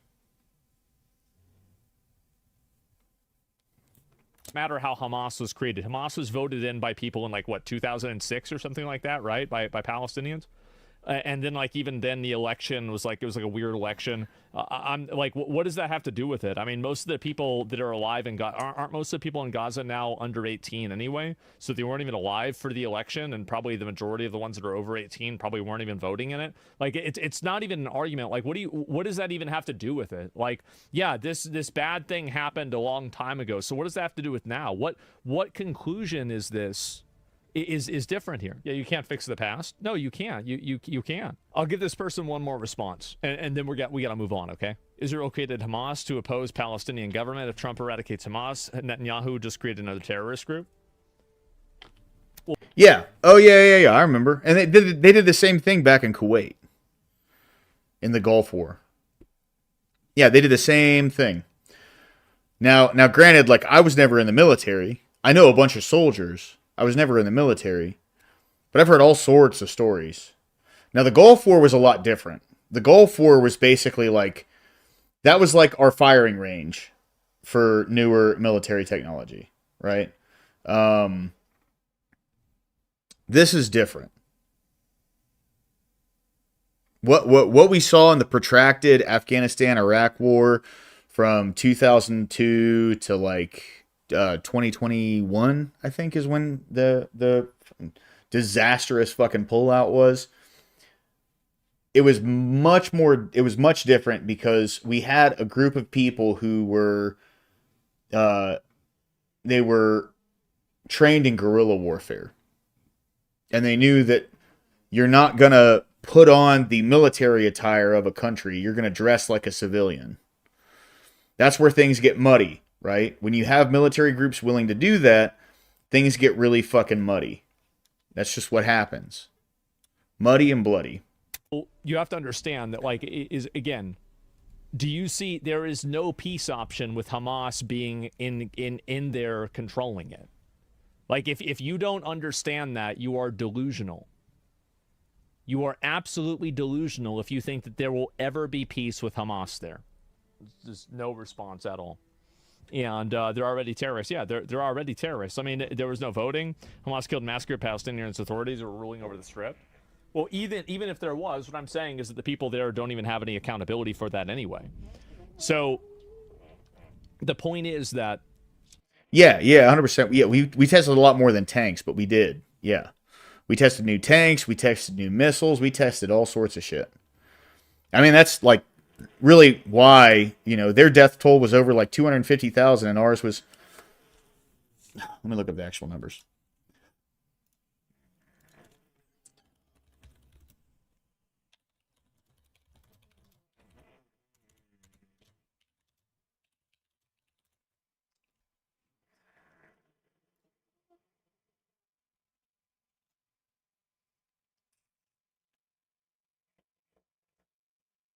Okay. So, from Iraq, sorry, it was 1 million plus soldiers. Sorry, I was wrong. Oh, no, sorry. This is the casualties. 175,000 to 300,000 plus soldiers. 13,488 U.S. soldiers.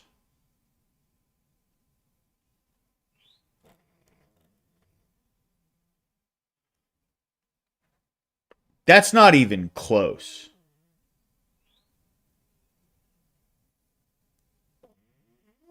Yeah, 100%. No, I understand. I understand.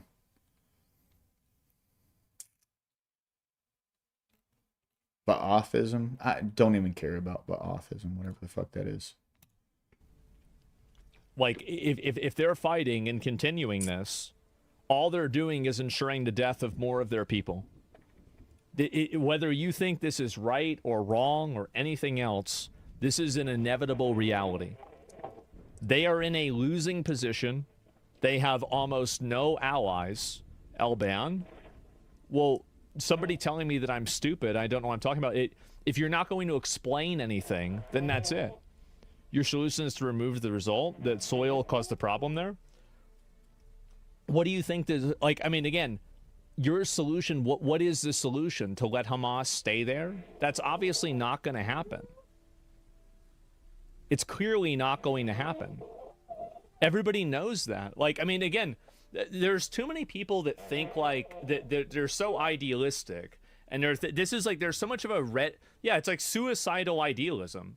That's not true. It's not what's going to happen. And they're going to be discussing how to keep this ceasefire in place and ensure that it doesn't collapse. So, Trey, let's step back for a second. Do we have any indication that something led up to this? Did we see this coming? And also, has Hamas officially said anything about why they're doing this? They have not. They have talked on propaganda channels on Telegram and other messaging sites that they use to release propaganda, confirming that they are launching attacks against forces inside Gaza that oppose their rule. And we saw last week those horrific execution videos of Hamas killing civilians they claimed that stole aid or were working with the Israelis. As for the attacks on Israeli forces, this isn't surprising. In the past, when there have been ceasefire in place and agreements that were reached, not only during this war, but previous wars that we have covered, Hamas has violated the agreement because they want to continue the fight against Israel. And oftentimes they'll do it in these very small ways, single attacks here and there. But what the Israeli military wants to do is set a precedent, a red line. And so if any of these attacks happen, according to officials that we've spoken with, they will immediately respond because they want a level of deterrence. The issue here is if this spirals out of control and the ceasefire collapses, because Hamas understands they no longer have the leverage of living hostages, but they never did. And I think that the real leverage they lost is the fact that the other countries were united against them now. Correct. And they don't have any allies. There is no happy ending for Hamas. Like, one way or another. Yeah, Irish, I agree. It's all a bunch of ragheads and pedos, dude. That's it. It's a bunch of ragheads and pedos. They use that shit to share their CSAM, and they know that. They're dead. That's it. Like, and we all know ragheads love some CSAM. Whether you think this is right or wrong, that's the way it is. If you were in the military over in Afghanistan, you know what happens on Thursdays. Israel has overwhelming, massive amounts of force. They have the go-ahead, the passive go-ahead from a lot of the other countries in the area to do whatever they need to do, probably to wipe them out. America will support them. They're cooked. It's over. The fact that they're shooting rockets in and doing this, all they're doing is signing their own people up to get martyred. Yep. That's it. Always be careful of a cornered animal. Most animals, after they get cornered, get captured and killed. Right. Yeah. Still do have the bodies of 16 others. That's why you corner them. Yeah. Hamas has not ever acted in good faith when it comes to these negotiations, and they have often violated ceasefire agreements. And so this isn't a surprising moment. It's a moment that the Israeli military prepared for. There are contingency plans in place. There is still drone monitoring over the Gaza Strip and the ability for the Israeli Air Force to strike Gaza. But it is certainly concerning from a diplomatic level because the Trump administration wants this ceasefire to move forward. They want the war to be over. And it is very challenging with Hamas still in control of just under half of the Gaza Strip because they are now controlling the streets of Gaza in the areas that they are still operating in. There are gunmen in the streets. They are executing their opponents. And as we saw early this morning, they are now launching new attacks on Israeli forces. Wow. So, Trey, you've been covering this from the beginning, and you've been covering these conflicts for many years now. What is your sort of gut feeling?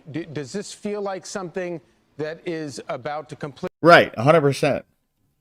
But martyrdom in a different sense, right? So the martyrdom of Christ is the martyrdom of sacrifice for God, but not in the sense of you actually giving your life and taking others. Martyrdom in the sense of Christ is sacrificing your internal personal desires to get closer to God. Where in Islam, it is literally taking your own life while taking others' lives to sacrifice to Allah. The martyrdom are two different kinds. And the thing is, these people who are in charge of these militant groups, straight up, they don't give you a plaque. They don't remember your name. They say, you will be given your, heavenly rewards, if it is actually 72 versions or whatever, when you come to Allah. That's it. Completely unravel, or is there still some hope that this might be a skirmish and that they might get back to the original ceasefire?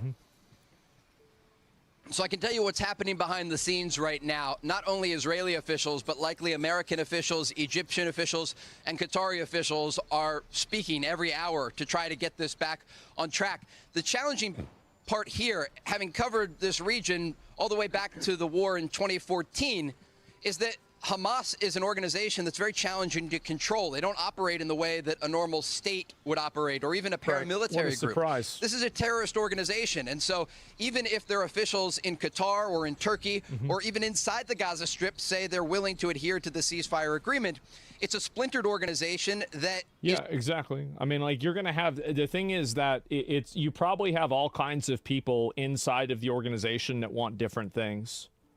And I bet that's probably what's happening. Like Antifa, kind of. Like, it's not the same thing, but it's like kind of a vague comparison where you have like a group like this. There's not complete top-down leadership. So, of course, this is going to happen. Obviously, it's going to happen. Fighting with guerrilla tactics. And so they can easily launch attacks in different locations to try to pressure Israeli forces that are inside Gaza. And the fear here is that this unravels into a broader ceasefire violation by Hamas, and then the war resumes, and that there is pressure on the Israelis to basically continue the war. Remember, Hamas agreed to disarm. They agreed to lay down their weapons. And I asked President Trump about this in our interview last week, and he said he still expects Hamas to adhere to the agreement. The challenging part here is if they don't lay down their weapons and they continue to fire on Israeli forces inside Gaza, the war is going to resume. And so that's the negotiating part. That's what comes next. There will be consultations that take place not only today, but into next week with Egyptian and Qatari officials to try to send a message to Hamas that's very simple. The war will resume if you don't lay down your weapons and stop these attacks on Israeli forces. They still do have a small arsenal of weapons inside Gaza, and as they've shown today, they're willing to use them. Yeah. Really a fragile situation with a lot of breaking news. I don't see how anybody thinks that this isn't going to end with them being gone. Yeah. I don't even know why they're trying to do this. It's just, again, you're all going to be martyrs. And Israel has an overwhelming military force. There's no win condition here. There's nothing you're going to do. You're just, at best, you're just getting more of your own people killed. Bro. They leveled half of the Gaza Strip without putting a single fucking soldier on the streets. Give me a goddamn break for just a second. It is fucking ridiculous that people even for a second think this was going to change any other way. This peace deal gave them an opportunity. There's literally no way that they come out ahead. At this hour, Trey Yingst, thanks for getting up for us. Please keep us posted. We will bring Are you you back. taking Israel's word for who started this again? Who cares who started it? What if Israel started it? It doesn't matter. It's still true. They should, that like, every day that they stay there armed with their military is a day that more people will probably get killed. It's inevitable. They can't win. They won't win. It's not even close to winning. They don't even have a chance. What are they doing? As news warrants, Trey Yingst live in Tel Aviv. Thanks, Trey. Thanks, Trey. I'm Steve Doocy. I'm Brian Kilmeade. And, okay, Ukraine, you should have laid down arms long ago.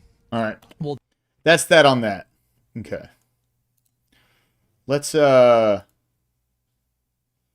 was bleeding out from this area. So Andy Ngo, right? Notorious leftist journalist, has gone public with what he believes is what's next for Antifa and for the DOJ strategy to deal with them, right? Like this is what we're looking at here. Andy Ngo's great.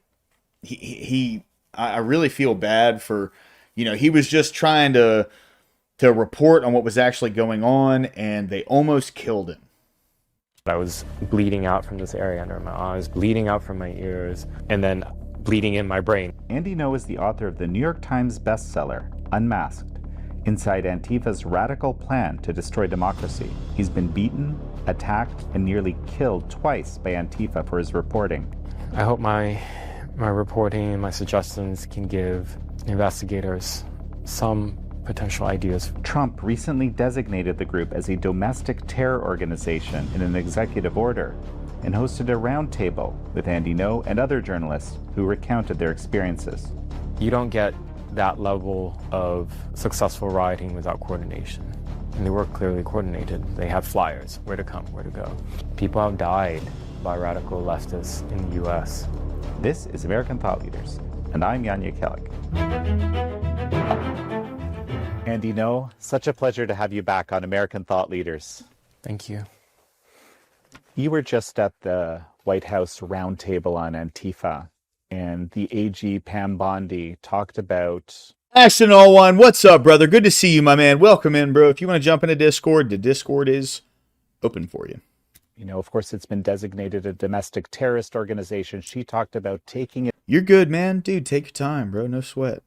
Family comes first, always, dude. It apart, brick by brick, top to bottom.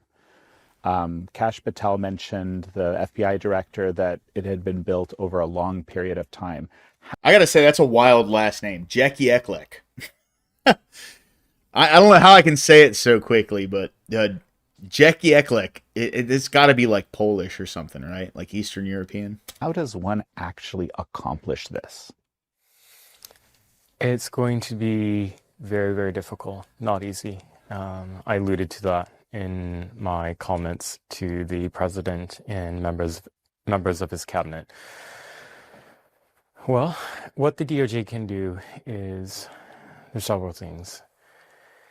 First, if they take on cases of criminal suspects who are engaging in federal crimes relating to rioting and other attacks, that then takes it out of the hands of local prosecutors generally, because local prosecutors aren't going to pursue charges against most of these riot cases, or they give them sweetheart plea deals where there's no really meaningful consequence, as we saw in 2020.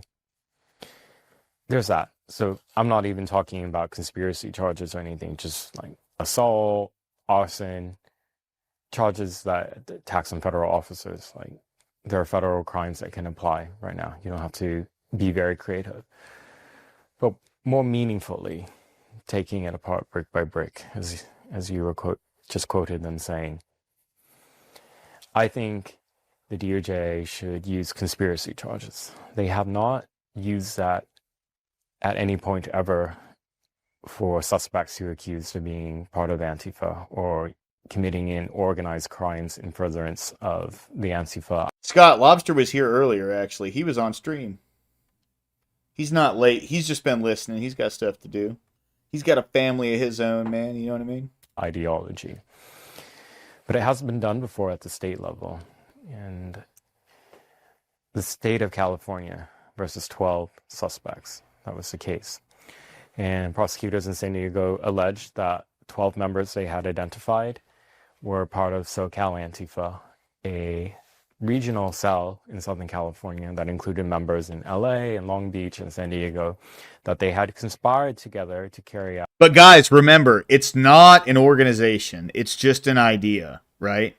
All it means is that they're against fascism. There's no money behind it. There's no organization.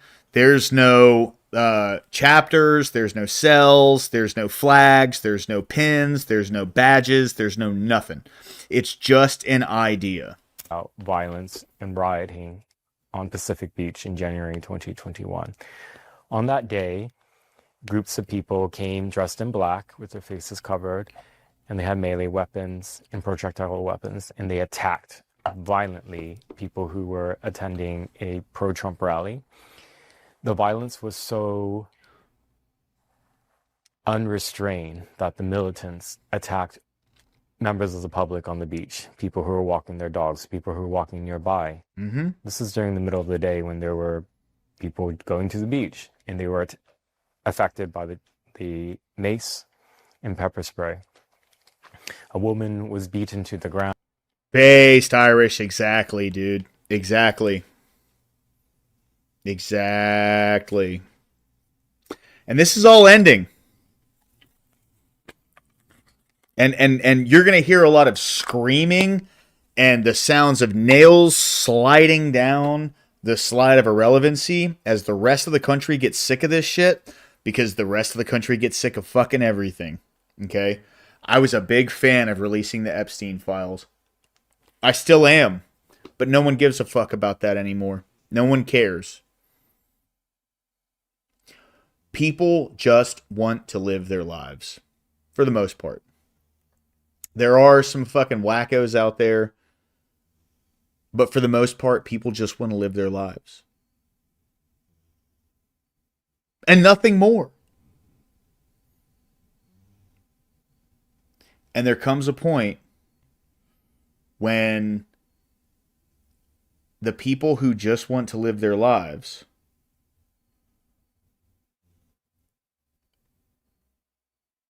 oh, wow. No shit. Wow, that's awesome, dude. Cool, man. Cool, Irish. That's good stuff. We could dive deeper into this. Recently, I haven't been able to stream as much as I want to. But I'm definitely in the... What up, Corey? Good to see you, man. I'm definitely in the camp of this is paid for with foreign influence. You know what I mean? Whether it's just the CCP or multiple, but I would not doubt it for half of a second if it was CCP influence. Seriously.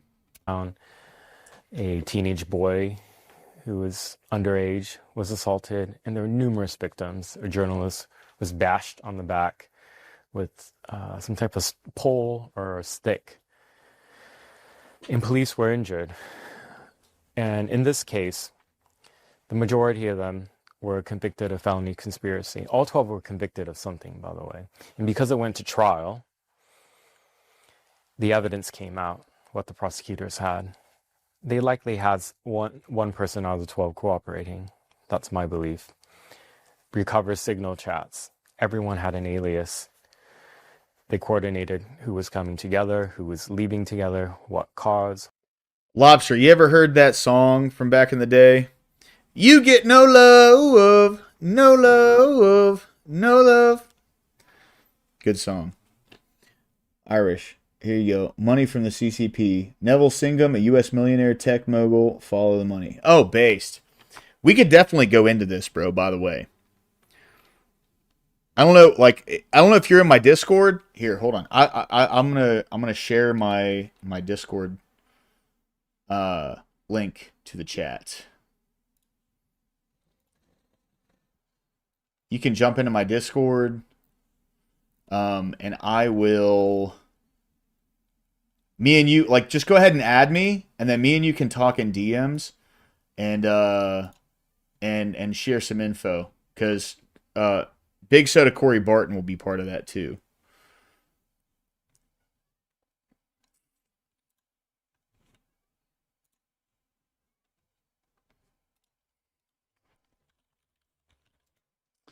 Just a sec, boys. Just a sec. Sorry for the wait.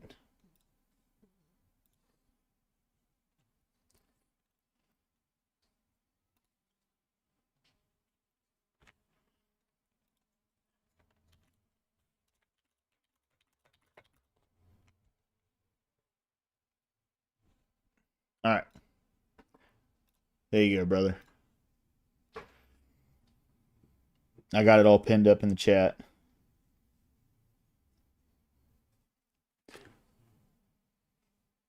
We all need to discuss that, man. We should do a video together if you're down. All right, take your time, Scott. Thanks for being here, though. What to bring. And it showed that there were even some left-wing journalists who were in the Signal chat who were there, by the way. None of that was particularly surprising to me. I knew all that. I wrote a book on Antifa called Unmasked. It was a New York Times bestseller. It came out in 2021. However, it was surprising in the context that this came out on the record in a criminal trial, finally. And of course, that case got no national media attention at all. So I think the DOJ can really look to that and see, because there are federal charges of conspiracy that can apply. Even more creatively, they could potentially even look at racketeering charges because of how some of the Antifa networks themselves organize. They operate as a gang, essentially. They have members, they coordinate together, they typically use Signal, and they have a plan and are instructed for how to destroy evidence as well. Now, where it gets more confusing or difficult, maybe from prosecutors' perspective, from law enforcement perspective, is how do you identify those who are in a cell versus somebody who shows up to riot and is not part of the network? There are certain ways to identify that, but the way that Antifa organizes, it's meant to appear as if there is no organization, but they are organized. I hope people don't forget what happened in 2020 when, for months, cities like Portland and Seattle and other places were besieged by nightly violence by Antifa. Individuals who all donned the same black uniform, showed up at the same time, dispersed together and carried out mass violence, and disappeared into the darkness of the night, and did it night after night after night, with local prosecutors essentially doing nothing. Even when police didn't make arrests, in the case of Portland, the district attorney there, Mike Schmidt, chose not to prosecute over 90% of them. His office, as soon as he came into power in August 2020, just had a whole list of riot-related crimes that he... Welcome to the Discord, Irish. Thank you very much for being in it, man. Appreciate you, bro. Appreciate you. Announced his office would not pursue charges on those who are charged with these. And at those riots, what I saw, particularly when the federal courthouse in downtown was besieged, in an insurrection, night after night in July, thousands of people came. They were extremely coordinated. At the front were the so-called wall of mums. That was all for the cameras. These are Antifa members and their supporters, females, who would wear yellow shirts, hook arms, and had signs saying, "We are mothers, we are moms." It is for the cameras because, of course, the video cameras and the pictures that come out of that and their stories in the legacy media from that time, peaceful protesters. Exactly what I was talking about. Okay, so remember when I pulled up anyone who was here for that 25-second video that even Gavin fucking Newsom posted, where it doesn't look like a war zone to me, and you had 4 people in blow-up costumes that just so happened to fit within the frame of the video, and then a reporter who was on a different camera on the right side of the screen backing up and doing a report on it, and it looked like funny enough, they fit in in that camera as well. You want to talk about this isn't fucking orchestrated? Give me a fucking break, okay? Then why are we seeing people throwing bricks and piss bottles and fireworks and tossing tear gas back at the fucking law enforcement and shit? You really, like, people actually believe this shit. That's why democracy does not work. There are far too many retards in the country that are voting right now. That's why democracy doesn't work. And that's why we're not a democracy. We have a form of democracy, but it's a form of democracy that keeps true democracy from taking hold. Because the only thing you need to overthrow a true democracy is money and a high population. That's it. A high population that is centralized into one single area. That's all you need. So just mothers who are protesting against white supremacy and racism and police brutality, peer propaganda.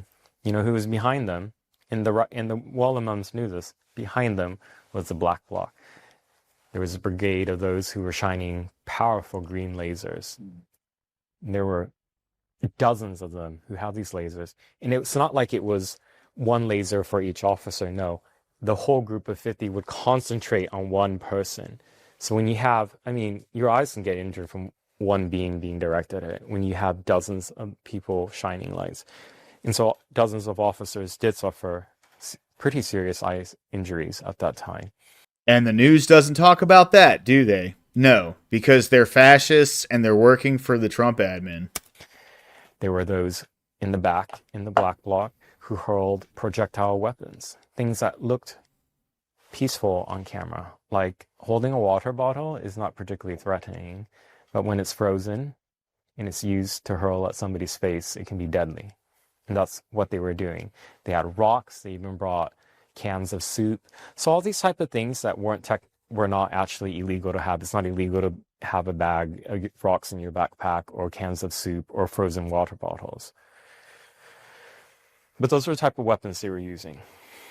And then they had so-called medics. These are fake medics. These are people with homemade printed medic patches. And even their own so-called press. Even within the rioters, there were those who had homemade press. Oh yeah, 100%, Lobster. 100%. Yeah. Yeah.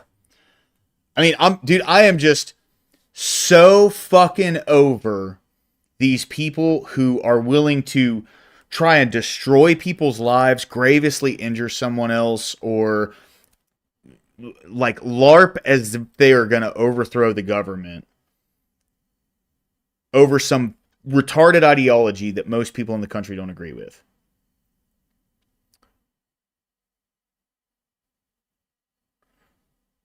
That's why that's why I do all of this. And because of you guys. Everyone in here watching. Like this community that has been built by all of us, not just by me, means so much to me today. And I just wish I could stream more, man. If I could make a living off of doing this, I would do that in a heartbeat. And I would continue to do that. It's just not in the cards for me at the moment, right? I got to continue to put the work in, you know? But if it wasn't, Lobster, I know you're saying thank you to me, and you're welcome, but thank you to you, because you continue to come here, and you're always involved in chat. Thank you. That's all I wanted to say. Badges that they printed out. And the purpose for that was to make police apprehensive of making an arrest, you know, like an attack on a journalist or something like that. And anything that could be used as a weapon was, some of the weapons included a blade being attached to the end of the umbrellas, so they can use that to jab at police. And they brought ropes and electric grinding, cutting tools to cut apart the reinforced fencing that was put outside the federal courthouse. This fencing, by the way, was the same type of fencing that was used outside. What's up, Stammy? Welcome back, dude. Good to see you, man. Always a pleasure seeing you. Yeah, bro. Yeah. I'm not the only one cooking. Apparently, so is Chicago and Portland. The Capitol building after the 6th of January. So it's very heavy duty. But we had thousands of rioters working in a coordinated fashion, and they were able to... Brandon, what's going on, dude? Good to see you, my man. Welcome in, bro. Always a pleasure to see you in chat, dude. Snap that fence. Night after night, they were doing this. You don't get that level of successful rioting without coordination. And they were clearly coordinated. They had flyers, where to come, where to go. So I bring up this example from 5 years ago because I don't want it to be memory hole. The press would like to. But the Antifa then are building off what they learned at that time for today. And so, and part of the lessons that they learned is how do we hide evidence that we're organized? So they have so many tactics, right? They will use, they will put their phones in Faraday, I think they're called Faraday bags, to block signals so that the towers can't pick up geolocation on their devices, which could be used as evidence if they were charged with something. They operate in these ad hoc signal groups. And some of this evidence came out in an ongoing criminal case out of Texas, actually, North District of Texas. The public and the national press aren't really covering this at all. But in July, over a dozen mass militants with tactical gear and firearms shot up the ICE facility in Alvarado, Texas, the Prairie Land facility. Yep. And an officer was shot in the neck. He was very fortunate to survive that. Most of the ambush attackers were apprehended that night by local law enforcement. The alleged ringleader, Benjamin Song, fled the area. Investigators believe that he hid in a forested area around the facility for over a day until it was safe for him to flee. Multiple firearms were recovered. They came with a cache of weapons. They had a getaway car. Tons of weapons were discovered in the car. And the ringleader was on the run for 2 weeks. And he wasn't captured until almost 14 days afterward. He was found in an Antifa safe house among some of his comrades in Dallas. So he didn't go very far. He just stayed in the city where his network was. And this was an individual who I had been tracking through my reporting before because he was part of the John Brown Gun Club, which is a name that people should know. That's a far left militia, a anarchist, communist militia that teaches its members to use firearms, not for self-defense, but in furtherance of violence against its perceived enemies and the state. And back in 2019, a member of the John Brown Gun Club carried out another shooting attack on an ICE facility. That was the Tacoma ICE facility in Washington State. And this was somebody I had seen before in my reporting on Antifa. His name was Willem van Spronsen.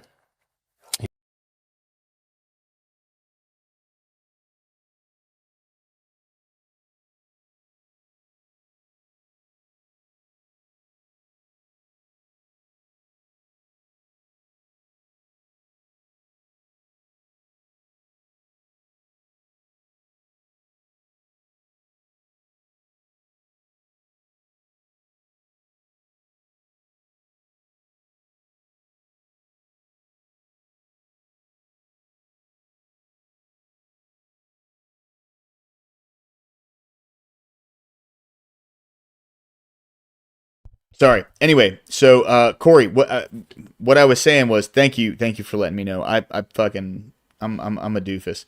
Anyway, so Trump had he had said that he's going to cancel those payments for people who were paying on their loans and have paid on their loans since they got them, right?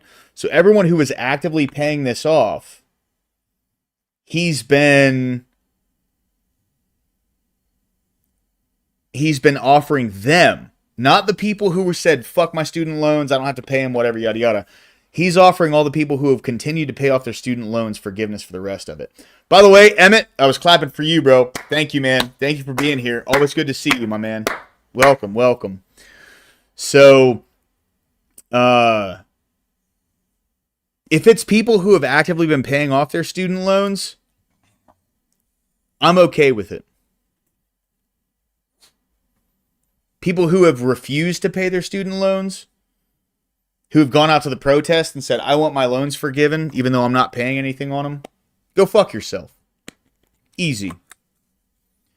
It doesn't have to be anything more than that, right? He was a Belgian American, naturalized American citizen who was extremely radical, and he was older. I believe he was in his late 60s, so he was much older than the average Antifa member, but nevertheless extremely ideological and radicalized. Willem van Spronsen showed up with a ghost rifle, which is a homemade firearm, so it was unregistered, untraceable, and began shooting up the facility. And he had explosive devices with him that he used to set cars on fire outside the facility. And he was aiming at a huge propane tank that was attached to the building. And he was shot dead before he was able to blow it up. And before he carried out the attack, this John Brown Gun Club member sent out a manifesto to his comrades. So what are the details of it, though, Corey? I mean, you can still jump back into Discord, bro. I'm still in the Discord. We can talk about it. But what are the details of it? Is this money that's going to be taken out of taxpayers' dollars, or is this money that's going to be taken out of tariffs? Is it going to be taken out of money that we've saved via Doge? Like, what are the details? I'm interested in hearing that, right? Like, that, to me, is what is most pertinent of information to be dived into. I get that. I understand the pushback on it 100%. I just want to know the details. I want to know the details of, is this going to be money that is taken out of taxpayers' dollars, or is this money that the government has made itself by either A, cutting funding from things, or B, tariff money, right? I'm in here now. Welcome, brother. How you doing tonight, dude? See, the way I look at it, I wouldn't even doubt if they would use tax money to pay it back. I could see it being a default program. He's still doing it. Okay.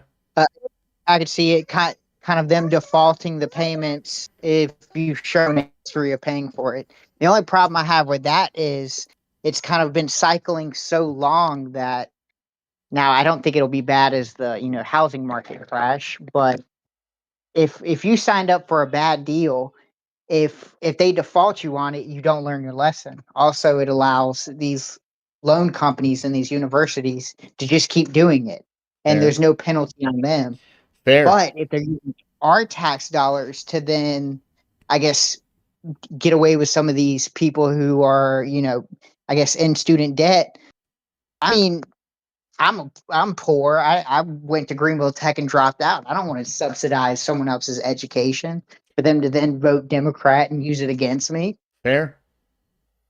But I mean, the thought's in the right place, because it's just the problem is it's not.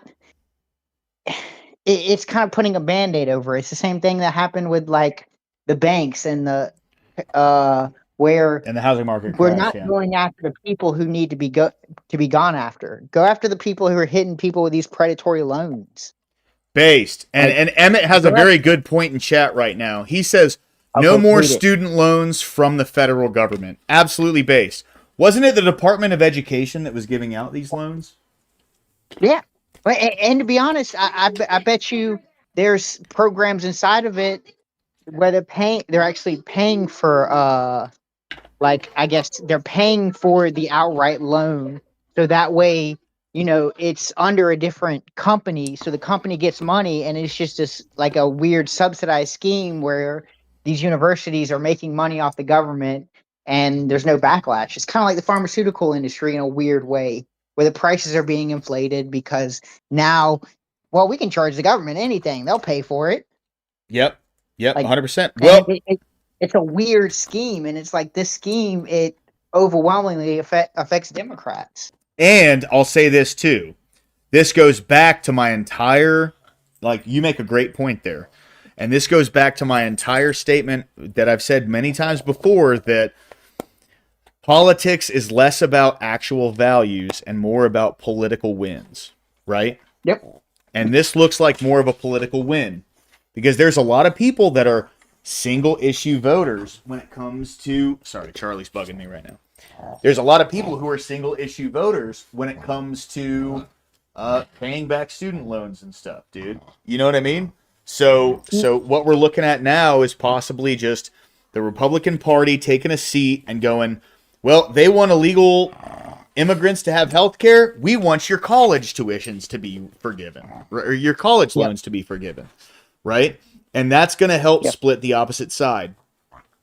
Like I said, it's going to fracture the Democrat Party because there's going to be a lot of people who are like, well, damn, I thought I was going to die with this debt. And now Trump's coming to save me. It's good strategically, but it's bad in the long term just because, well, if the people who are doing these predatory loans don't get punished, then we didn't learn our lesson. Right. Their prices are just going to keep going up.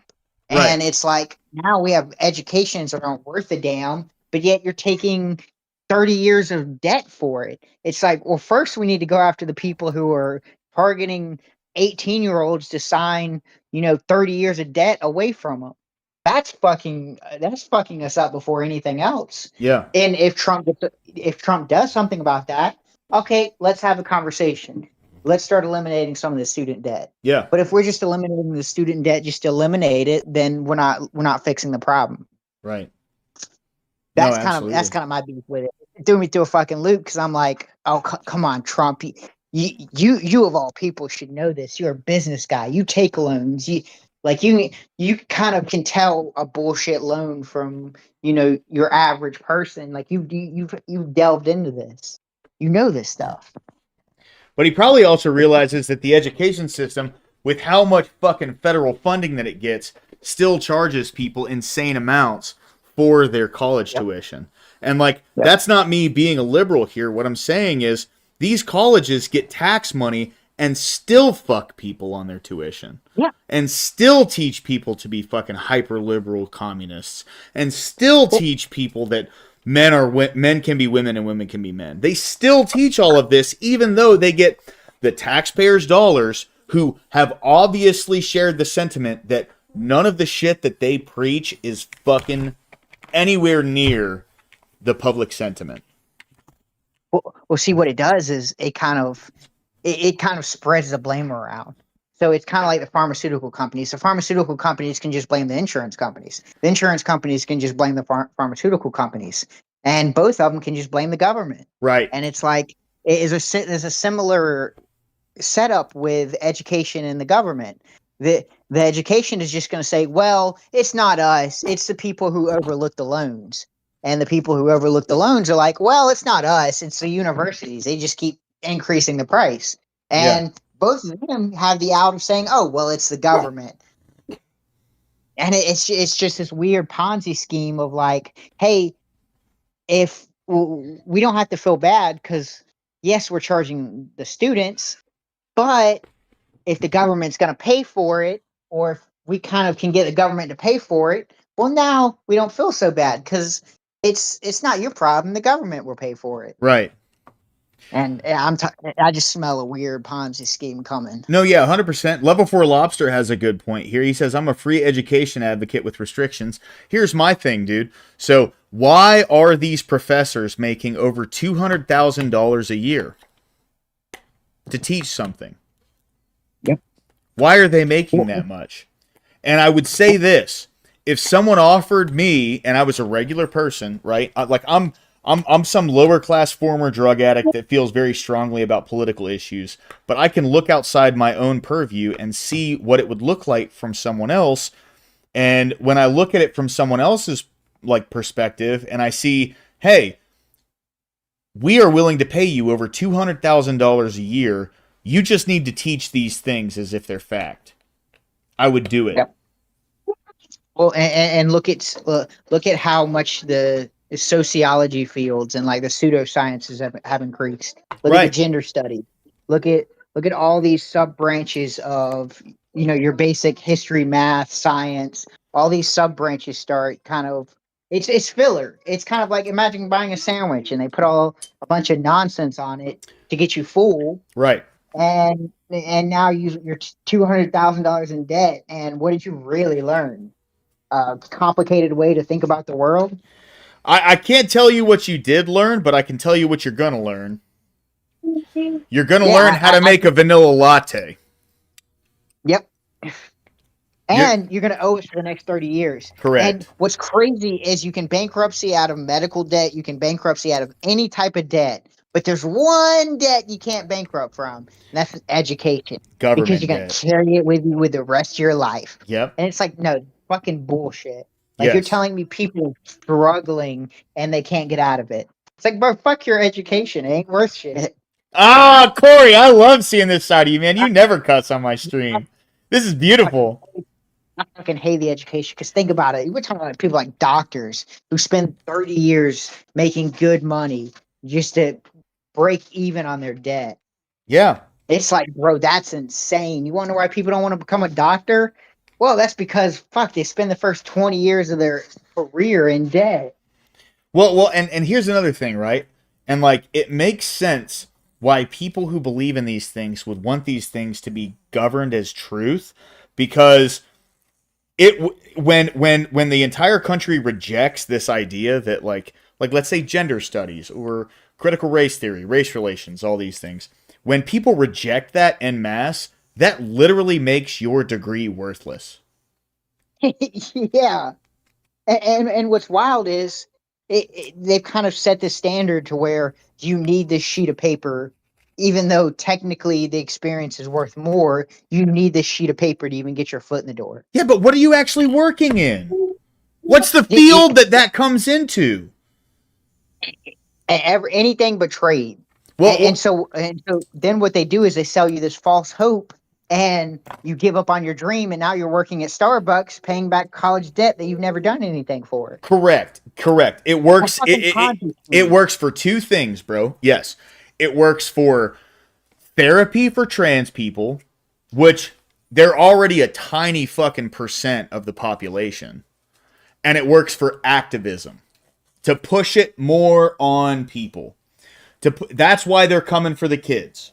They're coming for the kids because they want to poison their brains with this bullshit and make them into something that they're actually not, which is going to require them to go to therapy because all of the authority figures in their lives told them they're something that they're not. Yep. I mean, it's even deeper. The way the Democrat Party separates children from their parents. The way they want to make you think that the things you believe matter and they're just as important as what your parents are. Well, your parents are the only people that's going to talk you out of taking these massive loans. So if we can kind of separate, children from their parents, then we can convince them of anything. Right. And that's how you get, I won't say slavery, but indentured servants. Pretty much. Yeah. Emmett, what's going on, dude? Good to see you, man. Welcome in, bro. Good to see you, Lord Class. It's been a while. It has, man. It has, dude. I've just been working so much, man. I'm again. Unfortunately, everybody, I am not going to be streaming on Wednesday because I'm fucking working every day this week. So it's But it's good to see you. It's good to see you too, man. It's been a while, but it's good to see you. It's good to see you too, bro. Thank you for being in tonight. Yeah, I just wanted to come out and say hi, and also that's pretty much like my campaign slogan. If I was going to run, it would be like get rid of student loans. Yeah, I agree, because they don't come from a bank, they come from the government. So that is tax money that someone else paid paying for you to pay back. So you're going to be paying your taxes and you're going to be paying back taxes that were given to you. It's ridiculous. And it's even worse. It's even worse because what it's doing is it's destroying all of the capacity for the institutions to say, hey, we are getting people that are trained to do XYZ job. Yep. What we have right now is just a bunch of bullshit degrees. There, obviously, not every one of them is bullshit, but we have a bunch of bullshit degrees. We have a lot of dumb, stupid ideologues running the places, and they know that the money is gonna come anyway because everybody and their mom have been telling to go to university to have a good life, and it's just crashing down on us, and it's gonna crash down on us real hard. So that would be like my way of doing it. It's impossible to keep this system 100%. without having any like with having this kind of parasite in it. We have to get rid of it. Yes, based 100%. I totally agree. You know, like and that's so this is coming from the perspective of someone who ran military freight, right? So when someone sends a bill to the federal government, as long as they can prove that X thing was done, the Treasury will write that check. Okay. So if colleges, they can set up whatever standard they want, and they can say, this student showed up to every class, no matter what the degree is, no matter what they're learning, no matter anything, the federal government, the Treasury, will write that check. That's how that goes, right? When you do military freight, when I show to the lieutenant colonel that I'm working with that X shipment went from A to B, they passed their background check, they have an American citizenship, they're good, they made it into the base, the shipment was dropped off, here's the fuel surcharge, here's the service charge, here's this, here's that, here's this, here's that, right? The Treasury isn't going to go, I wonder why we're paying this much for this load. They're going to go, okay, job accomplished. Here's your check. That's how that happens. Let me add another angle into it. Let me add the DEI angle into it. So now you have these universities that kind of prioritize this DEI program. And I wouldn't say this is a huge thing, but you kind of have this tendency of where they want to lower the qualifications for students to then participate in it by, having certain DEI programs require less of an SAT or this, that, and the third. And so if you start lowering these standards, you can start handing out degrees at a lower standard, pretty much meaning that, hey, this degree that used to be worth this is now worth this. And we can start pumping kids into the system by having them complete, I guess, a less of a requirement because you've lowered the standards. Right. Exactly. And they're still getting the same amount of money from the government. Yep. Well, they're getting more because they're because there's more people coming in, more right? More expensive. Right. Yeah, correct. I meant per scholarship. And I mean, Emmett's right. The end point and the reason why we should, well, one of the reasons why we should absolutely just get rid of all of this crap is it's just bad for business anyway. It's just a bad idea. Mm-hmm. It's unsustainable. We absolutely, it's not sustainable. We're absolutely getting rid of the capacity of people going to university to say, hey, I have a title, which means something. Like most of the people right now will tell you, like, yeah, having a title means absolutely nothing. And the reason why is because anybody and their mom can go get a title in whatever in whatever the fuck they want, and they're not even obligated to be at the level to even pass. It's becoming more and more really, really bad. Yeah. And we constantly hear about rich people who send their kids to college and they pay enough money and their kid gets their degree.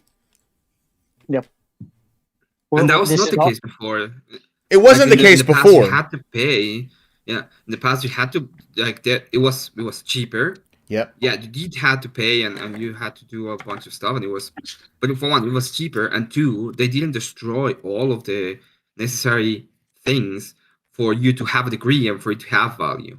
We see a complete devaluation of the education system, especially in the high spheres, We are seeing more and more bullshit degrees. The degrees that are worth something are becoming, well, first off, they're getting inundated by people that might not even be able to go through it. And at the end of the day, we're creating, like, pretty much what you said, endangerment slaves that are just there trying to pay off these incredibly big loans. Yep. In 2008, I worked with the people that did the deferments for the student loans. We have $500,000 in student loans in some cases. The medium that we saw was about 60K, 2008. So right now it should be about 100K. I'm pretty sure, and it's not good for the system. It's not good for the students, and it's not good for society in general. This is one of those things that we have to get rid of immediately. So you guys want to hear a hot take? Go for it. I think the college degree system, when it comes to hiring, is a way to subvert the meritocracy system. I think that's evident. Because if I knew that somebody was in a field for 6 years, and they were in that field consistently for 6 years, and then I knew somebody else who went to college and got a degree in the field, let's say it took them 6 years, a master's, right? I personally would hire the person who's been in the field for 6 years. Because not only do they have the knowledge, they also have the experience. And that's kind of the problem we're running into now. Is now even the college degree isn't enough. Right. Well, you kind of see the hidden joke where some people say like, "Oh, I got this job when I was 18, but I needed 21 years of experience, just to even get hired on." And it's like, well, it's like, yeah, because we've kind of, there's supposed to be a balance with it. It's like, yeah, the education's nice, but the experience is supposed to go hand in hand with the education, or the education's pointless.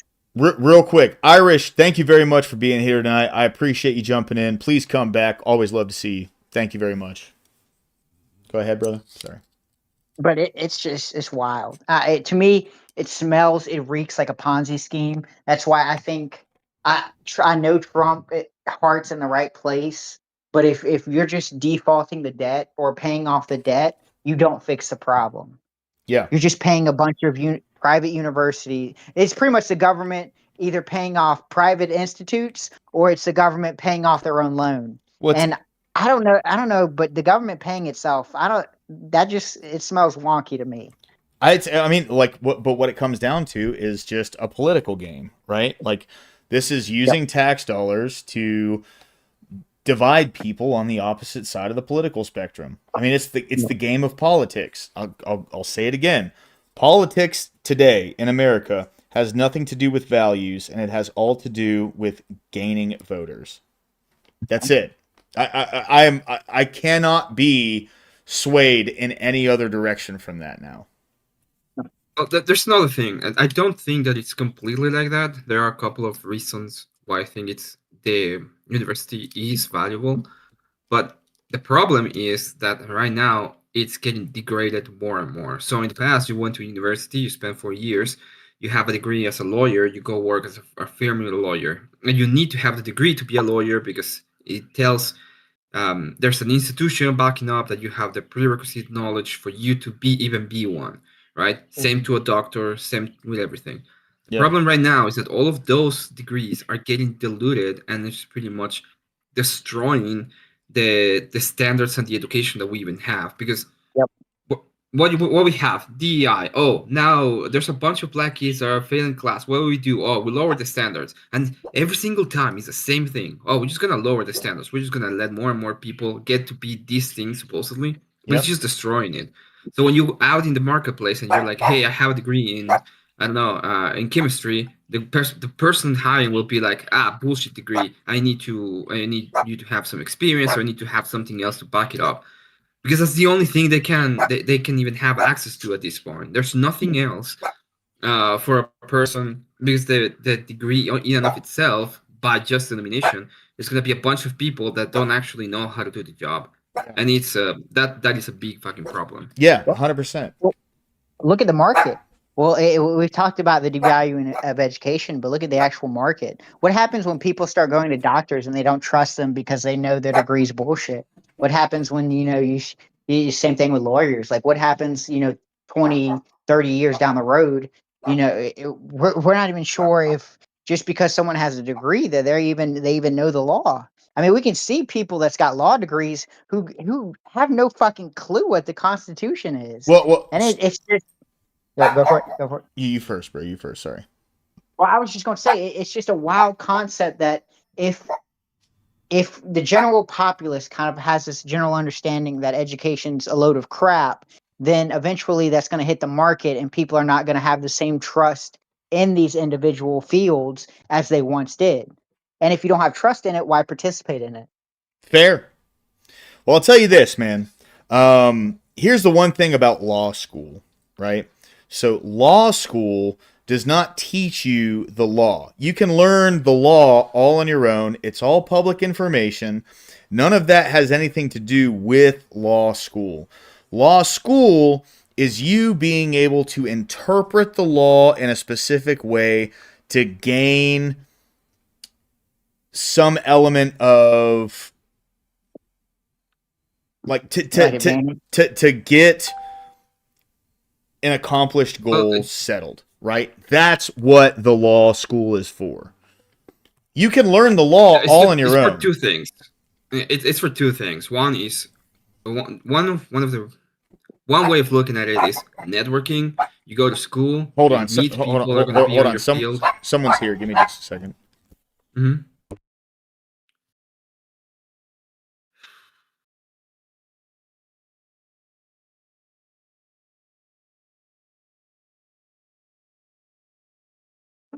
That's exactly right. You got it, buddy. Just keep trying. Have you seen Have you seen the sub count? Yeah, 17.8. No. My bad. It's lower now, I think. Oh, no. Well, I mean, you know my opinion, Emmett. This is why women can't run things.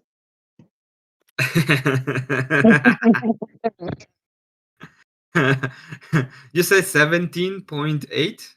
That's the last time I'd seen it was, I think, last night. It was 17.8. Okay, rest 1K. No. 16.8? Uh-huh. Oh, damn. We about to have another 15K party. That's what I was thinking. I feel so... I'm not gonna be like, oh, she deserves or anything like that. But man, that is that's kind of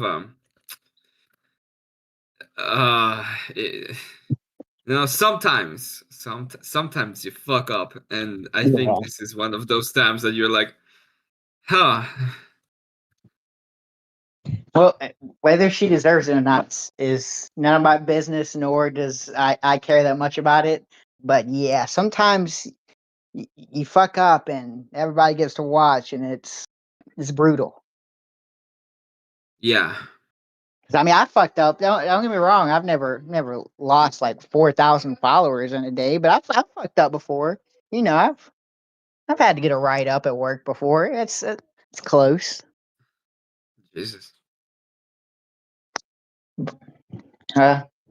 Well, Emmett, see, this is why you're forced karaoke. It makes so much sense because it has an element of force. People can't back out of it.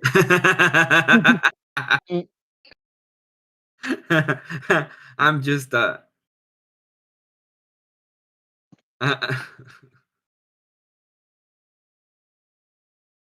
man. Yeah, I just like force doctrine. That's my point. Yeah.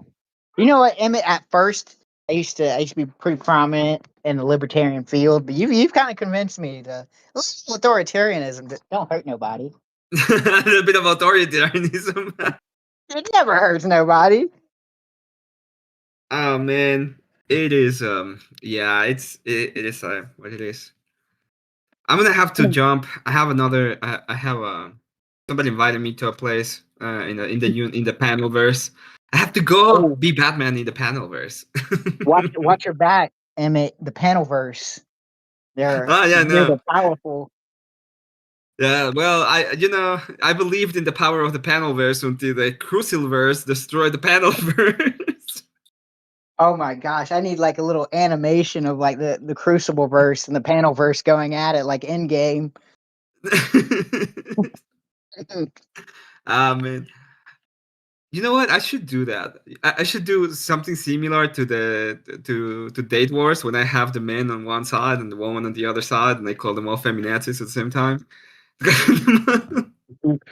I mean, hey, you might as well feed off the drama. It's there for the picking. Okay, so I'll be watching you later. Say bye to lower class of mine and have a good one. Enjoy your night, Emmett.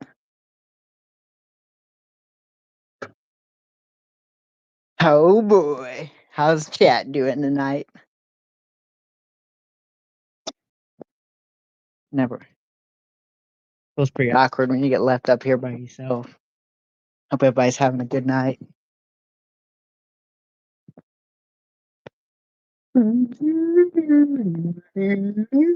How's your homework coming, bud?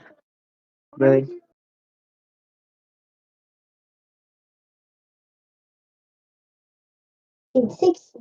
That's exactly where it's at. Yep. See, you got it. Yep. You got 2 more and you're done.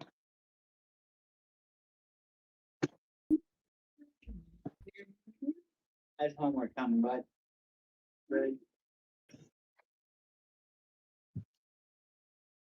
Yeah. That's exactly where it's at. Yep. He's got 2 more and he's done. You got 2 more and you're done.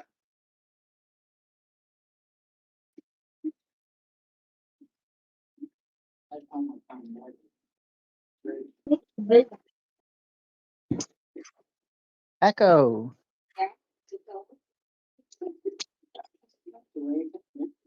He's got 2 more and he's done. That's a terrible echo.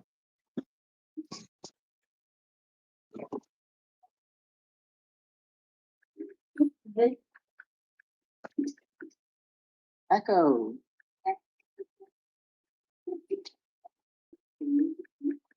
He's got 2 more and he's done.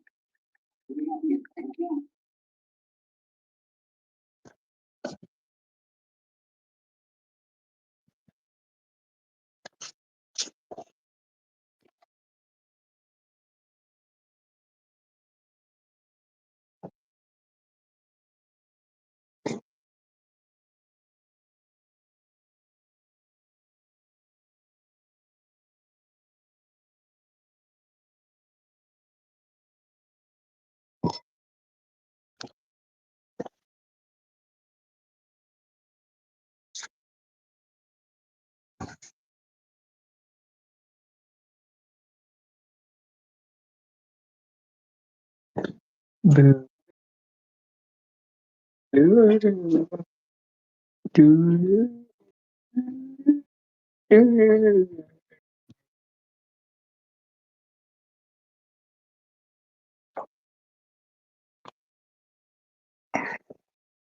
Yeah, Scott. I was watching. Now I don't know how to say it. It's cool, Vic, right? I seen him his stream earlier today. Sorry about that, guys. Charlie's going fucking Oh, wild you right good? now. I All was singing a Jeopardy theme song. Emmett had a panel he had to go jump on. All good. And he wanted me to tell you bye, and he was happy to see you. Yeah, it's good to see him too, man. And then I was just responding to people in chat. Ashton Allwine, what's up, dude? Brandon? Good to see you. How you doing today, Brian? I can't complain. Welcome in, bro. No, Welcome that's in. good, bro. Real quick, Ashton Allwine, bro. Thank you, my man. You have been around since day one. And I'm glad that you'll be around until the last day. And you need to let me know when you fucking stream, dude, because I need to jump into your stream sometime. Scott Hotvet, you are the same, my friend. You have been around since the very first day. You've been the best mod the greatest mod. So I fucking appreciate it. Anyway, Brandon, what's going on, man? How you doing tonight? Yeah, just hanging around. Nice, dude. Nice. Same. You ready to pay off some rich people's student debt? Well, all right. So my thing is though, like, if you make school, like college, free, where, like, how would that actually work? I mean, to be fair, if we just take the money that's cycling in between the hands of the government giving out loans and then all the loans that haven't been paid, I think we could pay for a lot of educations. I think the only problem is I don't think we financially can afford everyone to have a free education. So We to me, can. it's kind of like okay, kind of like with buying a car or a house. It's a choice. You choose whether because you can go out into the trades and become an apprentice and work those kind of jobs. It's a choice to go to college and spend that amount of money. Now, if you want it to be taken away from like maybe not have like federal government involved, then why not turn it like back over to the states and let them deal with it that way? That way, at least you have like that state's values in the colleges rather than like this whole It could like probably work. government agenda. The only thing I would question, the only thing I guess the biggest concern for me is, well, so education, it has a value placed on it. Well, what happens when you educate everyone? Is there still a value on it? Like, is it something that's, I guess, are you getting enough value for the squeeze? And that would be my only concern if we handed out educations to everybody. Correct. But Yes. if you turn it if you was to like turn it over back over to the states or maybe even like the colleges, then now all right, now the money's a little bit more frugal and now you have to actually pick and choose the best and brightest when you're bringing them in. Not everybody's going to be able to just come in. That would be the only way that makes sense to me. Is And hell, and right unfortunately now, be the best and the brightest. and like the way they've been doing the like college football now, they got the NIL where they're Yeah. starting to pay college players. Well, take that away, go back or keep it just scholarships, and then you use that money to pay for like student loans, that kind of stuff. Well, it shows you where their Or priorities are. or how about this? All these fucking massively rich people who advocate for free education start a nonprofit and start paying for fucking education. It's that simple, right? If you really believe in it, put your money where your fucking mouth is, and then we'll see what comes of it. How I'm about not a it not? financial expert, but hear this plan out. Okay, so let's say you start kind of they're not called index funds and they're not 401ks, but the moment a child is born, have the state commit $5 and put that into account. You know, kind of like how Gerber does for their life insurance. Okay. And so the state only has to commit $5 for each child. So it's not crazy expensive. It is expensive, but it's not crazy expensive. Have that build compound interest, and by the time they're 18, whatever that number looks like, have that go toward education. That sounds good. Yes. So you give people an Well- option themselves that they can invest as much money as they want into their own education every year. Or parents give their parents the opportunity to put money into it. I guess the only problem I have, kind of like we're trying to make it free, is that if you give anybody something for free, they don't try their hardest because it's just given to them. If they have their own money on the line, then they're going to try their hardest to become what they're trying to achieve their goals. That's based. And I mean, imagine it's kind of like if everybody gets to go to college for free, and we just kind of do it at a federal level. How much money are we going to be wasting for students to spend, a couple weeks at university, decide they don't want to go, or decide they lose interest, and then now you've got the taxpayers racking up a similar amount of debt as we're already in, just because, well, we keep committing to these colleges that don't really do much. It's like people lose interest, they drop out, they don't care. There's no way to get that money back. It's already paid for. And it's just pretty much the universities won't say no because, well, the government's paying their first year tuition. If they don't make it their first year, fuck it, we win. It's just free money. Would it make sense that, like, if you made it all free and then the government pays for it, that they would be able to then push their agenda a lot harder than what they do now in the schools? And the reason I say that is because now, if you make it free, now everybody and their mama can go to school without no kind of skin in the game at all. Yep. At least with the way it is now, you have to choose whether you want to spend this amount of money in student loans before you go into college. Yep.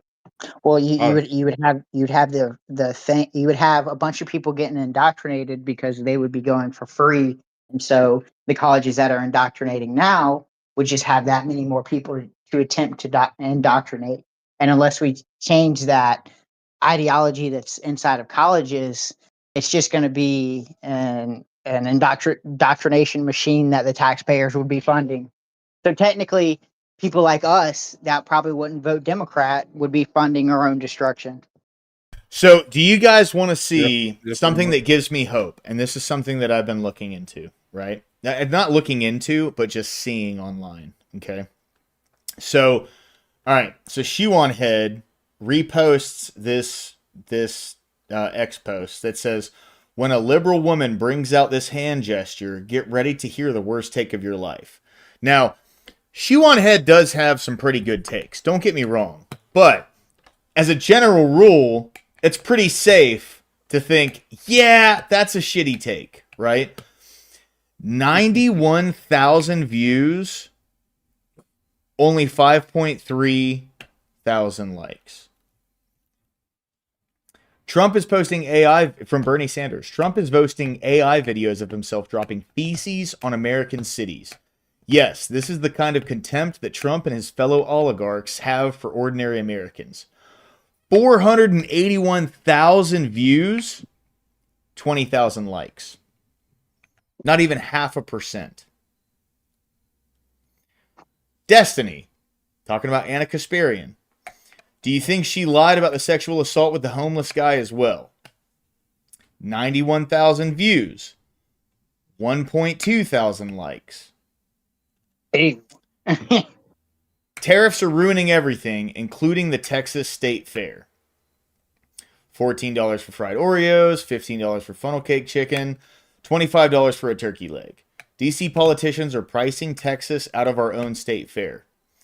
584,000 views, 9.5 thousand likes. That is less than 0.2%. Having the amount of views next to the amount of likes is such a hard tell. Now, maybe people that are scrolling past this don't necessarily agree with the way we think, but what it means is they don't give a fuck what they think.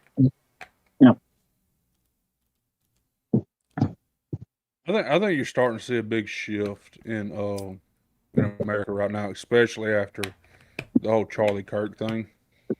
Have y'all been seeing that stuff? I don't know if any of y'all use TikTok, but have y'all seen any of that stuff where college teams are actually kneeling before their games and stuff, or kneeling and praying before games? Yeah. Like Muslims? Clemson University No. did that. Oh, like Christian prayer. Yeah. Based. I've been seeing it more and more here lately. So I thought you were talking about this shit that we got up on screen right now. Oh no, I was actually like looking it up on my computer, so I wasn't even paying attention. Fair, no, you're good. I totally get it. Yeah. I wanted to make sure I was speaking right before I said something. Well, I know 2 or 3 MLB stadiums did it. And the thing with the MLB is they're one of the few organizations that are still holding on to the trans ideology, that they'll switch their logo every June or whatever. And so they're kind of one of the last leagues that are still holding strong on the trans stuff. And even 3 of their stadiums did a little memorial thing where they hosted a national day of prayer. But here, so like you think back to maybe 5, 6, maybe 8 years ago, whenever Colin Kaepernick was kneeling for the flag and shit like that, and now people are turning around and now kneeling to pray before their games. Yeah, that's a different ideology right there. Yeah, yeah. Well, I will say there's a little dangerous element to it because it's kind of an example of how polarized our society is. Because to go from Colin Kaepernick doing the whole kneeling for police brutality and stuff like that, then to have such a heavy shift and now the culture is wanting to pray for Charlie Kirk, it kind of shows that we're fighting a cultural battle and what we prioritize is kind of what's important culturally. So I will say it is a little scary, but it's good to know that we're kind of. I mean, you can even point at the fact that how big, like how much of a like win Trump got for like this election, like damn near every state was red. Yep. Mm-hmm. Well, he kind of needed that because he needed to be shown that hey, we see that you're fighting for us. This is kind of us giving you us giving you the demonstration that hey, we want you to get in there and we want you to fuck shit up, or we want you to get our ideology back as the cultural dominance. Because I mean, if he would have slightly won, there'd be all types of, I guess, control still inside the government. Guys. Live in Dayton, Ohio. My name is Connor Gardner Weston. I'm 27 years old and live in Dayton, Ohio. I am an anti-contact, non-offending pedophile. I am fundamentally against adult-minor relationships because I know that they are harmful. I don't have any urges that I need control, just like how most straight men don't have the urge to rape every woman they meet. Pedophilia is not a choice. I can choose not to harm minors, but I can't choose to stop being attracted to them. Crack him over the head with whatever object is closest to you right now. Oh my God, dude! Like, how do we get to the place where it's not recognized as some kind of mental disorder? That's what baffles me. Like they were calling them what MAPS a few years ago. Yes, when they tried to normalize it. That's the most wild shit. Like I think I put that in probably the top 5 of wild shit I've seen in the past 10 years. Yes, I'm gonna be honest. I'd probably put that up to 2, because it's kind of like we all sound like we're about 28 and older. So I'm gonna assume that when you were growing up, pedophilia or the pedophile was something that you couldn't like. It was, to be honest, I didn't even know it existed until it happened. It's kind of something that's so out of the realm of your thought process. You don't think about it until it happens to you, and then you're like, "Ooh, I really hate that." Oh, and you see how it's seeping. Oh. Hold on. My bad, dude. My bad. Agralepolis with $10 earlier. I didn't get a notification for this. If you're not in chat, I'm going to send you a Discord message. Thank you very much, Agralepolis. I appreciate that, bro. Anyway. Shout out Ag. But it's one of those things to where it's starting to seep into our culture and it's trying its best to become accepted. And it's like, if we're not careful and we kind of lose the culture ground again, I would hate to think that Democrats start leaning to the fact that they start accepting this. I guess it's crazy that, all right, so I'm 29. I was born in mid-90s.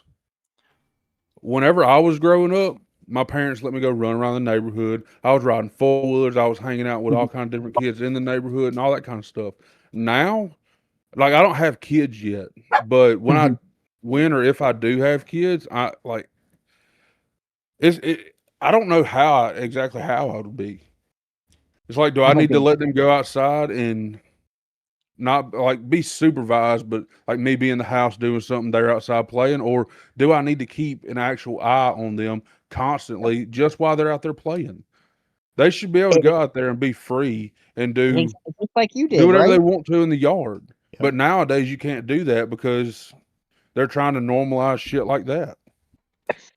I'm gonna be honest. It's gotten so bad that they're not even safe on Xbox. So I let my kid. I Oh, used to let true my kid that play too. Roblox. Like and Roblox, it's a really great game and it's well thought up. The only problem is it it's pretty all it is games, but inside the games is just built-in chat rooms. So it's kind of like you go into these individual games that people create, but there's a chat inside each individual game. And so what people do is they'll see that you join their lobby, they send you a private message soliciting you for OF or uh, corn or trying to get you to hop on Telegram, hop on Signal. And it got to a point I finally sat down and checked all my unread messages.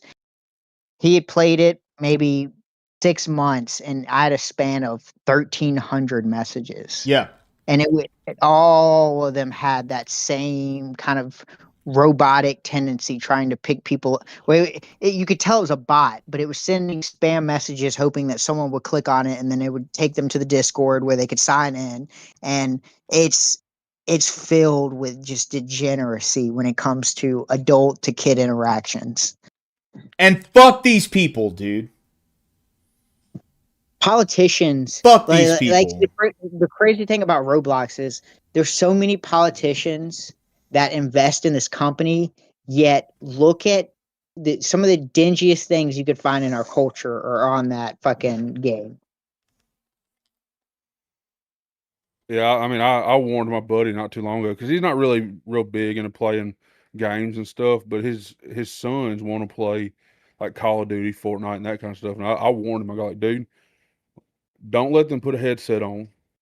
Yeah, make it or have it to where you can hear what those live chats or those like chat rooms are saying, or like what do they call it, lobbies or whatever. Yeah.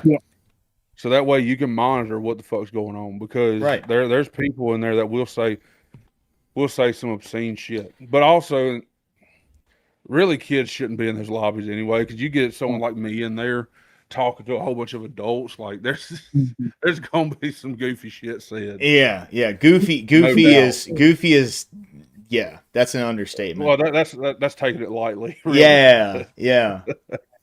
To be fair, it's kind of parents' fault. It's my own fault, even though that technically online games don't have a rating system.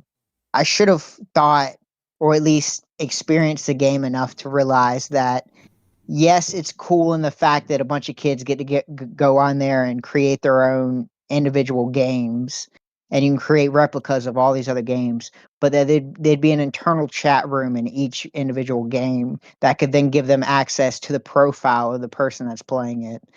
And so my kid, he just turned 8 in October. What scares me is when he starts wanting a phone, and then I have to start justifying it so I can have contact with him. And it's like, well, I remember being in school, and the first phone my parents got me, it could only call like 3 numbers. And I was so embarrassed of that. Yeah. But then now that I'm an adult, I'm kind of like, well, no, that was fucking genius. Yeah. And it's like, because you start getting into social media, and I used to have the tendency to say, I think we should be careful just outright banning social media only for adults. But the more I get older, the more I'm just like, well, no, social media should be banned. For kids? Just based off the Absolutely. potential, yeah. Dude. Social media should have an age restriction on it. Social media CEOs don't let their kids get on social media. Why do you think that is? You know what I'm saying? Oh, yeah. It's crazy. It's just like, there's nothing good on social media for your children. And it's like parents have to balance the fact that we have to go against the fact that pretty much everyone's got social media and your kids are going to want to get into it. And there's a good potentiality that they could have one behind your back And if you crack down on them and eliminate any contact to social media, there could build the resentment. And it's just like societies, it seems like either artificially or intentionally pitting kids against adults, kids against parents, because it's kind of like society's pretty much telling you, hey, no, let your kid have a social media. It's everyone's on social media. It's a way for them to interact with your friends. It's a way for them to fit in society. But then smart parents are going to be like, no, I don't want my kids to do that. And then society's going to pressure your kids to either try and convince you or to resent you for doing that. I mean, look at phones. Everyone's got a phone. I see kids that are 5 years old, with their own personal phone. And it's just like, wow, you don't know how dangerous that is. That pretty much lets the outside world interact with your kids anytime it wants. Yeah.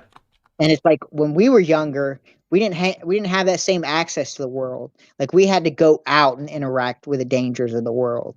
And it's like with our kids, now the world's interacting with them. I think another thing is like parents nowadays want to be like more friends with their kid instead of trying to draw that line between parent and friend. Yep. And it's You like can. That's the thing. I've You got a can job be a to do. parent and be a friend at the same time. Of course. The thing you is, just got to know where that line is. correct, but also friends don't let friends do things that will be of detriment to them. True that too. You know what I mean? So if you really want to be a friend to your kid, you're going to have to do things they don't like. You're going to have to tell them things they don't like. You're going to have to save them from things that will fuck them over in the future. Anyway, guys. And the fact of the matter is, your kid at some point is probably going to hate you. Yes. Oh yeah. Yes. And that's just the way it goes because they don't understand why you're saying the shit you're saying. They haven't lived enough to know. No. So, but I guarantee you, by the time they hit 25, 26, they'll be like, "Oh yeah, I do realize why Daddy was saying that. I do realize why Mom was saying that." Like, that's exactly right. And to be honest, I'm starting to experience a little bit of it because I've got an oldest and a youngest, and the youngest, I have to pretty much go through the same thing I went through the oldest with teaching her, and he'll pick up on it. So there'll be things that I taught him when he was young, where he's like, "Oh, okay, now I understand why you taught me certain things in certain ways because I was able to see another person experience it and realize, oh, I can't do that, and my parents only trying to prevent me from doing that." So, guys, I do have a date here in about 40 minutes. oh shit. Yeah. I was talking about it earlier. It was funny. It actually happened while I was in Discord with you and Stamey. But so I'm gonna go ahead and get ready for this thing. Thank you guys for being here. We will definitely be back as soon as possible.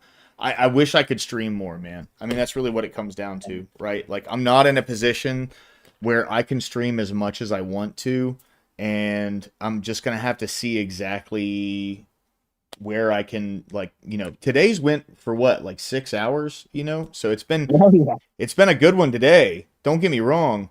I just right now, with my schedule and everything, and like, you gotta understand something, and I just want to be honest. My job is constantly talking to people. So when I finally get a day off after 5 days of 10-hour shifts of just fucking talking to people constantly, when I get my first day off, I just don't have the social energy to get on and stream.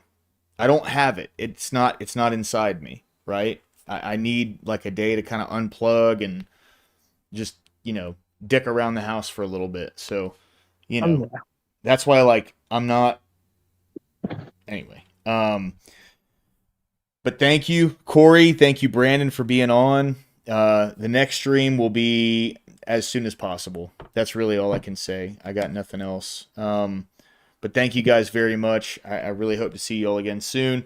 Chat, thank you guys. Scott Hotvet, Stamey, Ashton Allwine, We got Irish, Level 4 Lobster, Emmett. We got Corey Barton, as always. We got... Who else? I've seen Jess in there. Jess was in here, absolutely. That's everything on my scroll. But anyway, guys, thank you all very much. I really appreciate you all being here.